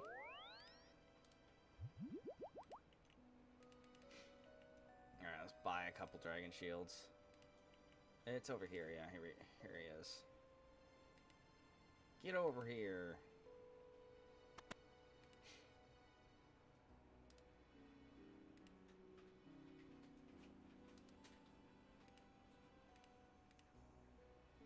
It's amazing that the green fucking the green D-hide is actually more money in his shop than it is on the Grand Exchange. Which I don't know what they were expecting for the prices then, because like if you think about it, right? Because those prices are based off of like when they first introduced everything. That's how much I guess they thought dragons would be worth. They were like, oh yeah, look, dragons are gonna be worth like X amount of money. It's amazing that dragon shields still sell though. Like that's actually something kind of crazy to me. All right, so we're gonna bring a cheap ass fucking like a super cheap axe body spray, I guess. All right, that's our sponsors today. All right, all bring in one. All right. Oh wait, we gotta. No, all.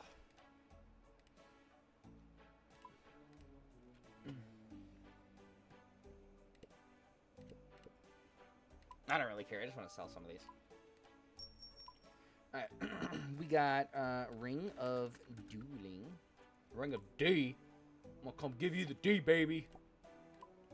Let me give you that Ring of D. Alright, bank. I thought that was funny. Alright. Alright, now we need... Should we just do the combat bracelet? Yeah, let's just do the combat bracelet. Combat... It will give us some accuracy. Kind of expensive, Jesus. Let's buy like, still buy like 2, I guess. In case we lose one.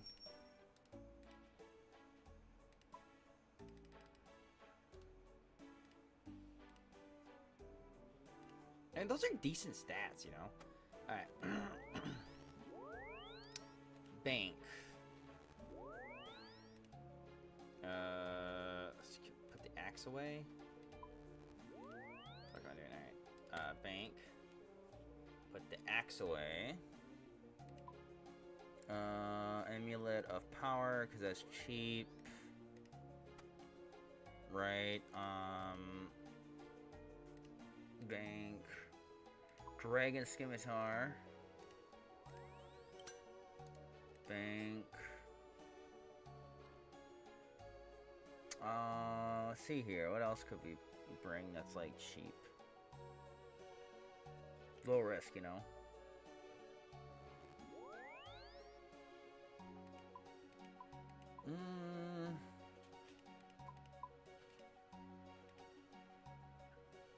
I mean, I guess that's as much as we could do. Yeah, I don't really care. Like, see, these are the only things that are really important that we keep.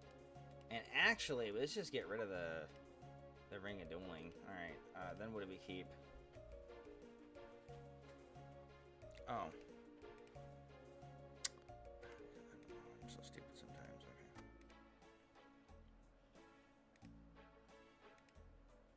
okay. Okay, we're not really, what do we keep now? I can't believe the blue D-hide is worth more than the fucking stamina potion. That's hilarious. Okay, bank. Oh yeah, we could bring Blighted Restores. Let's bring one of these. Right, and then... Maybe 2, actually. Fuck it.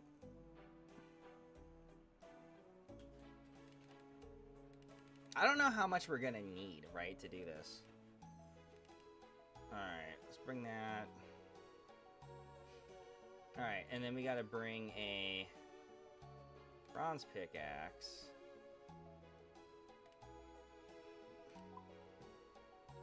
Where did we put the axes? In tools, but somehow I didn't see those ones. Okay, I guess I'm just stupid. Let us bring anglerfish. This little boost our total HP. We'll bring 2.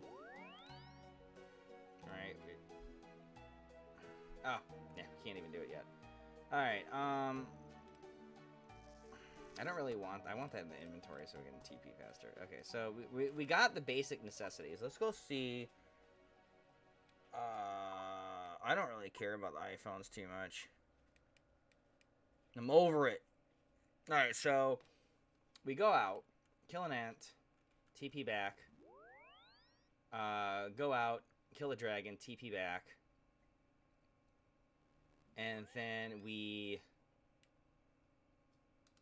How do you tell what and then we're gonna run for this with no items and just a pickaxe. So let us actually, yeah, let's drop these in here and we'll keep them here because this will be like our Quest and Heroes thing. I don't really know how much stuff we're gonna need, you know, to kill these the Ent and the dragon. So I think this is good enough. All right.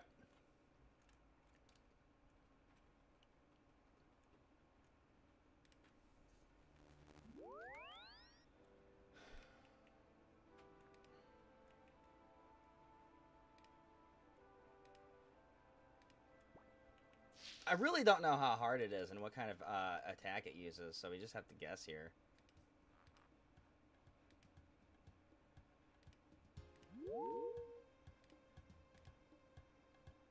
We're literally risking 8K, like... Wait, where the fuck are the ants? Oh, there it is.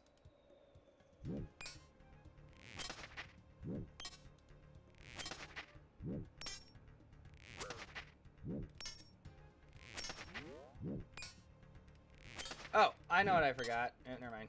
We're going back. I know what I forgot. I forgot to grab a combat potion so I'd have a little bit more accuracy. I knew I forgot something. I don't know how I didn't figure out what I forgot, but... There we go.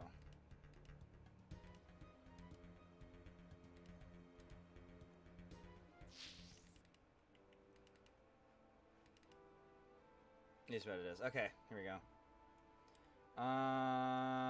Potion. Here we go.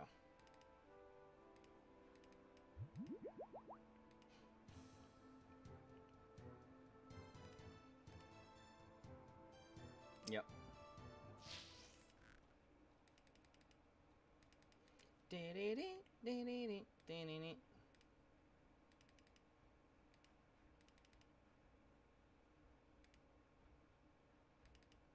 I was like trying to figure out what the fuck.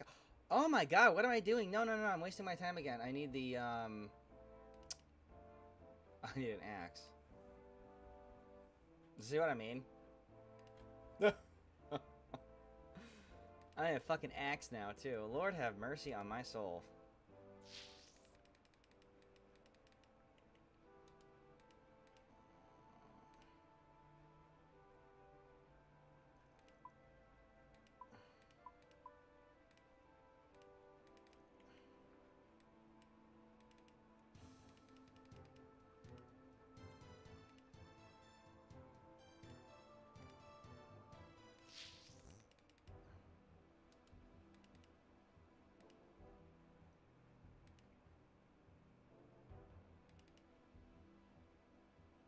So ants are a little... Oh no, here we go. There's an ant. Come here, you bastard.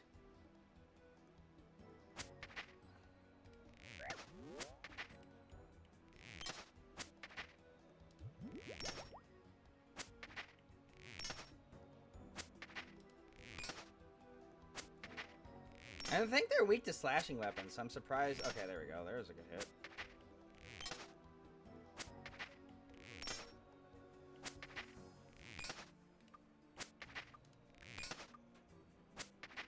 Die, you son of a bitch.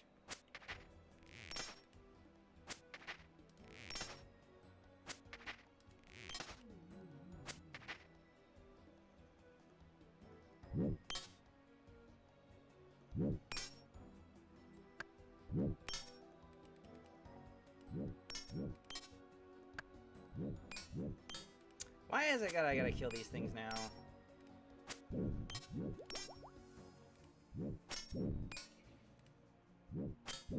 Fucking Jesus.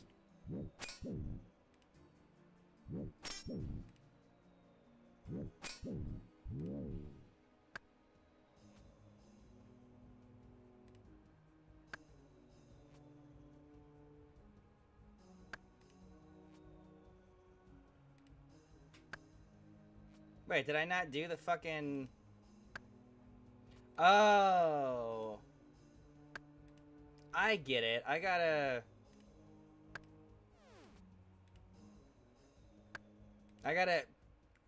The whole thing is the point. Which requires you to have 61, as I'm guessing? What? Okay, what the fuck am I doing wrong here?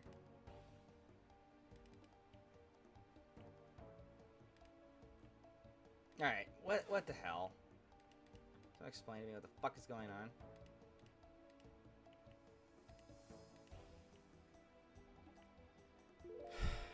I don't know. Is that the wrong ent? Alright, let's go RuneScape. Medium, diary, ent. Like, is there a different ent? Ent, chopping, location. Like, is it just is it different ent?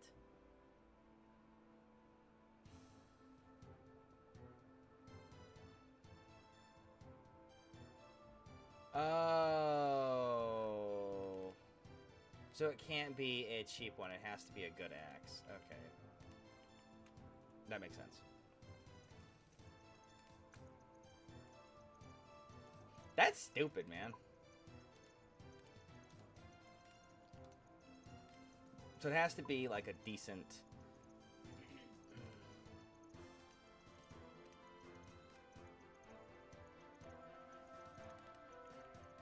Whatever. Keeping the important shit.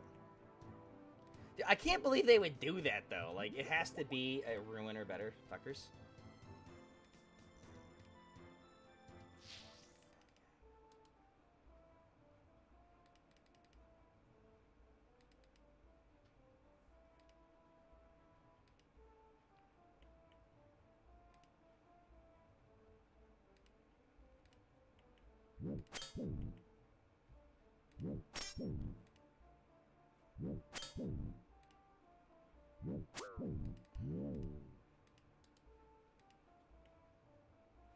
No, I need you to get over here. Come.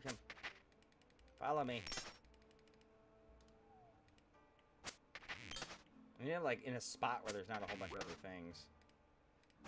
Let's just do this. I can't believe you have to do it with a higher end axe. Ugh.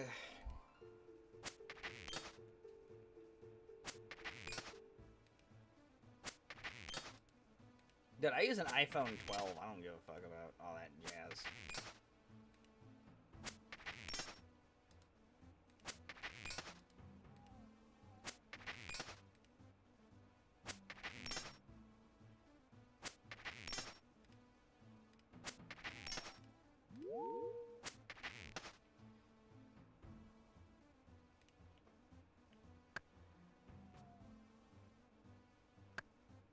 Give me a fucking you, please.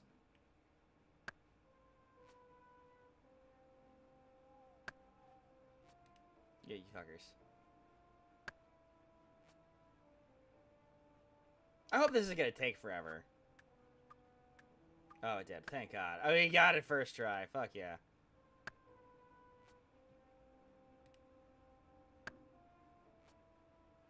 Wait, the guy instant TP'd once he found another player? That's hilarious. Definitely a bot then.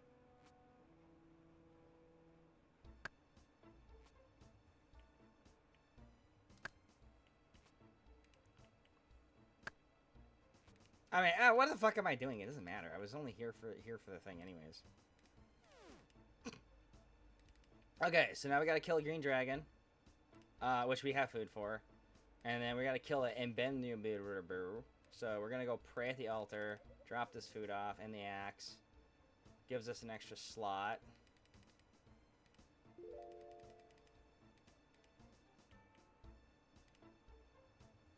Okay. Dragon time.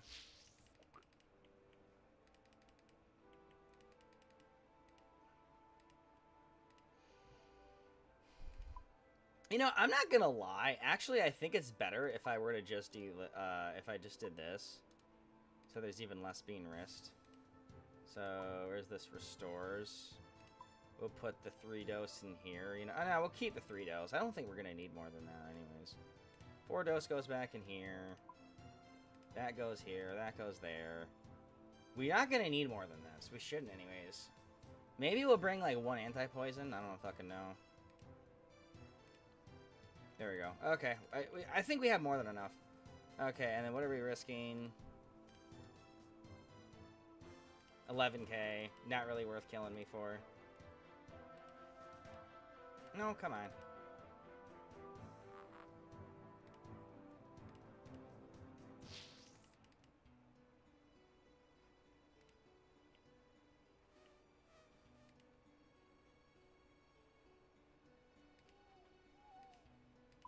I know dragons are like right here, I think, right?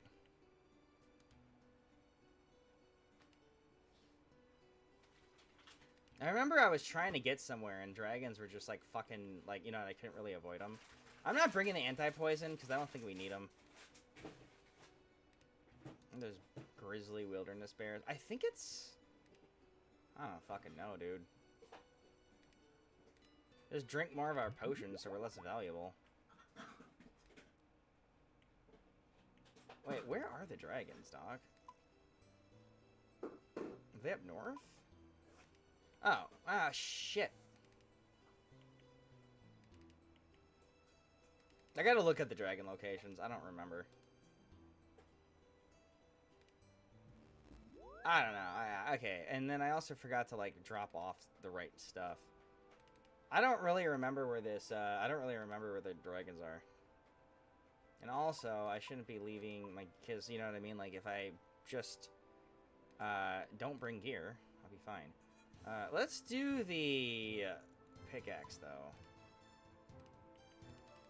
Because maybe this will all be in the same area.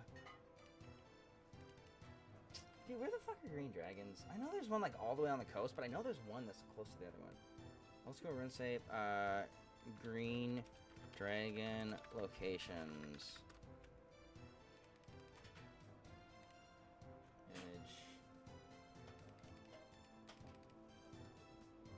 Show me the fucking images, Jesus. Oh my god.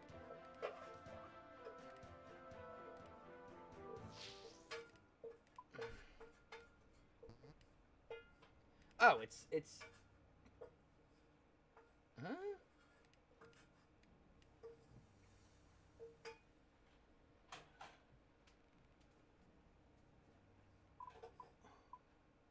Oh, they're like directly north. Like right here. Okay.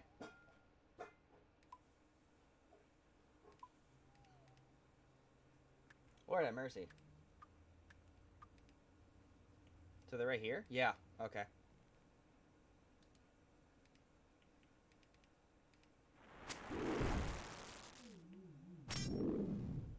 It'll be really quick to kill this.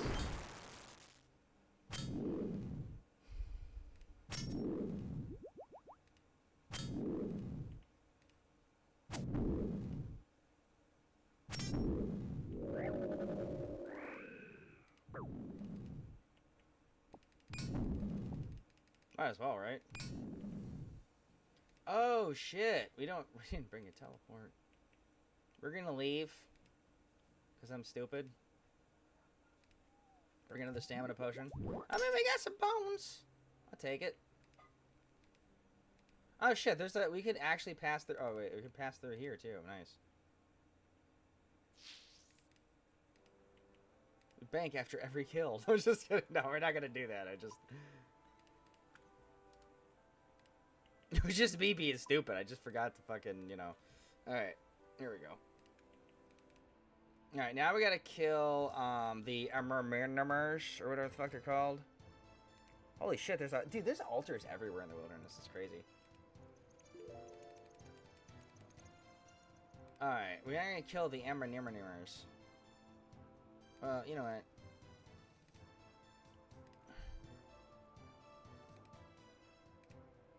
No, not yet. One second. Okay, and we have, we gotta kill mithril ore, which we're gonna go do. The Anko. Okay. And then, so Anko. And then we got a mithril ore. Which we'll all try to do right now.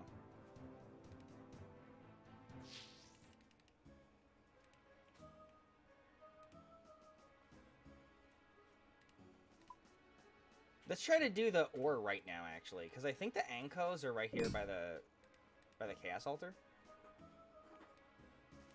Yeah.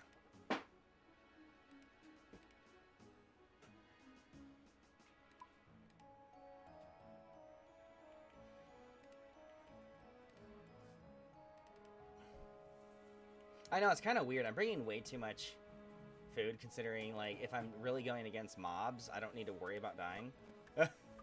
And if we're going against players, I don't have at all what it takes to live. But I'm just doing this because, like, I know I'm going to need to do it anyways, you know?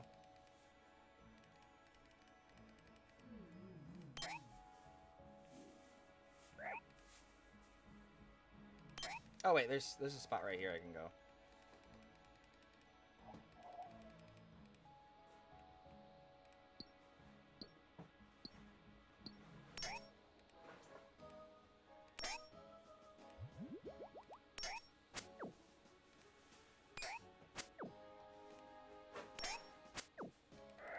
The fuck am I supposed to mine anything over here?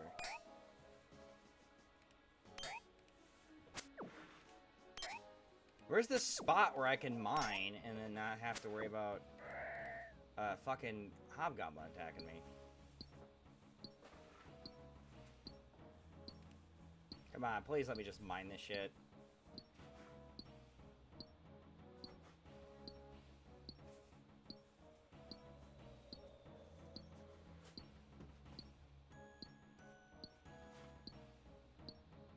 Maybe I should have brought a better pickaxe.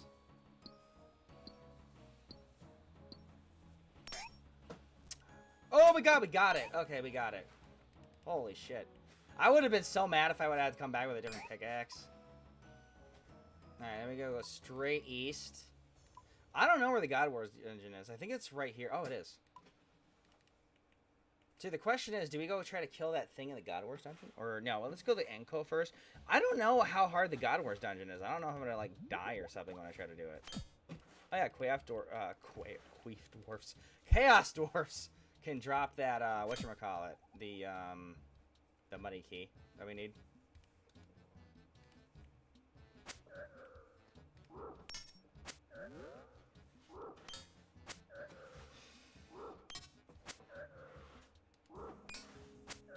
I don't even know what these are, like, supposed to drop, to be honest.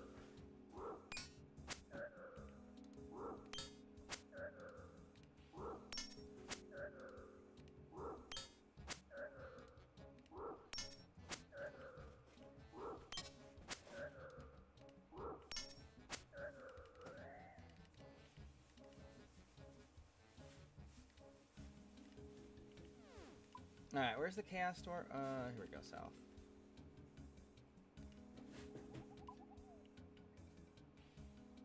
Can I enter?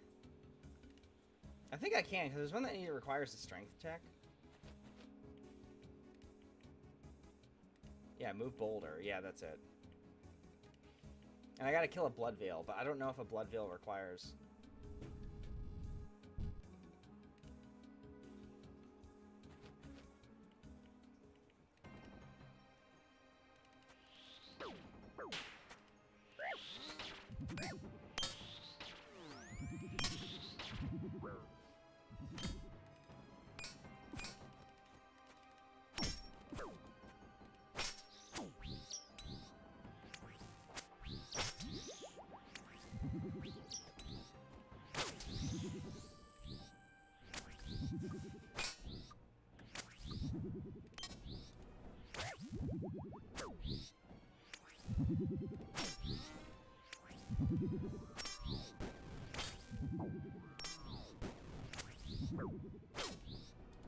Let me kill this fucker.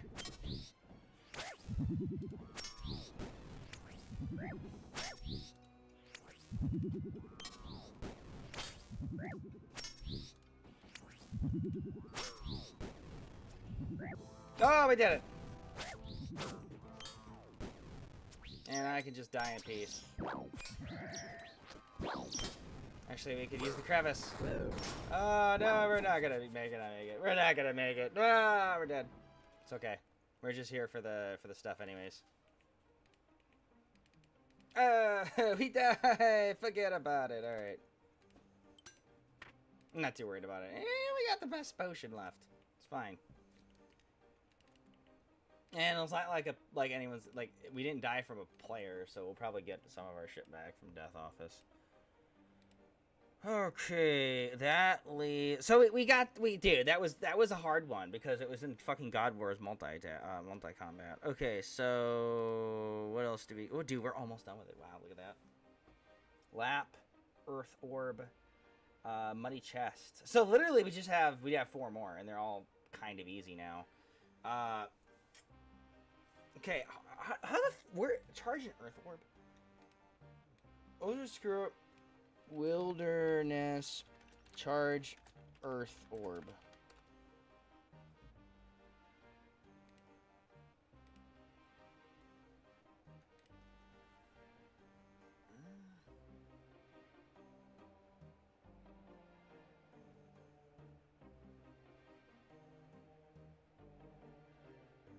Oh, we just need to go to the Earth Obelisk. It's literally in... Okay. I don't know how to charge an Earth Orb, though.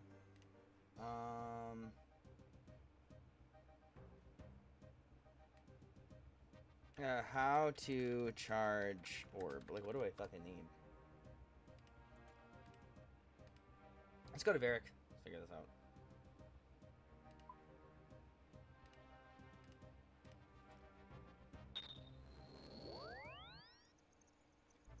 Oh.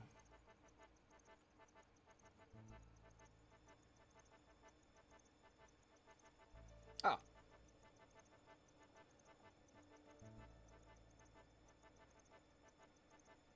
Okay, charge Earth Orb we need. Okay, no. Alright, good. So, we should bring an Earth Staff. That would be really useful, because that will save us a shitload of rune requirement. And we just bring 3 Chaos and Uncharged R. Okay. Figure it out. Because, yeah, I don't really remember where that shit was, you know? Like, go figure.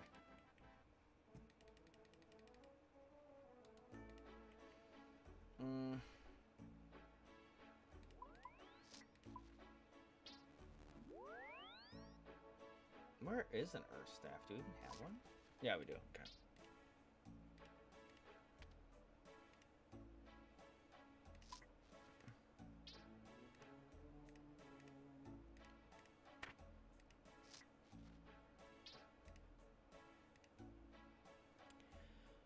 Okay, so we need 3 Celestials, and then we need an orb. Orb. Unpowered orb, okay. I don't even know what a fucking orb does, by the way.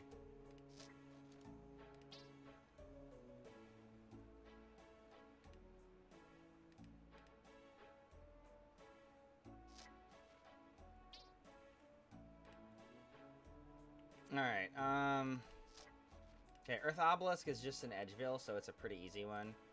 And then we gotta do the agility course. Dude, we're almost done with it. Nice. That was really easy, actually. That was easier than the easy, I feel. It's funny how they do that. Like, how sometimes the fucking missions in these are, like, easier than... I don't know, man. That's just odd to me.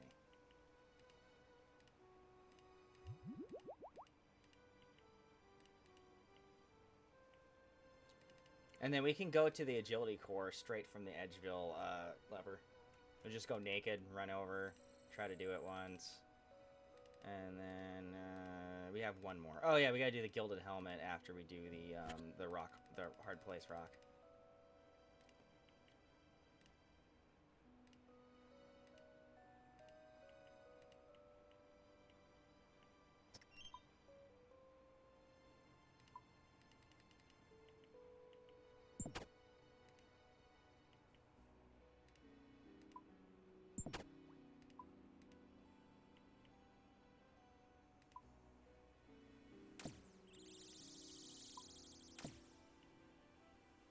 Oh shit, we're gonna have to TP back, aren't we?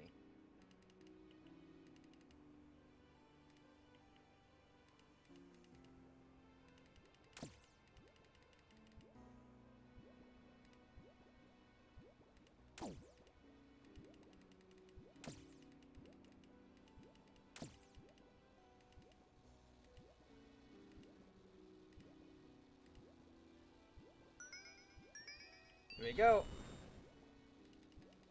Now we run back. Damn, I got poison. Hopefully I don't die before I get back.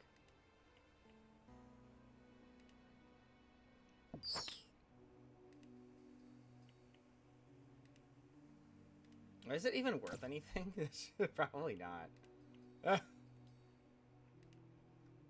Actually, that was an easy one. I wasn't expecting that to be that easy, to be honest. I was expecting like a completely different level of difficulty, to be honest.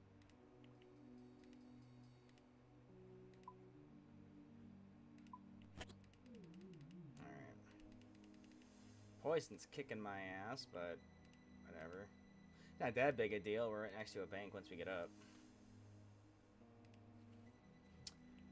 Okay, so we need, dude, I think everything else left is just easy as fuck. Like, we just gotta do that mission and then craft something, the Gilded Helm, and then that's it. Like, yeah, we got Agility Course and Gilded Helm now. That's crazy, man.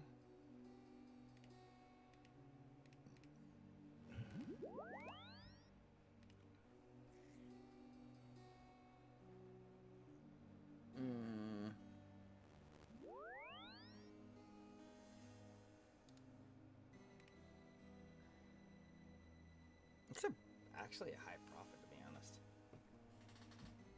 500 GE is actually pretty decent. What do you even use an Earth Orb for?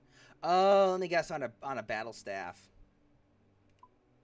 Did I get rid of them yet, or do I still have them? I'm just gonna take a guess here.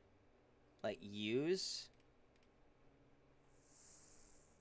Knew it. I fucking knew it. Yeah. Okay.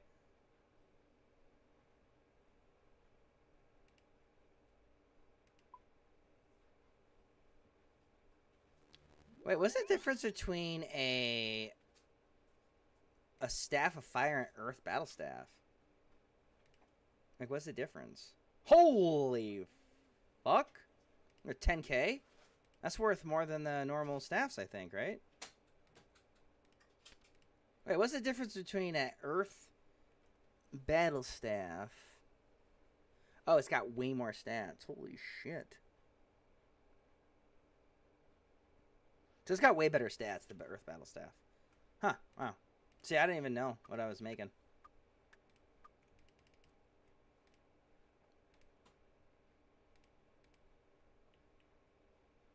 Alright,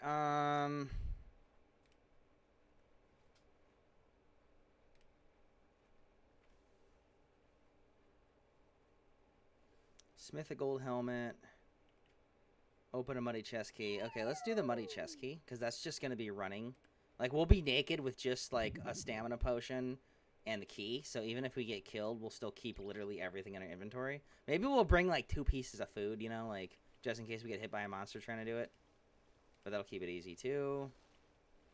And we'll bring up one more extra piece so we can fucking heal from what's going on right now. Alright. Muddy key.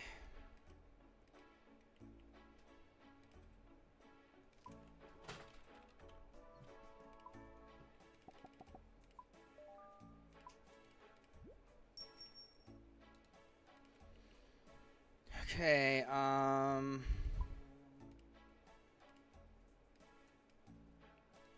bank. Maybe we'll bring one of these. And then we'll bring, like... We'll bring 4, because I'm going to heal with one, actually. Alright, Urub. Barracks Enclave.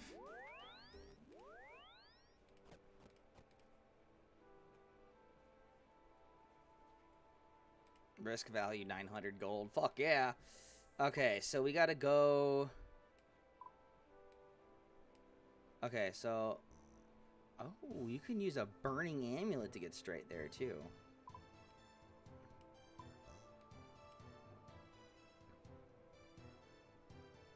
And we can run straight up, okay.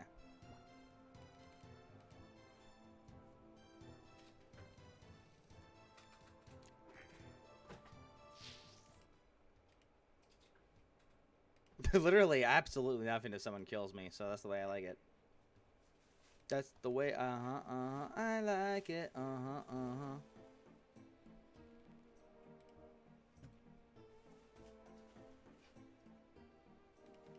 Now the only thing we have to do is get our agility up 1.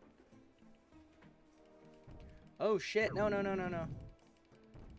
I cut 2 ahead, too much. Too directly. I wanna run into dragons. I wanna end this attempt early. Okay, hopefully there's not more dragons. Yeah, okay, good. Low-level hobgoblins were good.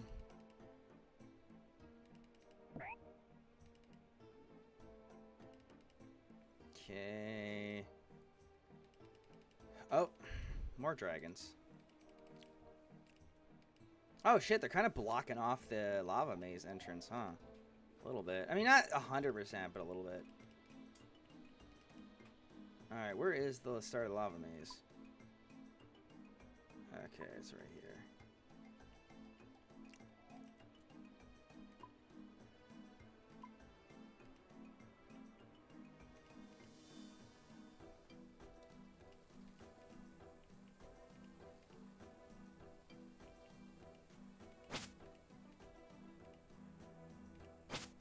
Wait, what the fuck?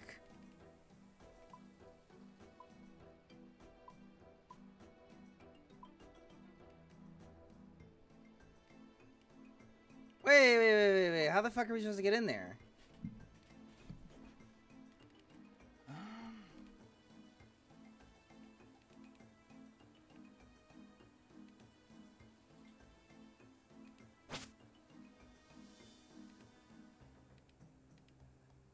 Oh, holy fuck, we need an axe?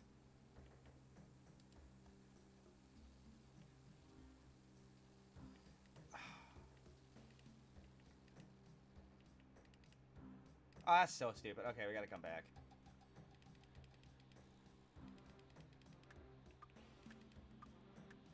That sucks ass.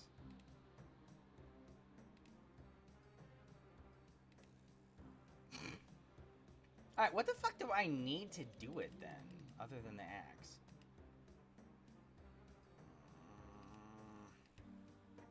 Okay, so we need a slash weapon.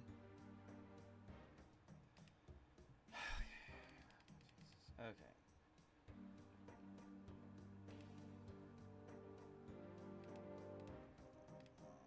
I'm gonna have to use a fucking thing. Fucking TP, hurry up.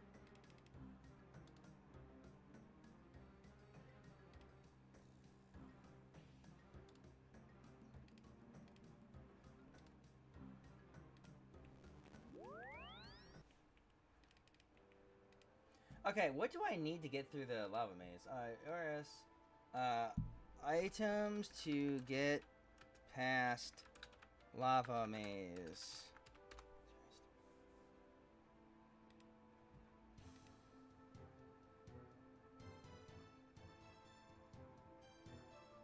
Okay, so we need, a knife.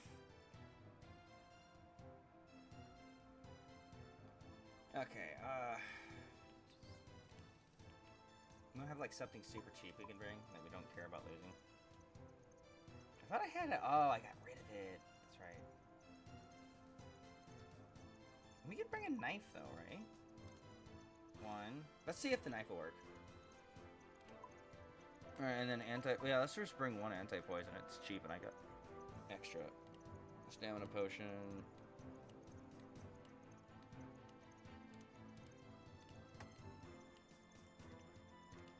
Alright, let's bring one more blighted Karumba, because it's only, like 150 gold.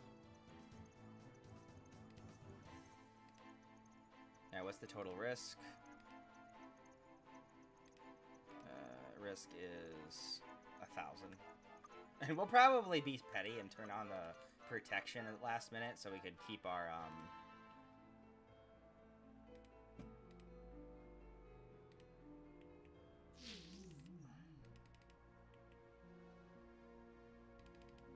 Yeah, so we gotta run past the Grizzlies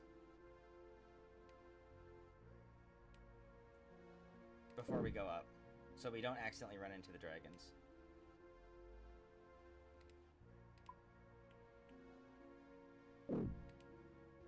Like right here. I don't wanna run into dragons. This is just trying to me get into the lava maze.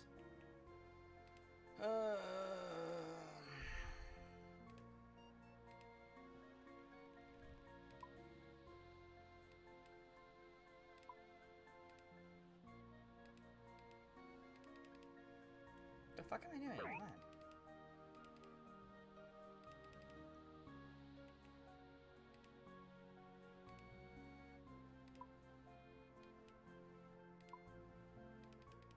Okay, we gotta avoid the next set of dragons. We're running far enough. Alright.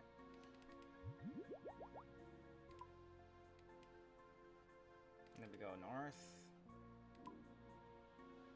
We really should have just gotten the burning amulet. Would have made that shit way easier, but whatever. It says we only need a knife. If it's wrong and we need more than a knife, I'm gonna be fucking mad because I just didn't want to have to go back to the Grand Exchange.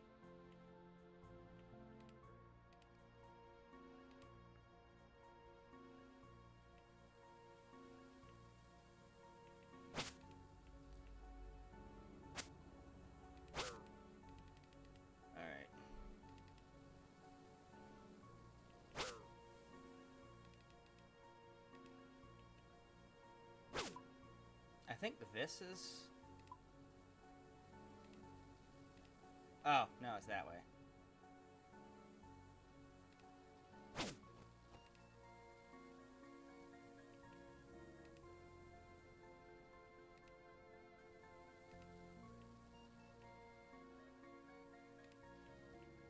And then there's one more slash, okay.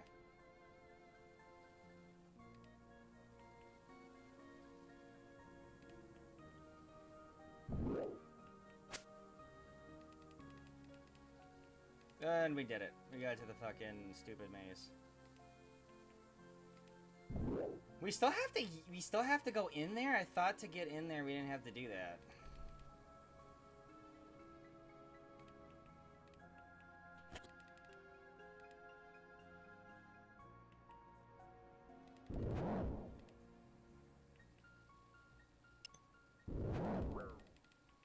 Okay, we did it.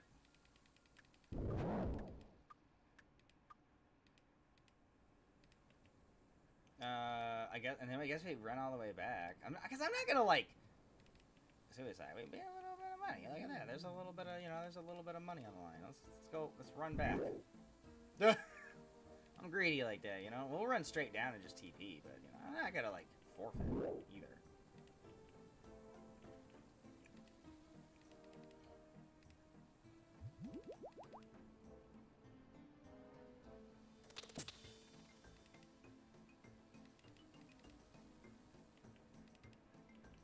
Oh, we got another knife.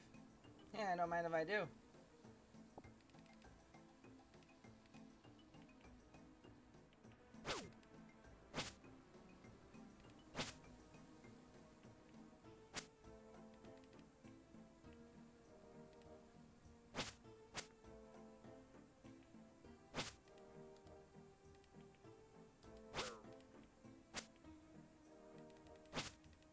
There we go. And just run straight south.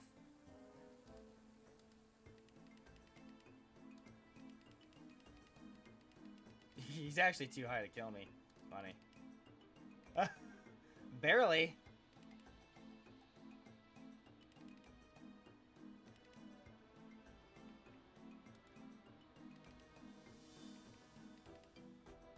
No, who the fuck was that guy's name, anyways? Isn't this where the mad archaeologist is or something? Like that one weird guy that, like...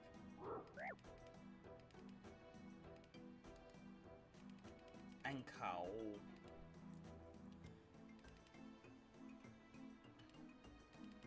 My guy TP again.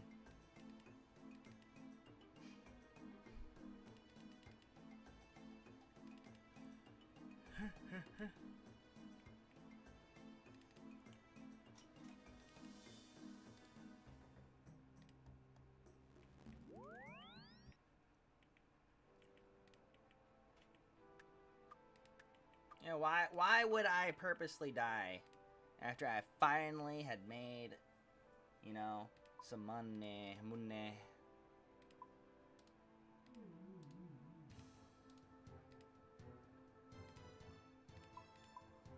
I really think gems should go in here. I'm sure I should bars. Alright, there we go. Alright, I think we only got like 2 more tasks left. Yeah. Wow, look at that. Complete a lap and smith a gold helmet in the resource area. So now we gotta start a rock. Between a rock. Okay. We need 4 gold bars. Wait a minute, is this to make the fucking necklace or a different thing? That's funny. Because it almost is like that's what we're gonna do, is we'll make that.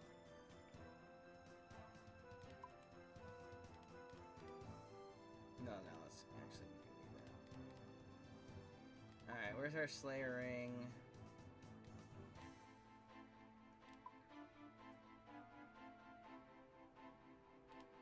Iron pickaxe.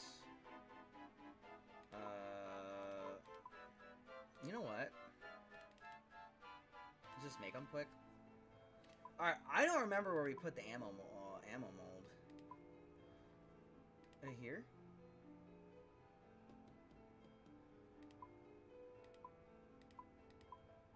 Ooh, I don't remember where we put that.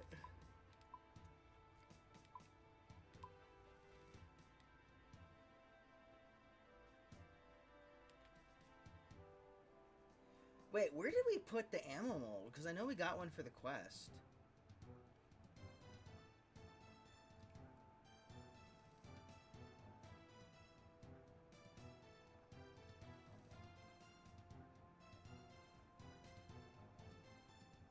Why can't you just search an item so I could find it?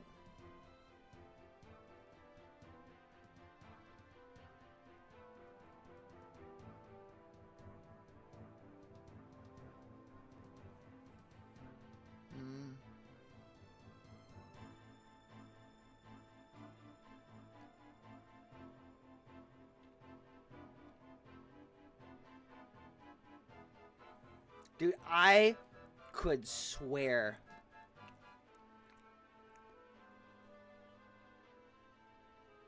I had the fucking ammo mold.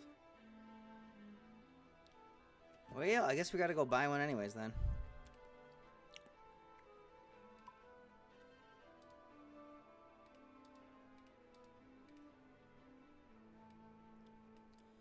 Alright, we're gonna have to get the ammo mold. I really I could swear we had one, but okay. We'll go to home TP.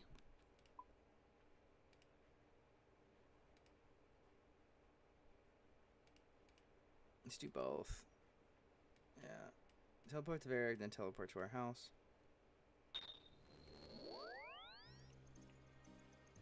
I could swear, dude, we had an ammo mold. I don't know what the hell I did wrong.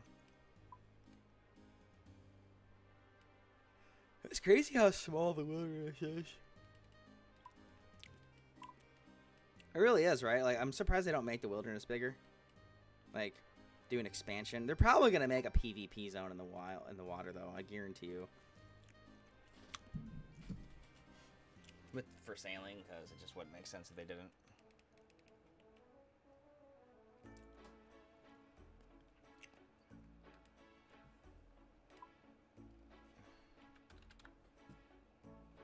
Okay, where the fuck do I get it?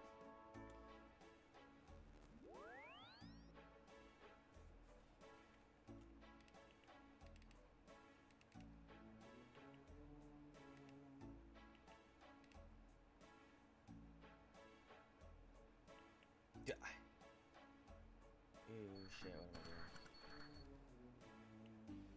doing? Ooh, I didn't mean to do this.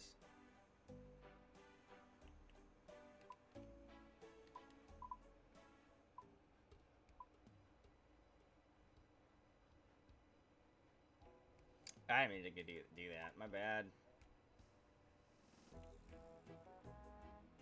I don't know how to ride a train car. I don't know how to go back.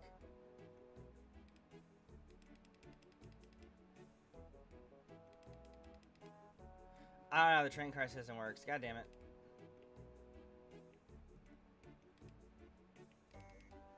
Ah, I used the wrong one. It was just an accident. Motherfucker. Okay, huh.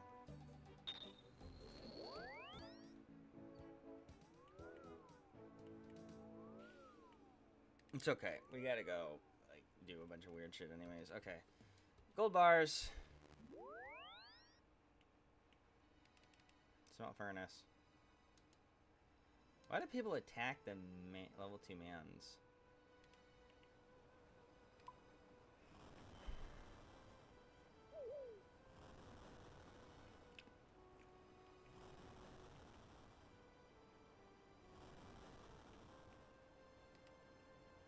Okay.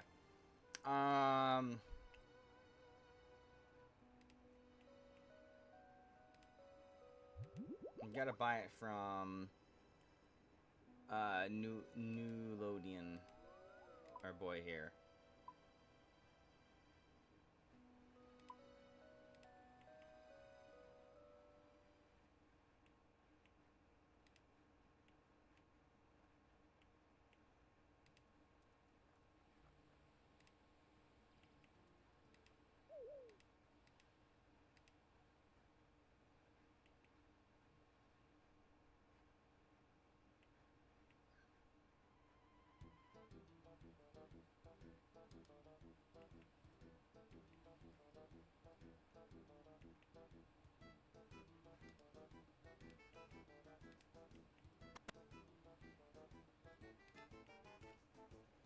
Alright.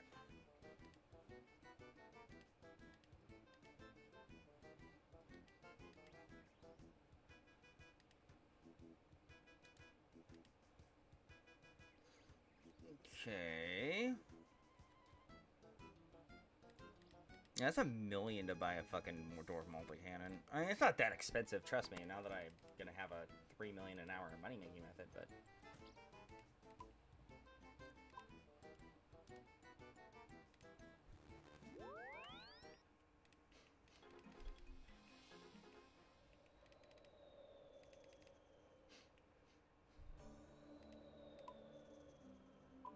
I think it's funny, it's like, have a fucking teleport to Ice Mountain. It's like, why? I don't need one, dude. I literally can just come up here with a Slayer Ring and get close enough.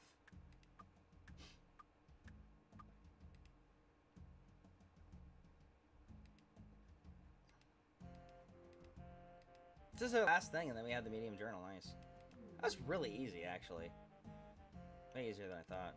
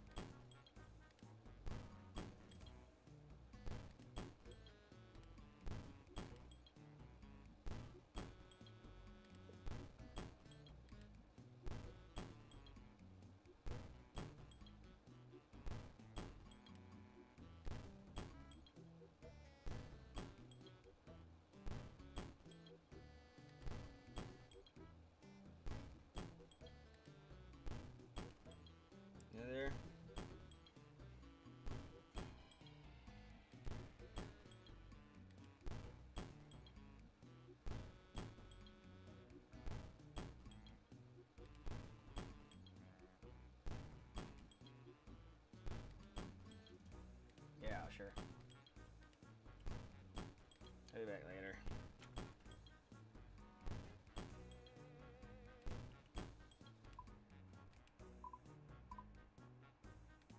Oh, right here? Okay, easy.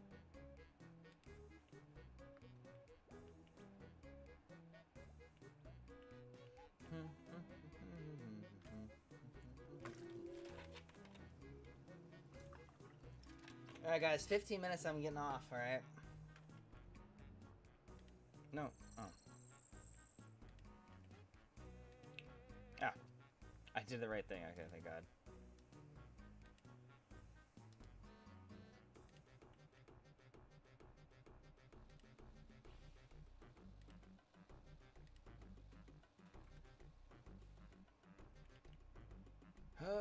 Okay, this way.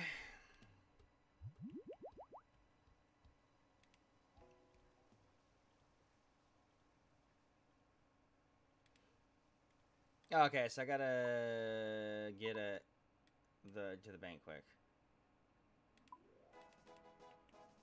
Let me get my axe, my scimitar, I mean.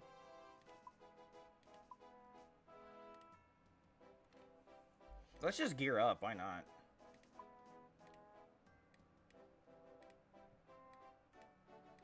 Because we gotta kill something higher level than that, so. Okay.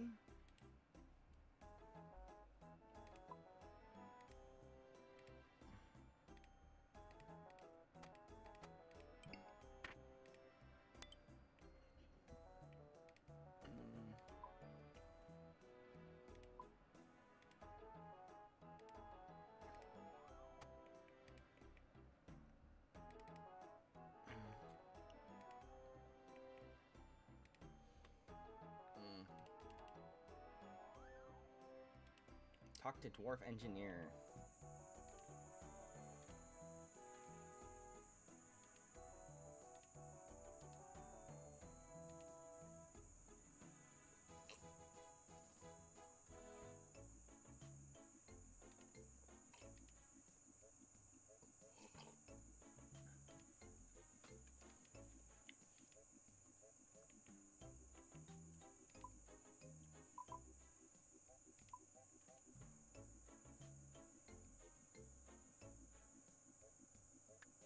Oh, okay.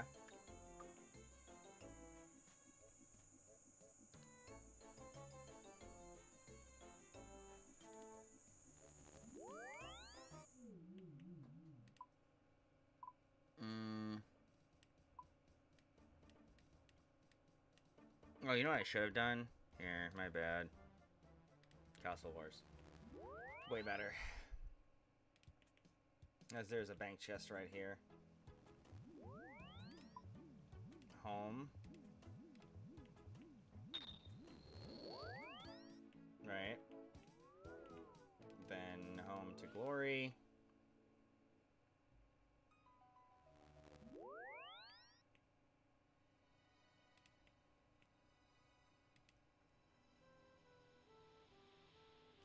I think I'm onto something, boys. Oh, I don't have my pants. We can't go without pants. We're not perverts. I'm not a dirty pervert. I mean, I am, but, you know. Shh. Don't ask questions. No, just kidding. Alright. Combat potion. Prayer potion. I mean, I don't think we're gonna... I think I'm over-preparing, but whatever. Okay. And then where's our pants? Here we go.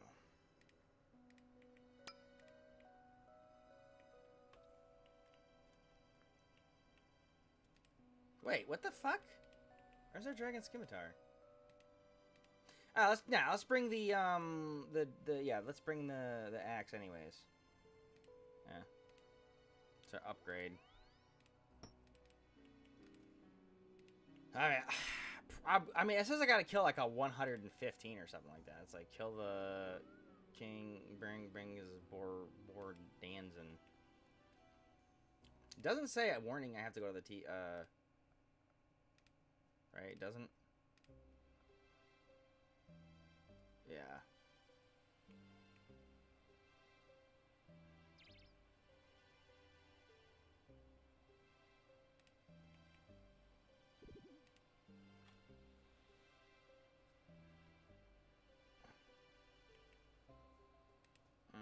Okay.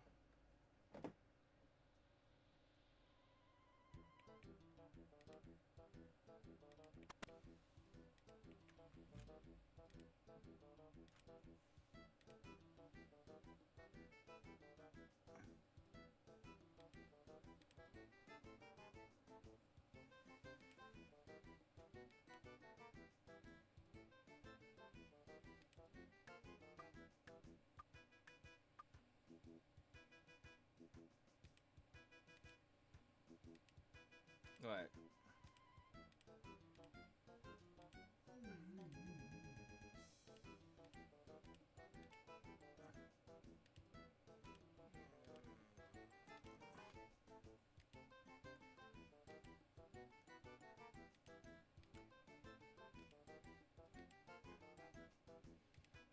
Okay.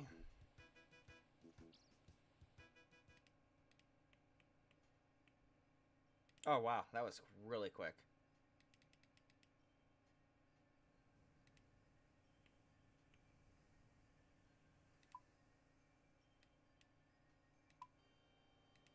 Okay.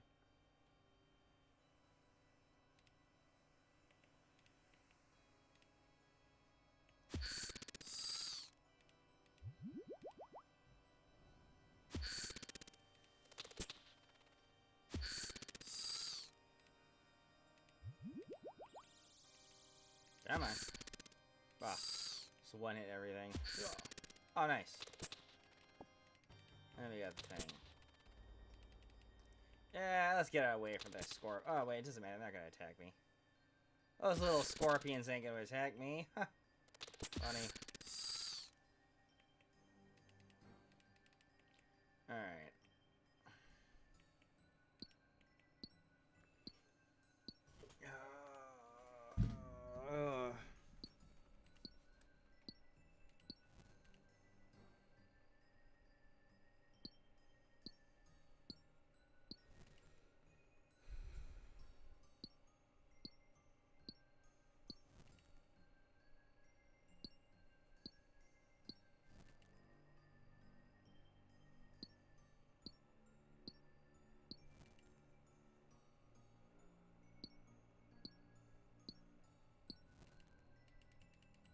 Okay, now we go talk to him again. Drop, drop, drop. Experiment.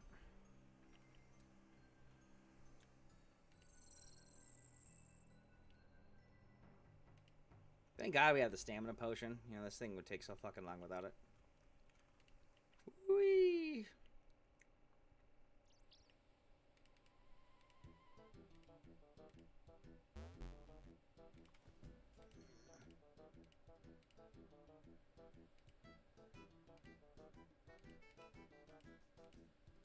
Alright.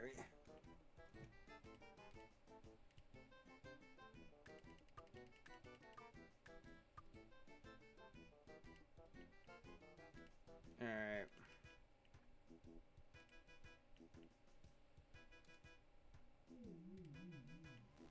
Yeah.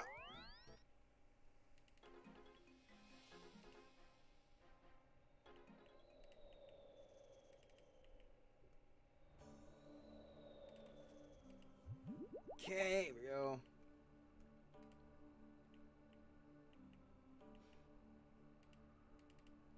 And then I'll take off all my armor and then try to do that helmet, and then we're done. Wow.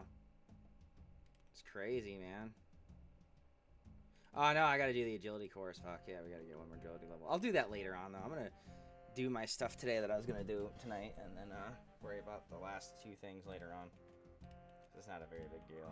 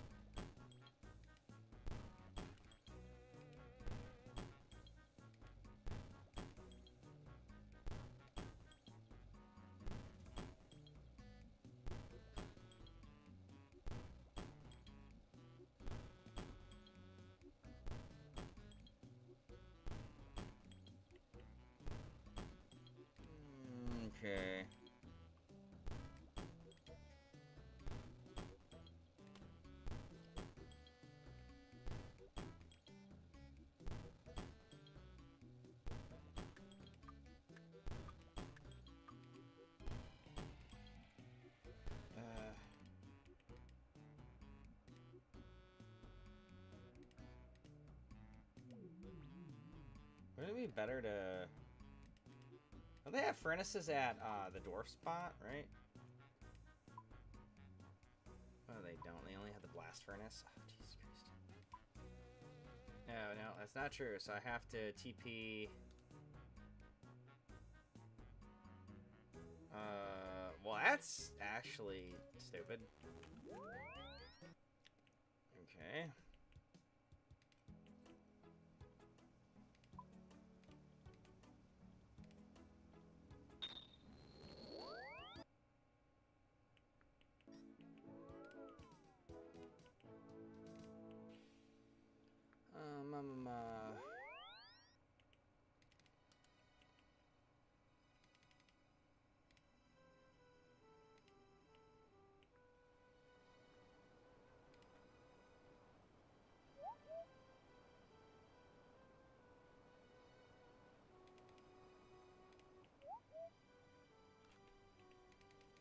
I gotta go back one more time, alright.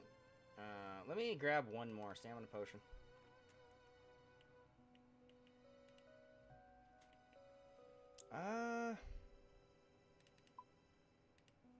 Stamina potion.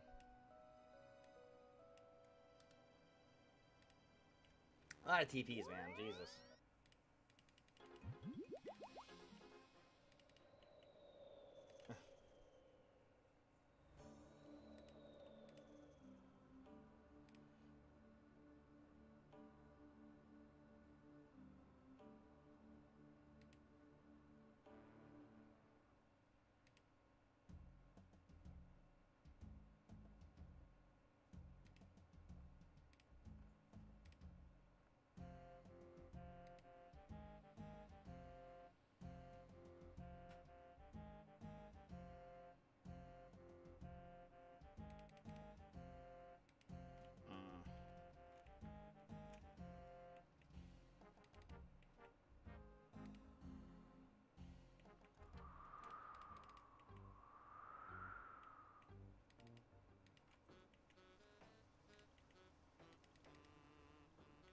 Dun, dun, dun.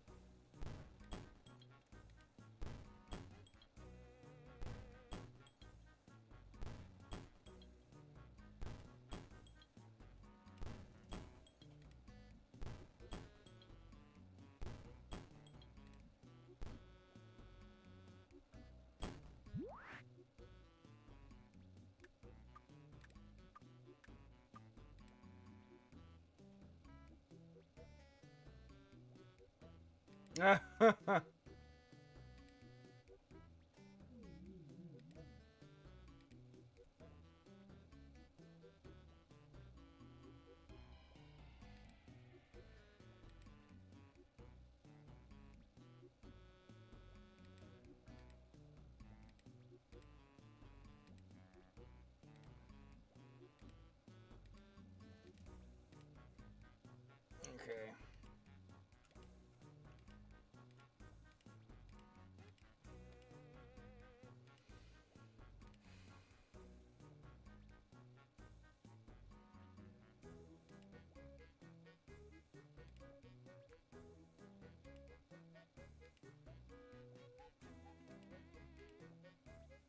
Okay.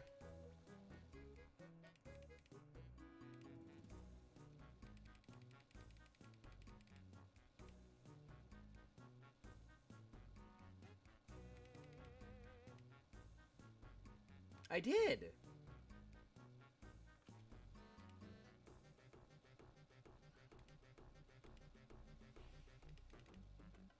That's the last page, right? Yeah. Okay. Whatever. It's just stupid, I guess.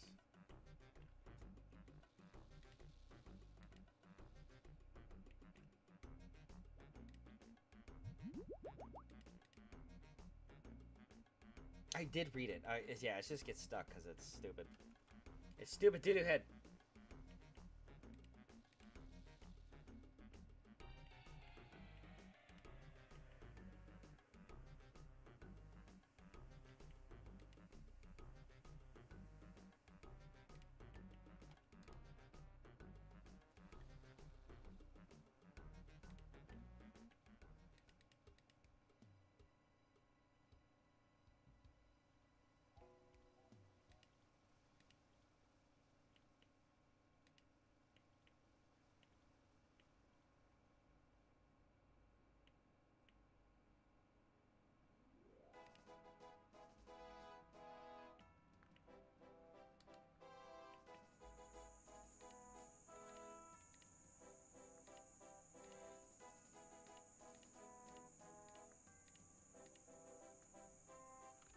I did read! Is it glitched out? Oh.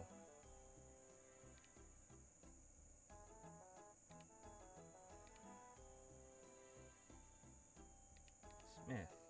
Jesus Christ.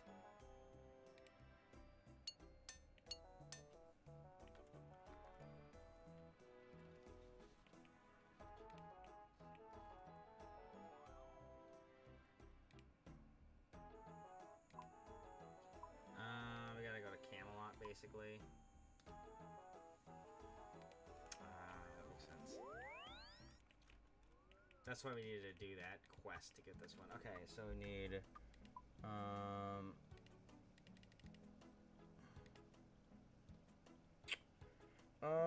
fuck, what else do we need here? Let's bring some food.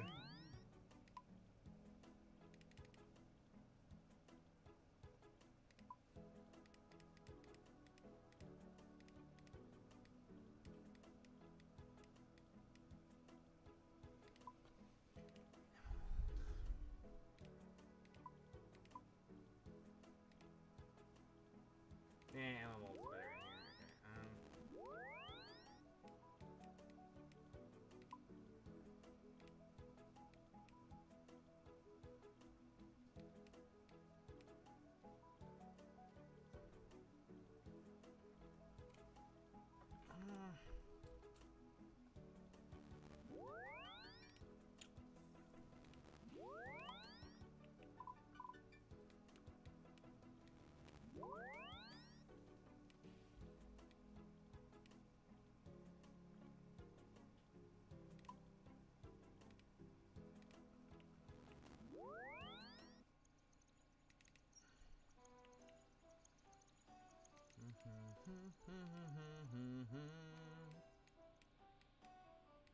And then I need to bring gold ore.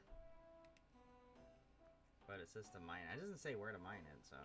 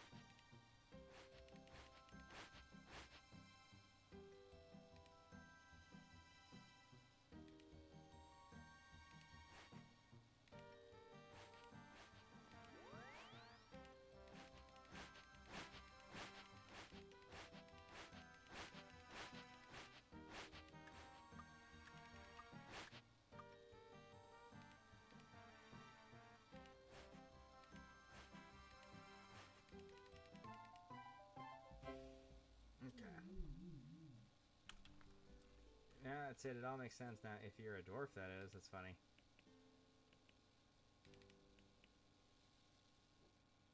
Okay, but I don't know where to get gold ore.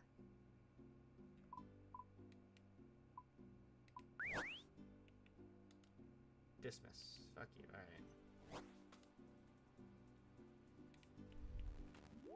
I guess we could go to Varric quick.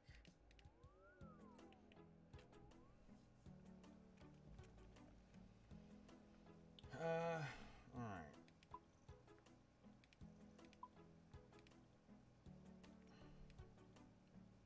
Let me sorry up here.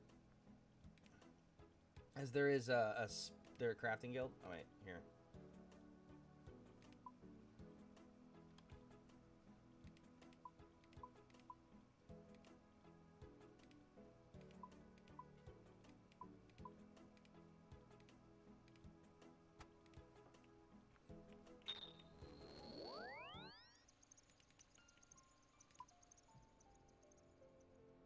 No, no, no, no.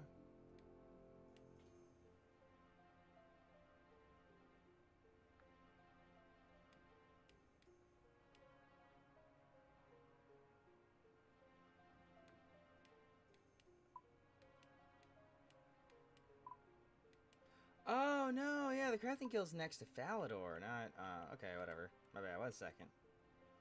Shit.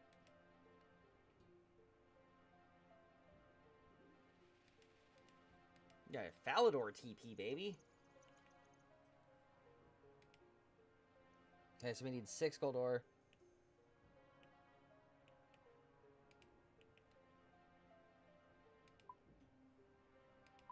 Oh, oh, fucking funny, silly me. What am I doing? Silly little Keola. I already had this. I already had gold ore. I've been doing fucking Motherlord mine for, like, forever. I don't know how I totally forgot I had that, but okay. Alright.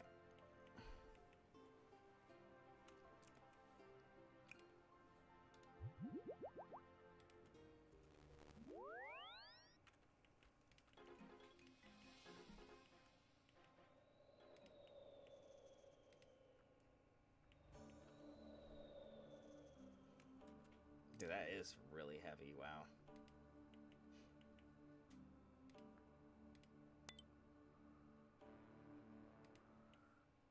The gold helmet. It's gold, it's gold, it's gold, gold member.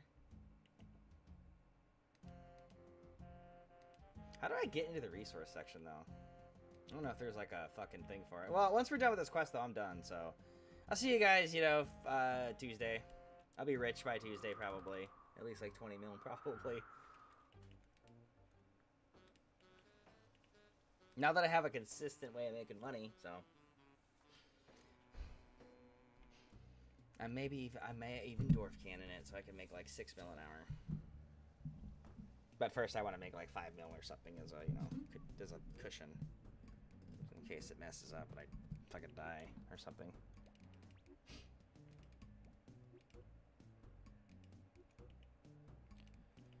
Okay.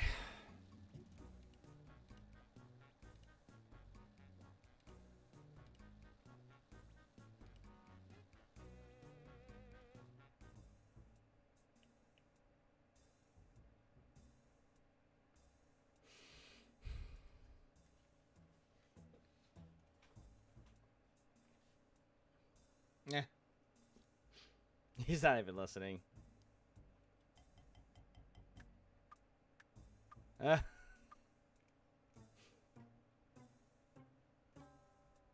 This dude is so stupid with the helmet. The graphics.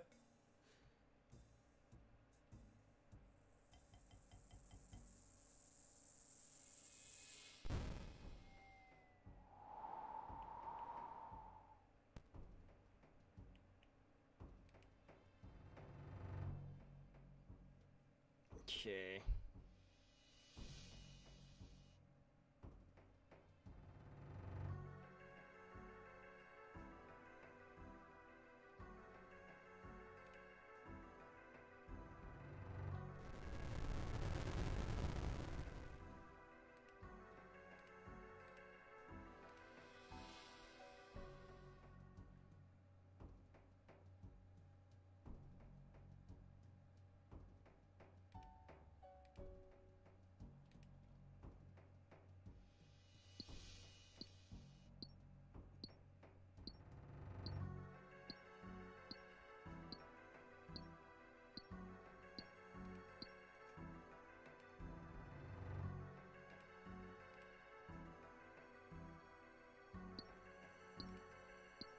Said bring any pickaxe, dog. Come on.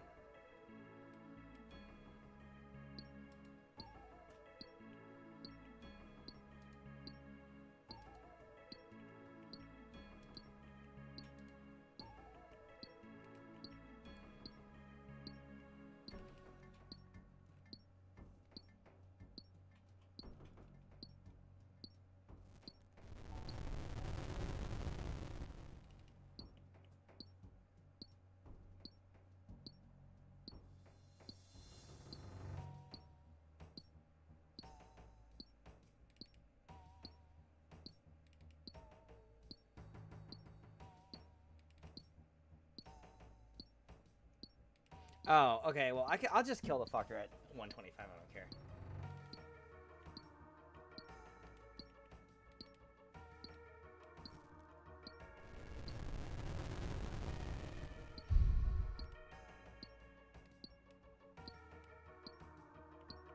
I'm not doing 15, dog. Fuck it. I just protect from prayer or whatever, you know.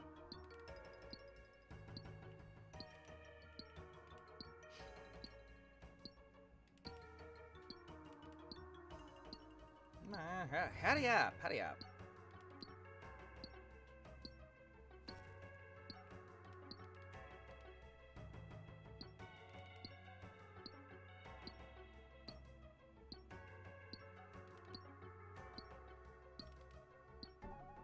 I would have brought a way better pickaxe if I would have known what this was for. It's kind of dumb that it didn't just say something. See, they said bring any pickaxe. Should have said, like, bring a high-end pickaxe if you want to fucking actually do this fast.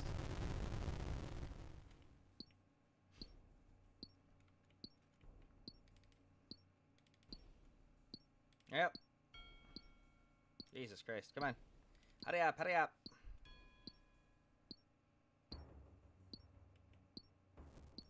Alright.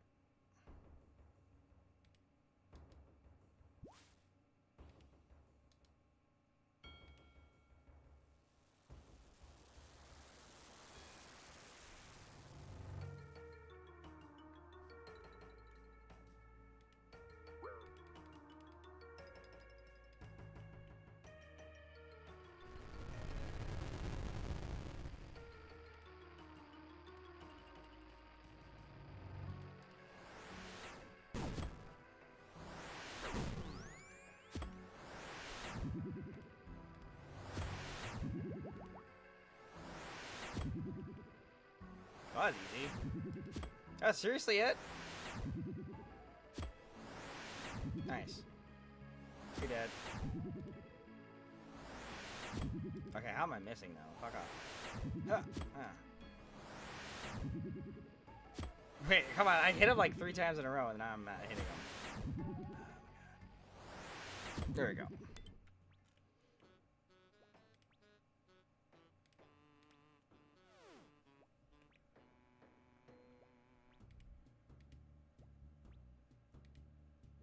Let me just collect my thoughts.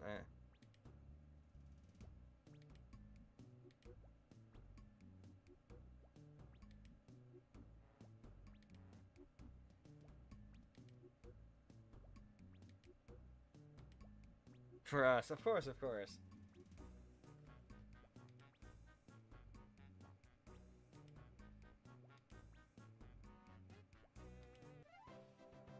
Okay, so now we can craft the rune helmet. No problem.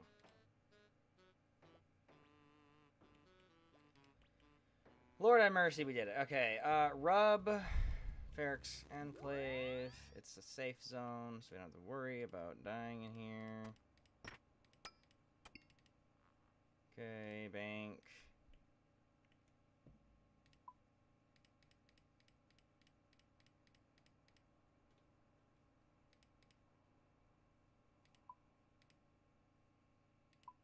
Okay, now the only mission that we'd have to do after this is, the only thing after this is this. But how the fuck did we get into the resource, area? Old school RuneScape, how to get into wilderness resource area.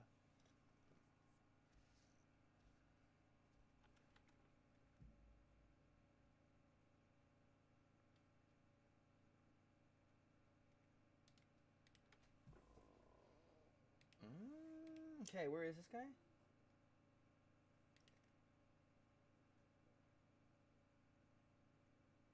Okay, so he's at Desert Keep. We pay him. And then we go in. And then we can smelt and then mine. But we could just smelt now. Okay, we put these in. Get her blighted. Keep our helmet. We need the helmet. Actually, we don't need any of this anymore because we're just gonna...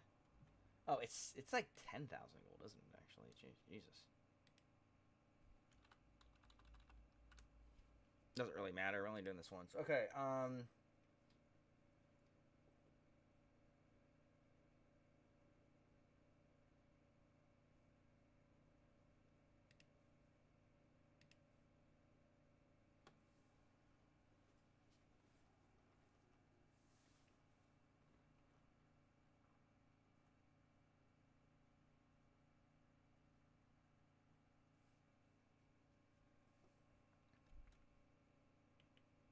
Okay, so we need to bring a couple gold bars. Okay. And then we're gonna craft the on a helmet, and then we need a slash. We need a knife. Which is where? Right here. Okay, so bank. We're gonna go to from Edgeville. I think from Edgeville we can go straight there, basically. So it's fine. Okay, house.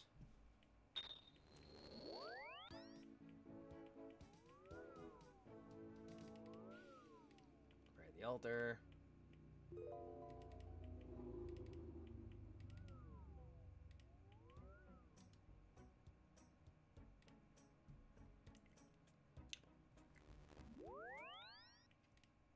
Alright, bank. Oh, no. Smelt.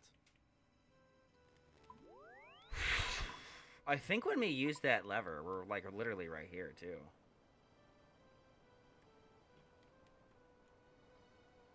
And then we go to resource wilderness area. Okay.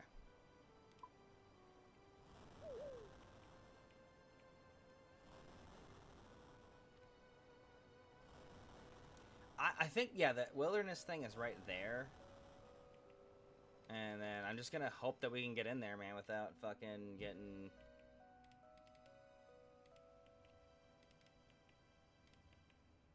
Actually, you know what? Let us bring the exact amount of money, because just in case we gotta do this a couple tries. Alright, all... X... 7,500. Ooh, extra zero there. That should be good enough.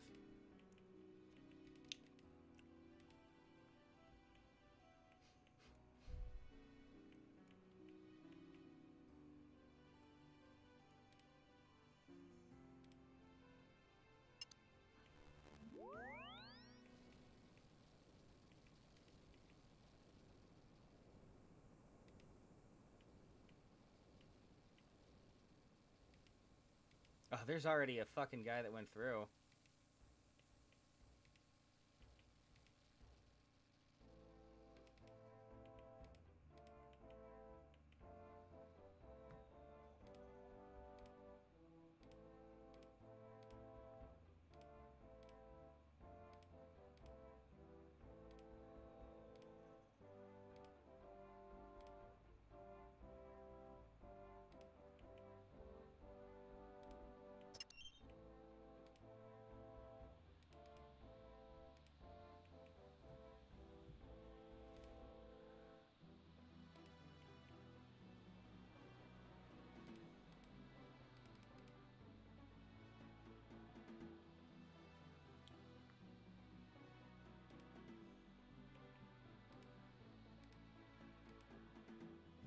Okay, wait, how the fuck do I make the helmet?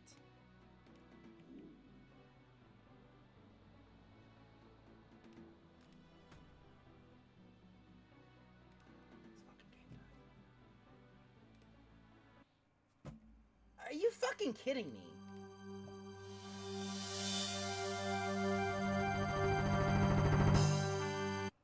That's what we're gonna say. How to make gold helmet in resource world, resource area. Like, what the fuck is going on?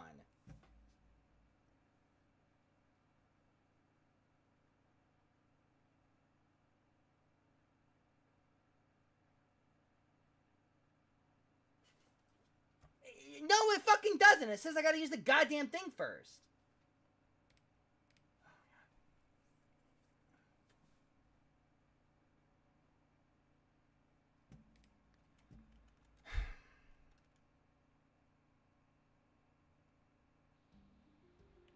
Dude, and then I gotta pay to go back in.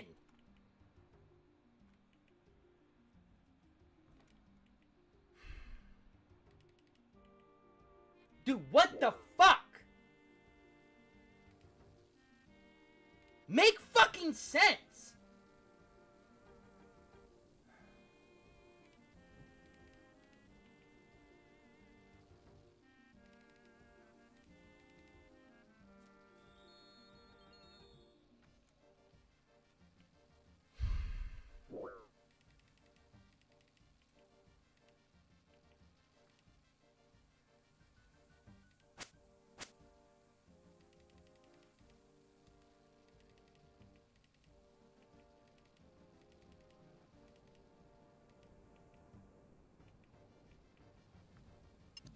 You motherfuckers, man.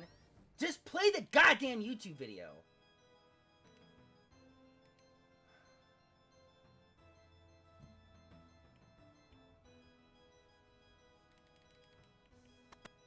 Wasting fucking gold for no my fuck guide you. how to complete Hurry up. the wilderness medium. So fucking irritating. I just wasted my fucking time and money Let's for go that. to our regular spellbook cost chart. Yeah, fuck you. It doesn't matter.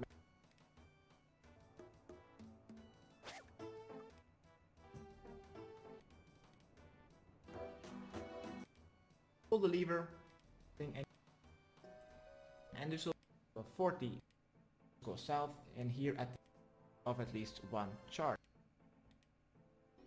And yes, pay 7,500 to enter. And now let's go to the anvil, use a gold bar on it, I did that! and select the gold.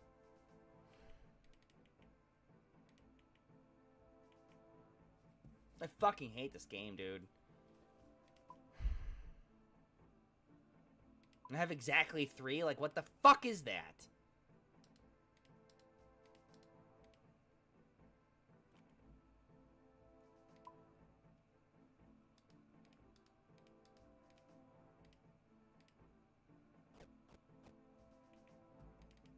Yeah, please waste my fucking time more, you fucks.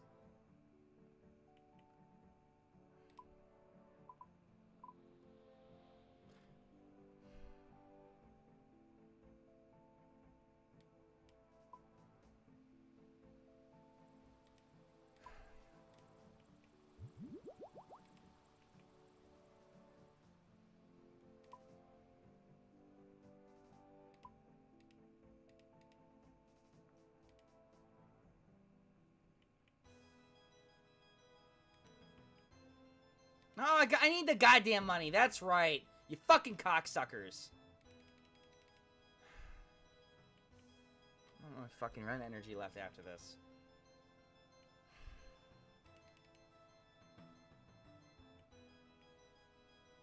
Oh my god, I'm gonna do all this shit again. Okay, fuck you. You motherfuckers.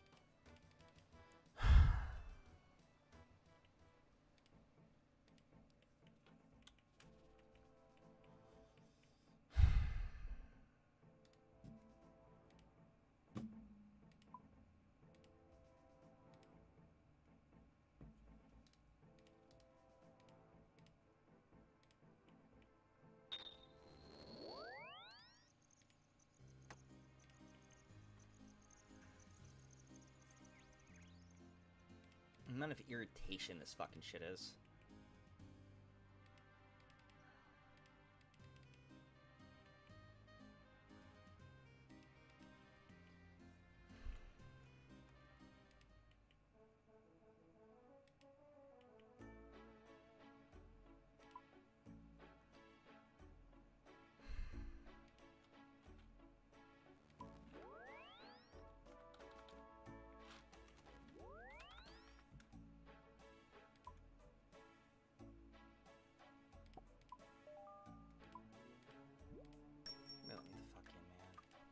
Dude, I hate you. Yeah, use my fucking gold in the inventory first. That makes a lot of fucking sense.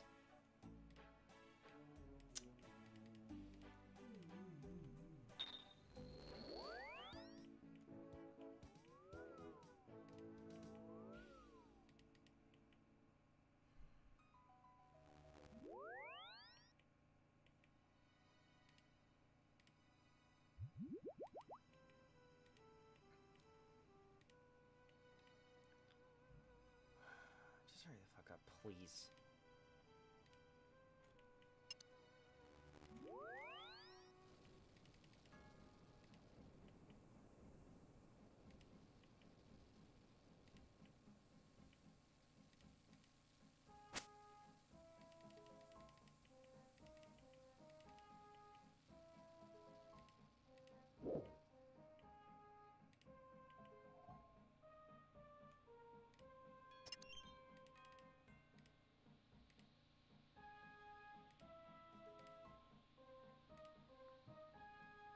Dude, what are you talking about? Why am I getting this fucking message? Perhaps I should... Why? God damn it! Old school RuneScape.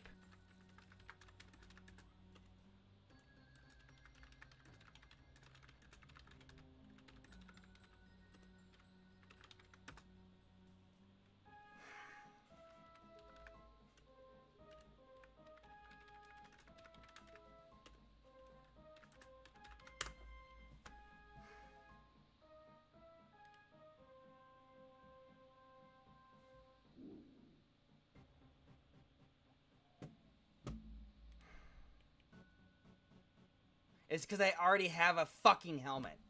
So I have to destroy it. Dude, oh my god, that has got to be the most retarded fucking rule. So I just wasted 50k on this. Cool. Fuck you.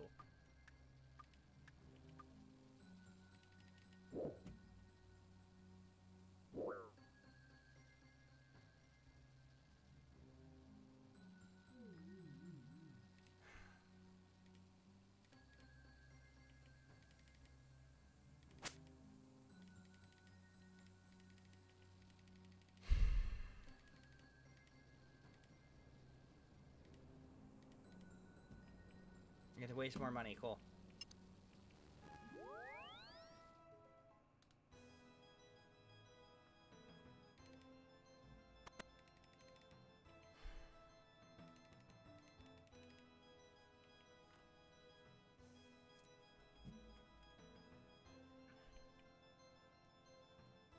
I swear to God, this fucking game sometimes. Like, how retarded is that? Oh, I already own a fucking piece of... So you don't even tell me what the fuck the problem is? Just make me waste 30 fucking K without telling me any fucking thing to where I gotta Google it? I check the fucking Reddit? God damn you. So fucking useful to just tell me that, you fucking stupid game. God fucking damn this fucking piece of shit game sometimes, dog.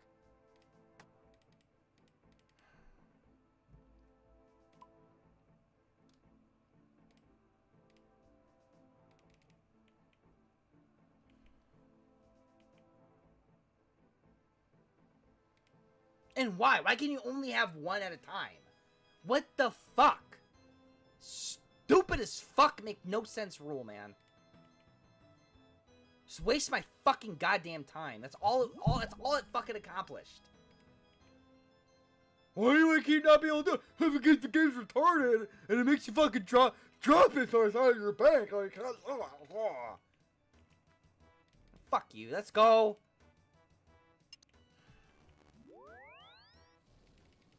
Third time's a charm, as they say, right?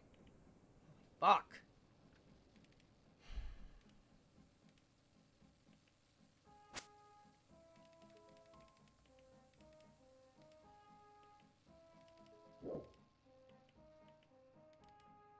Damn, dude. Yes, you fuck. Yes, for the third fucking time. It better let me make it. Yes. God damn, that was stupid.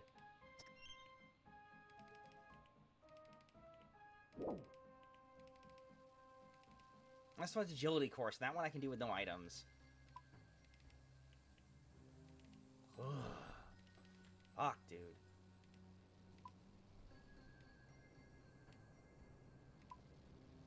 I need to go level up though, so I'm fucking not gonna do it on stream.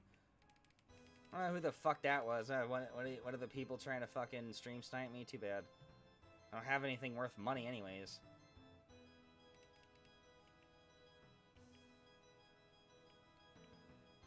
Ugh, God, dude. So irritating. The reason it's so fucking irritating is not to be expected. You go to the wilderness, you expect to die from a PK or some shit. You don't expect this stupid game to tard out and say he's gonna go on one. He can't make another one. Why?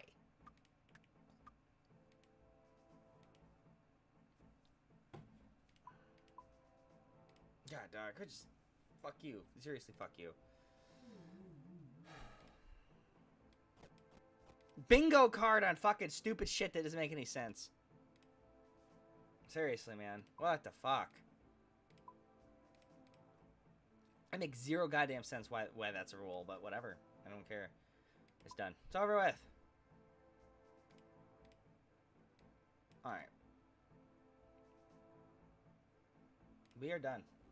All I gotta do is a fucking wilderness course now on a random level. So I will fucking see you guys on Tuesday, richer, and I'm gonna be doing fucking just whatever content I want, but I'll be able to afford to do drop parties, and I'll be able to afford to do shit that can bribe people to watch. So go figure. Whatever. Mission accomplished. Even though it's an annoying pain in the ass fucking mission, that's for sure. I'm just gonna get ready to go over there, log out, and log back in later when I'm ready. It's gonna take me 30 minutes, I think. It's not gonna take that long, but I got other shit to do. It's 9 p.m. I'm not gonna make my wife stay up forever, so to like go do stuff with her. All right, guys, I'm outie. Bye.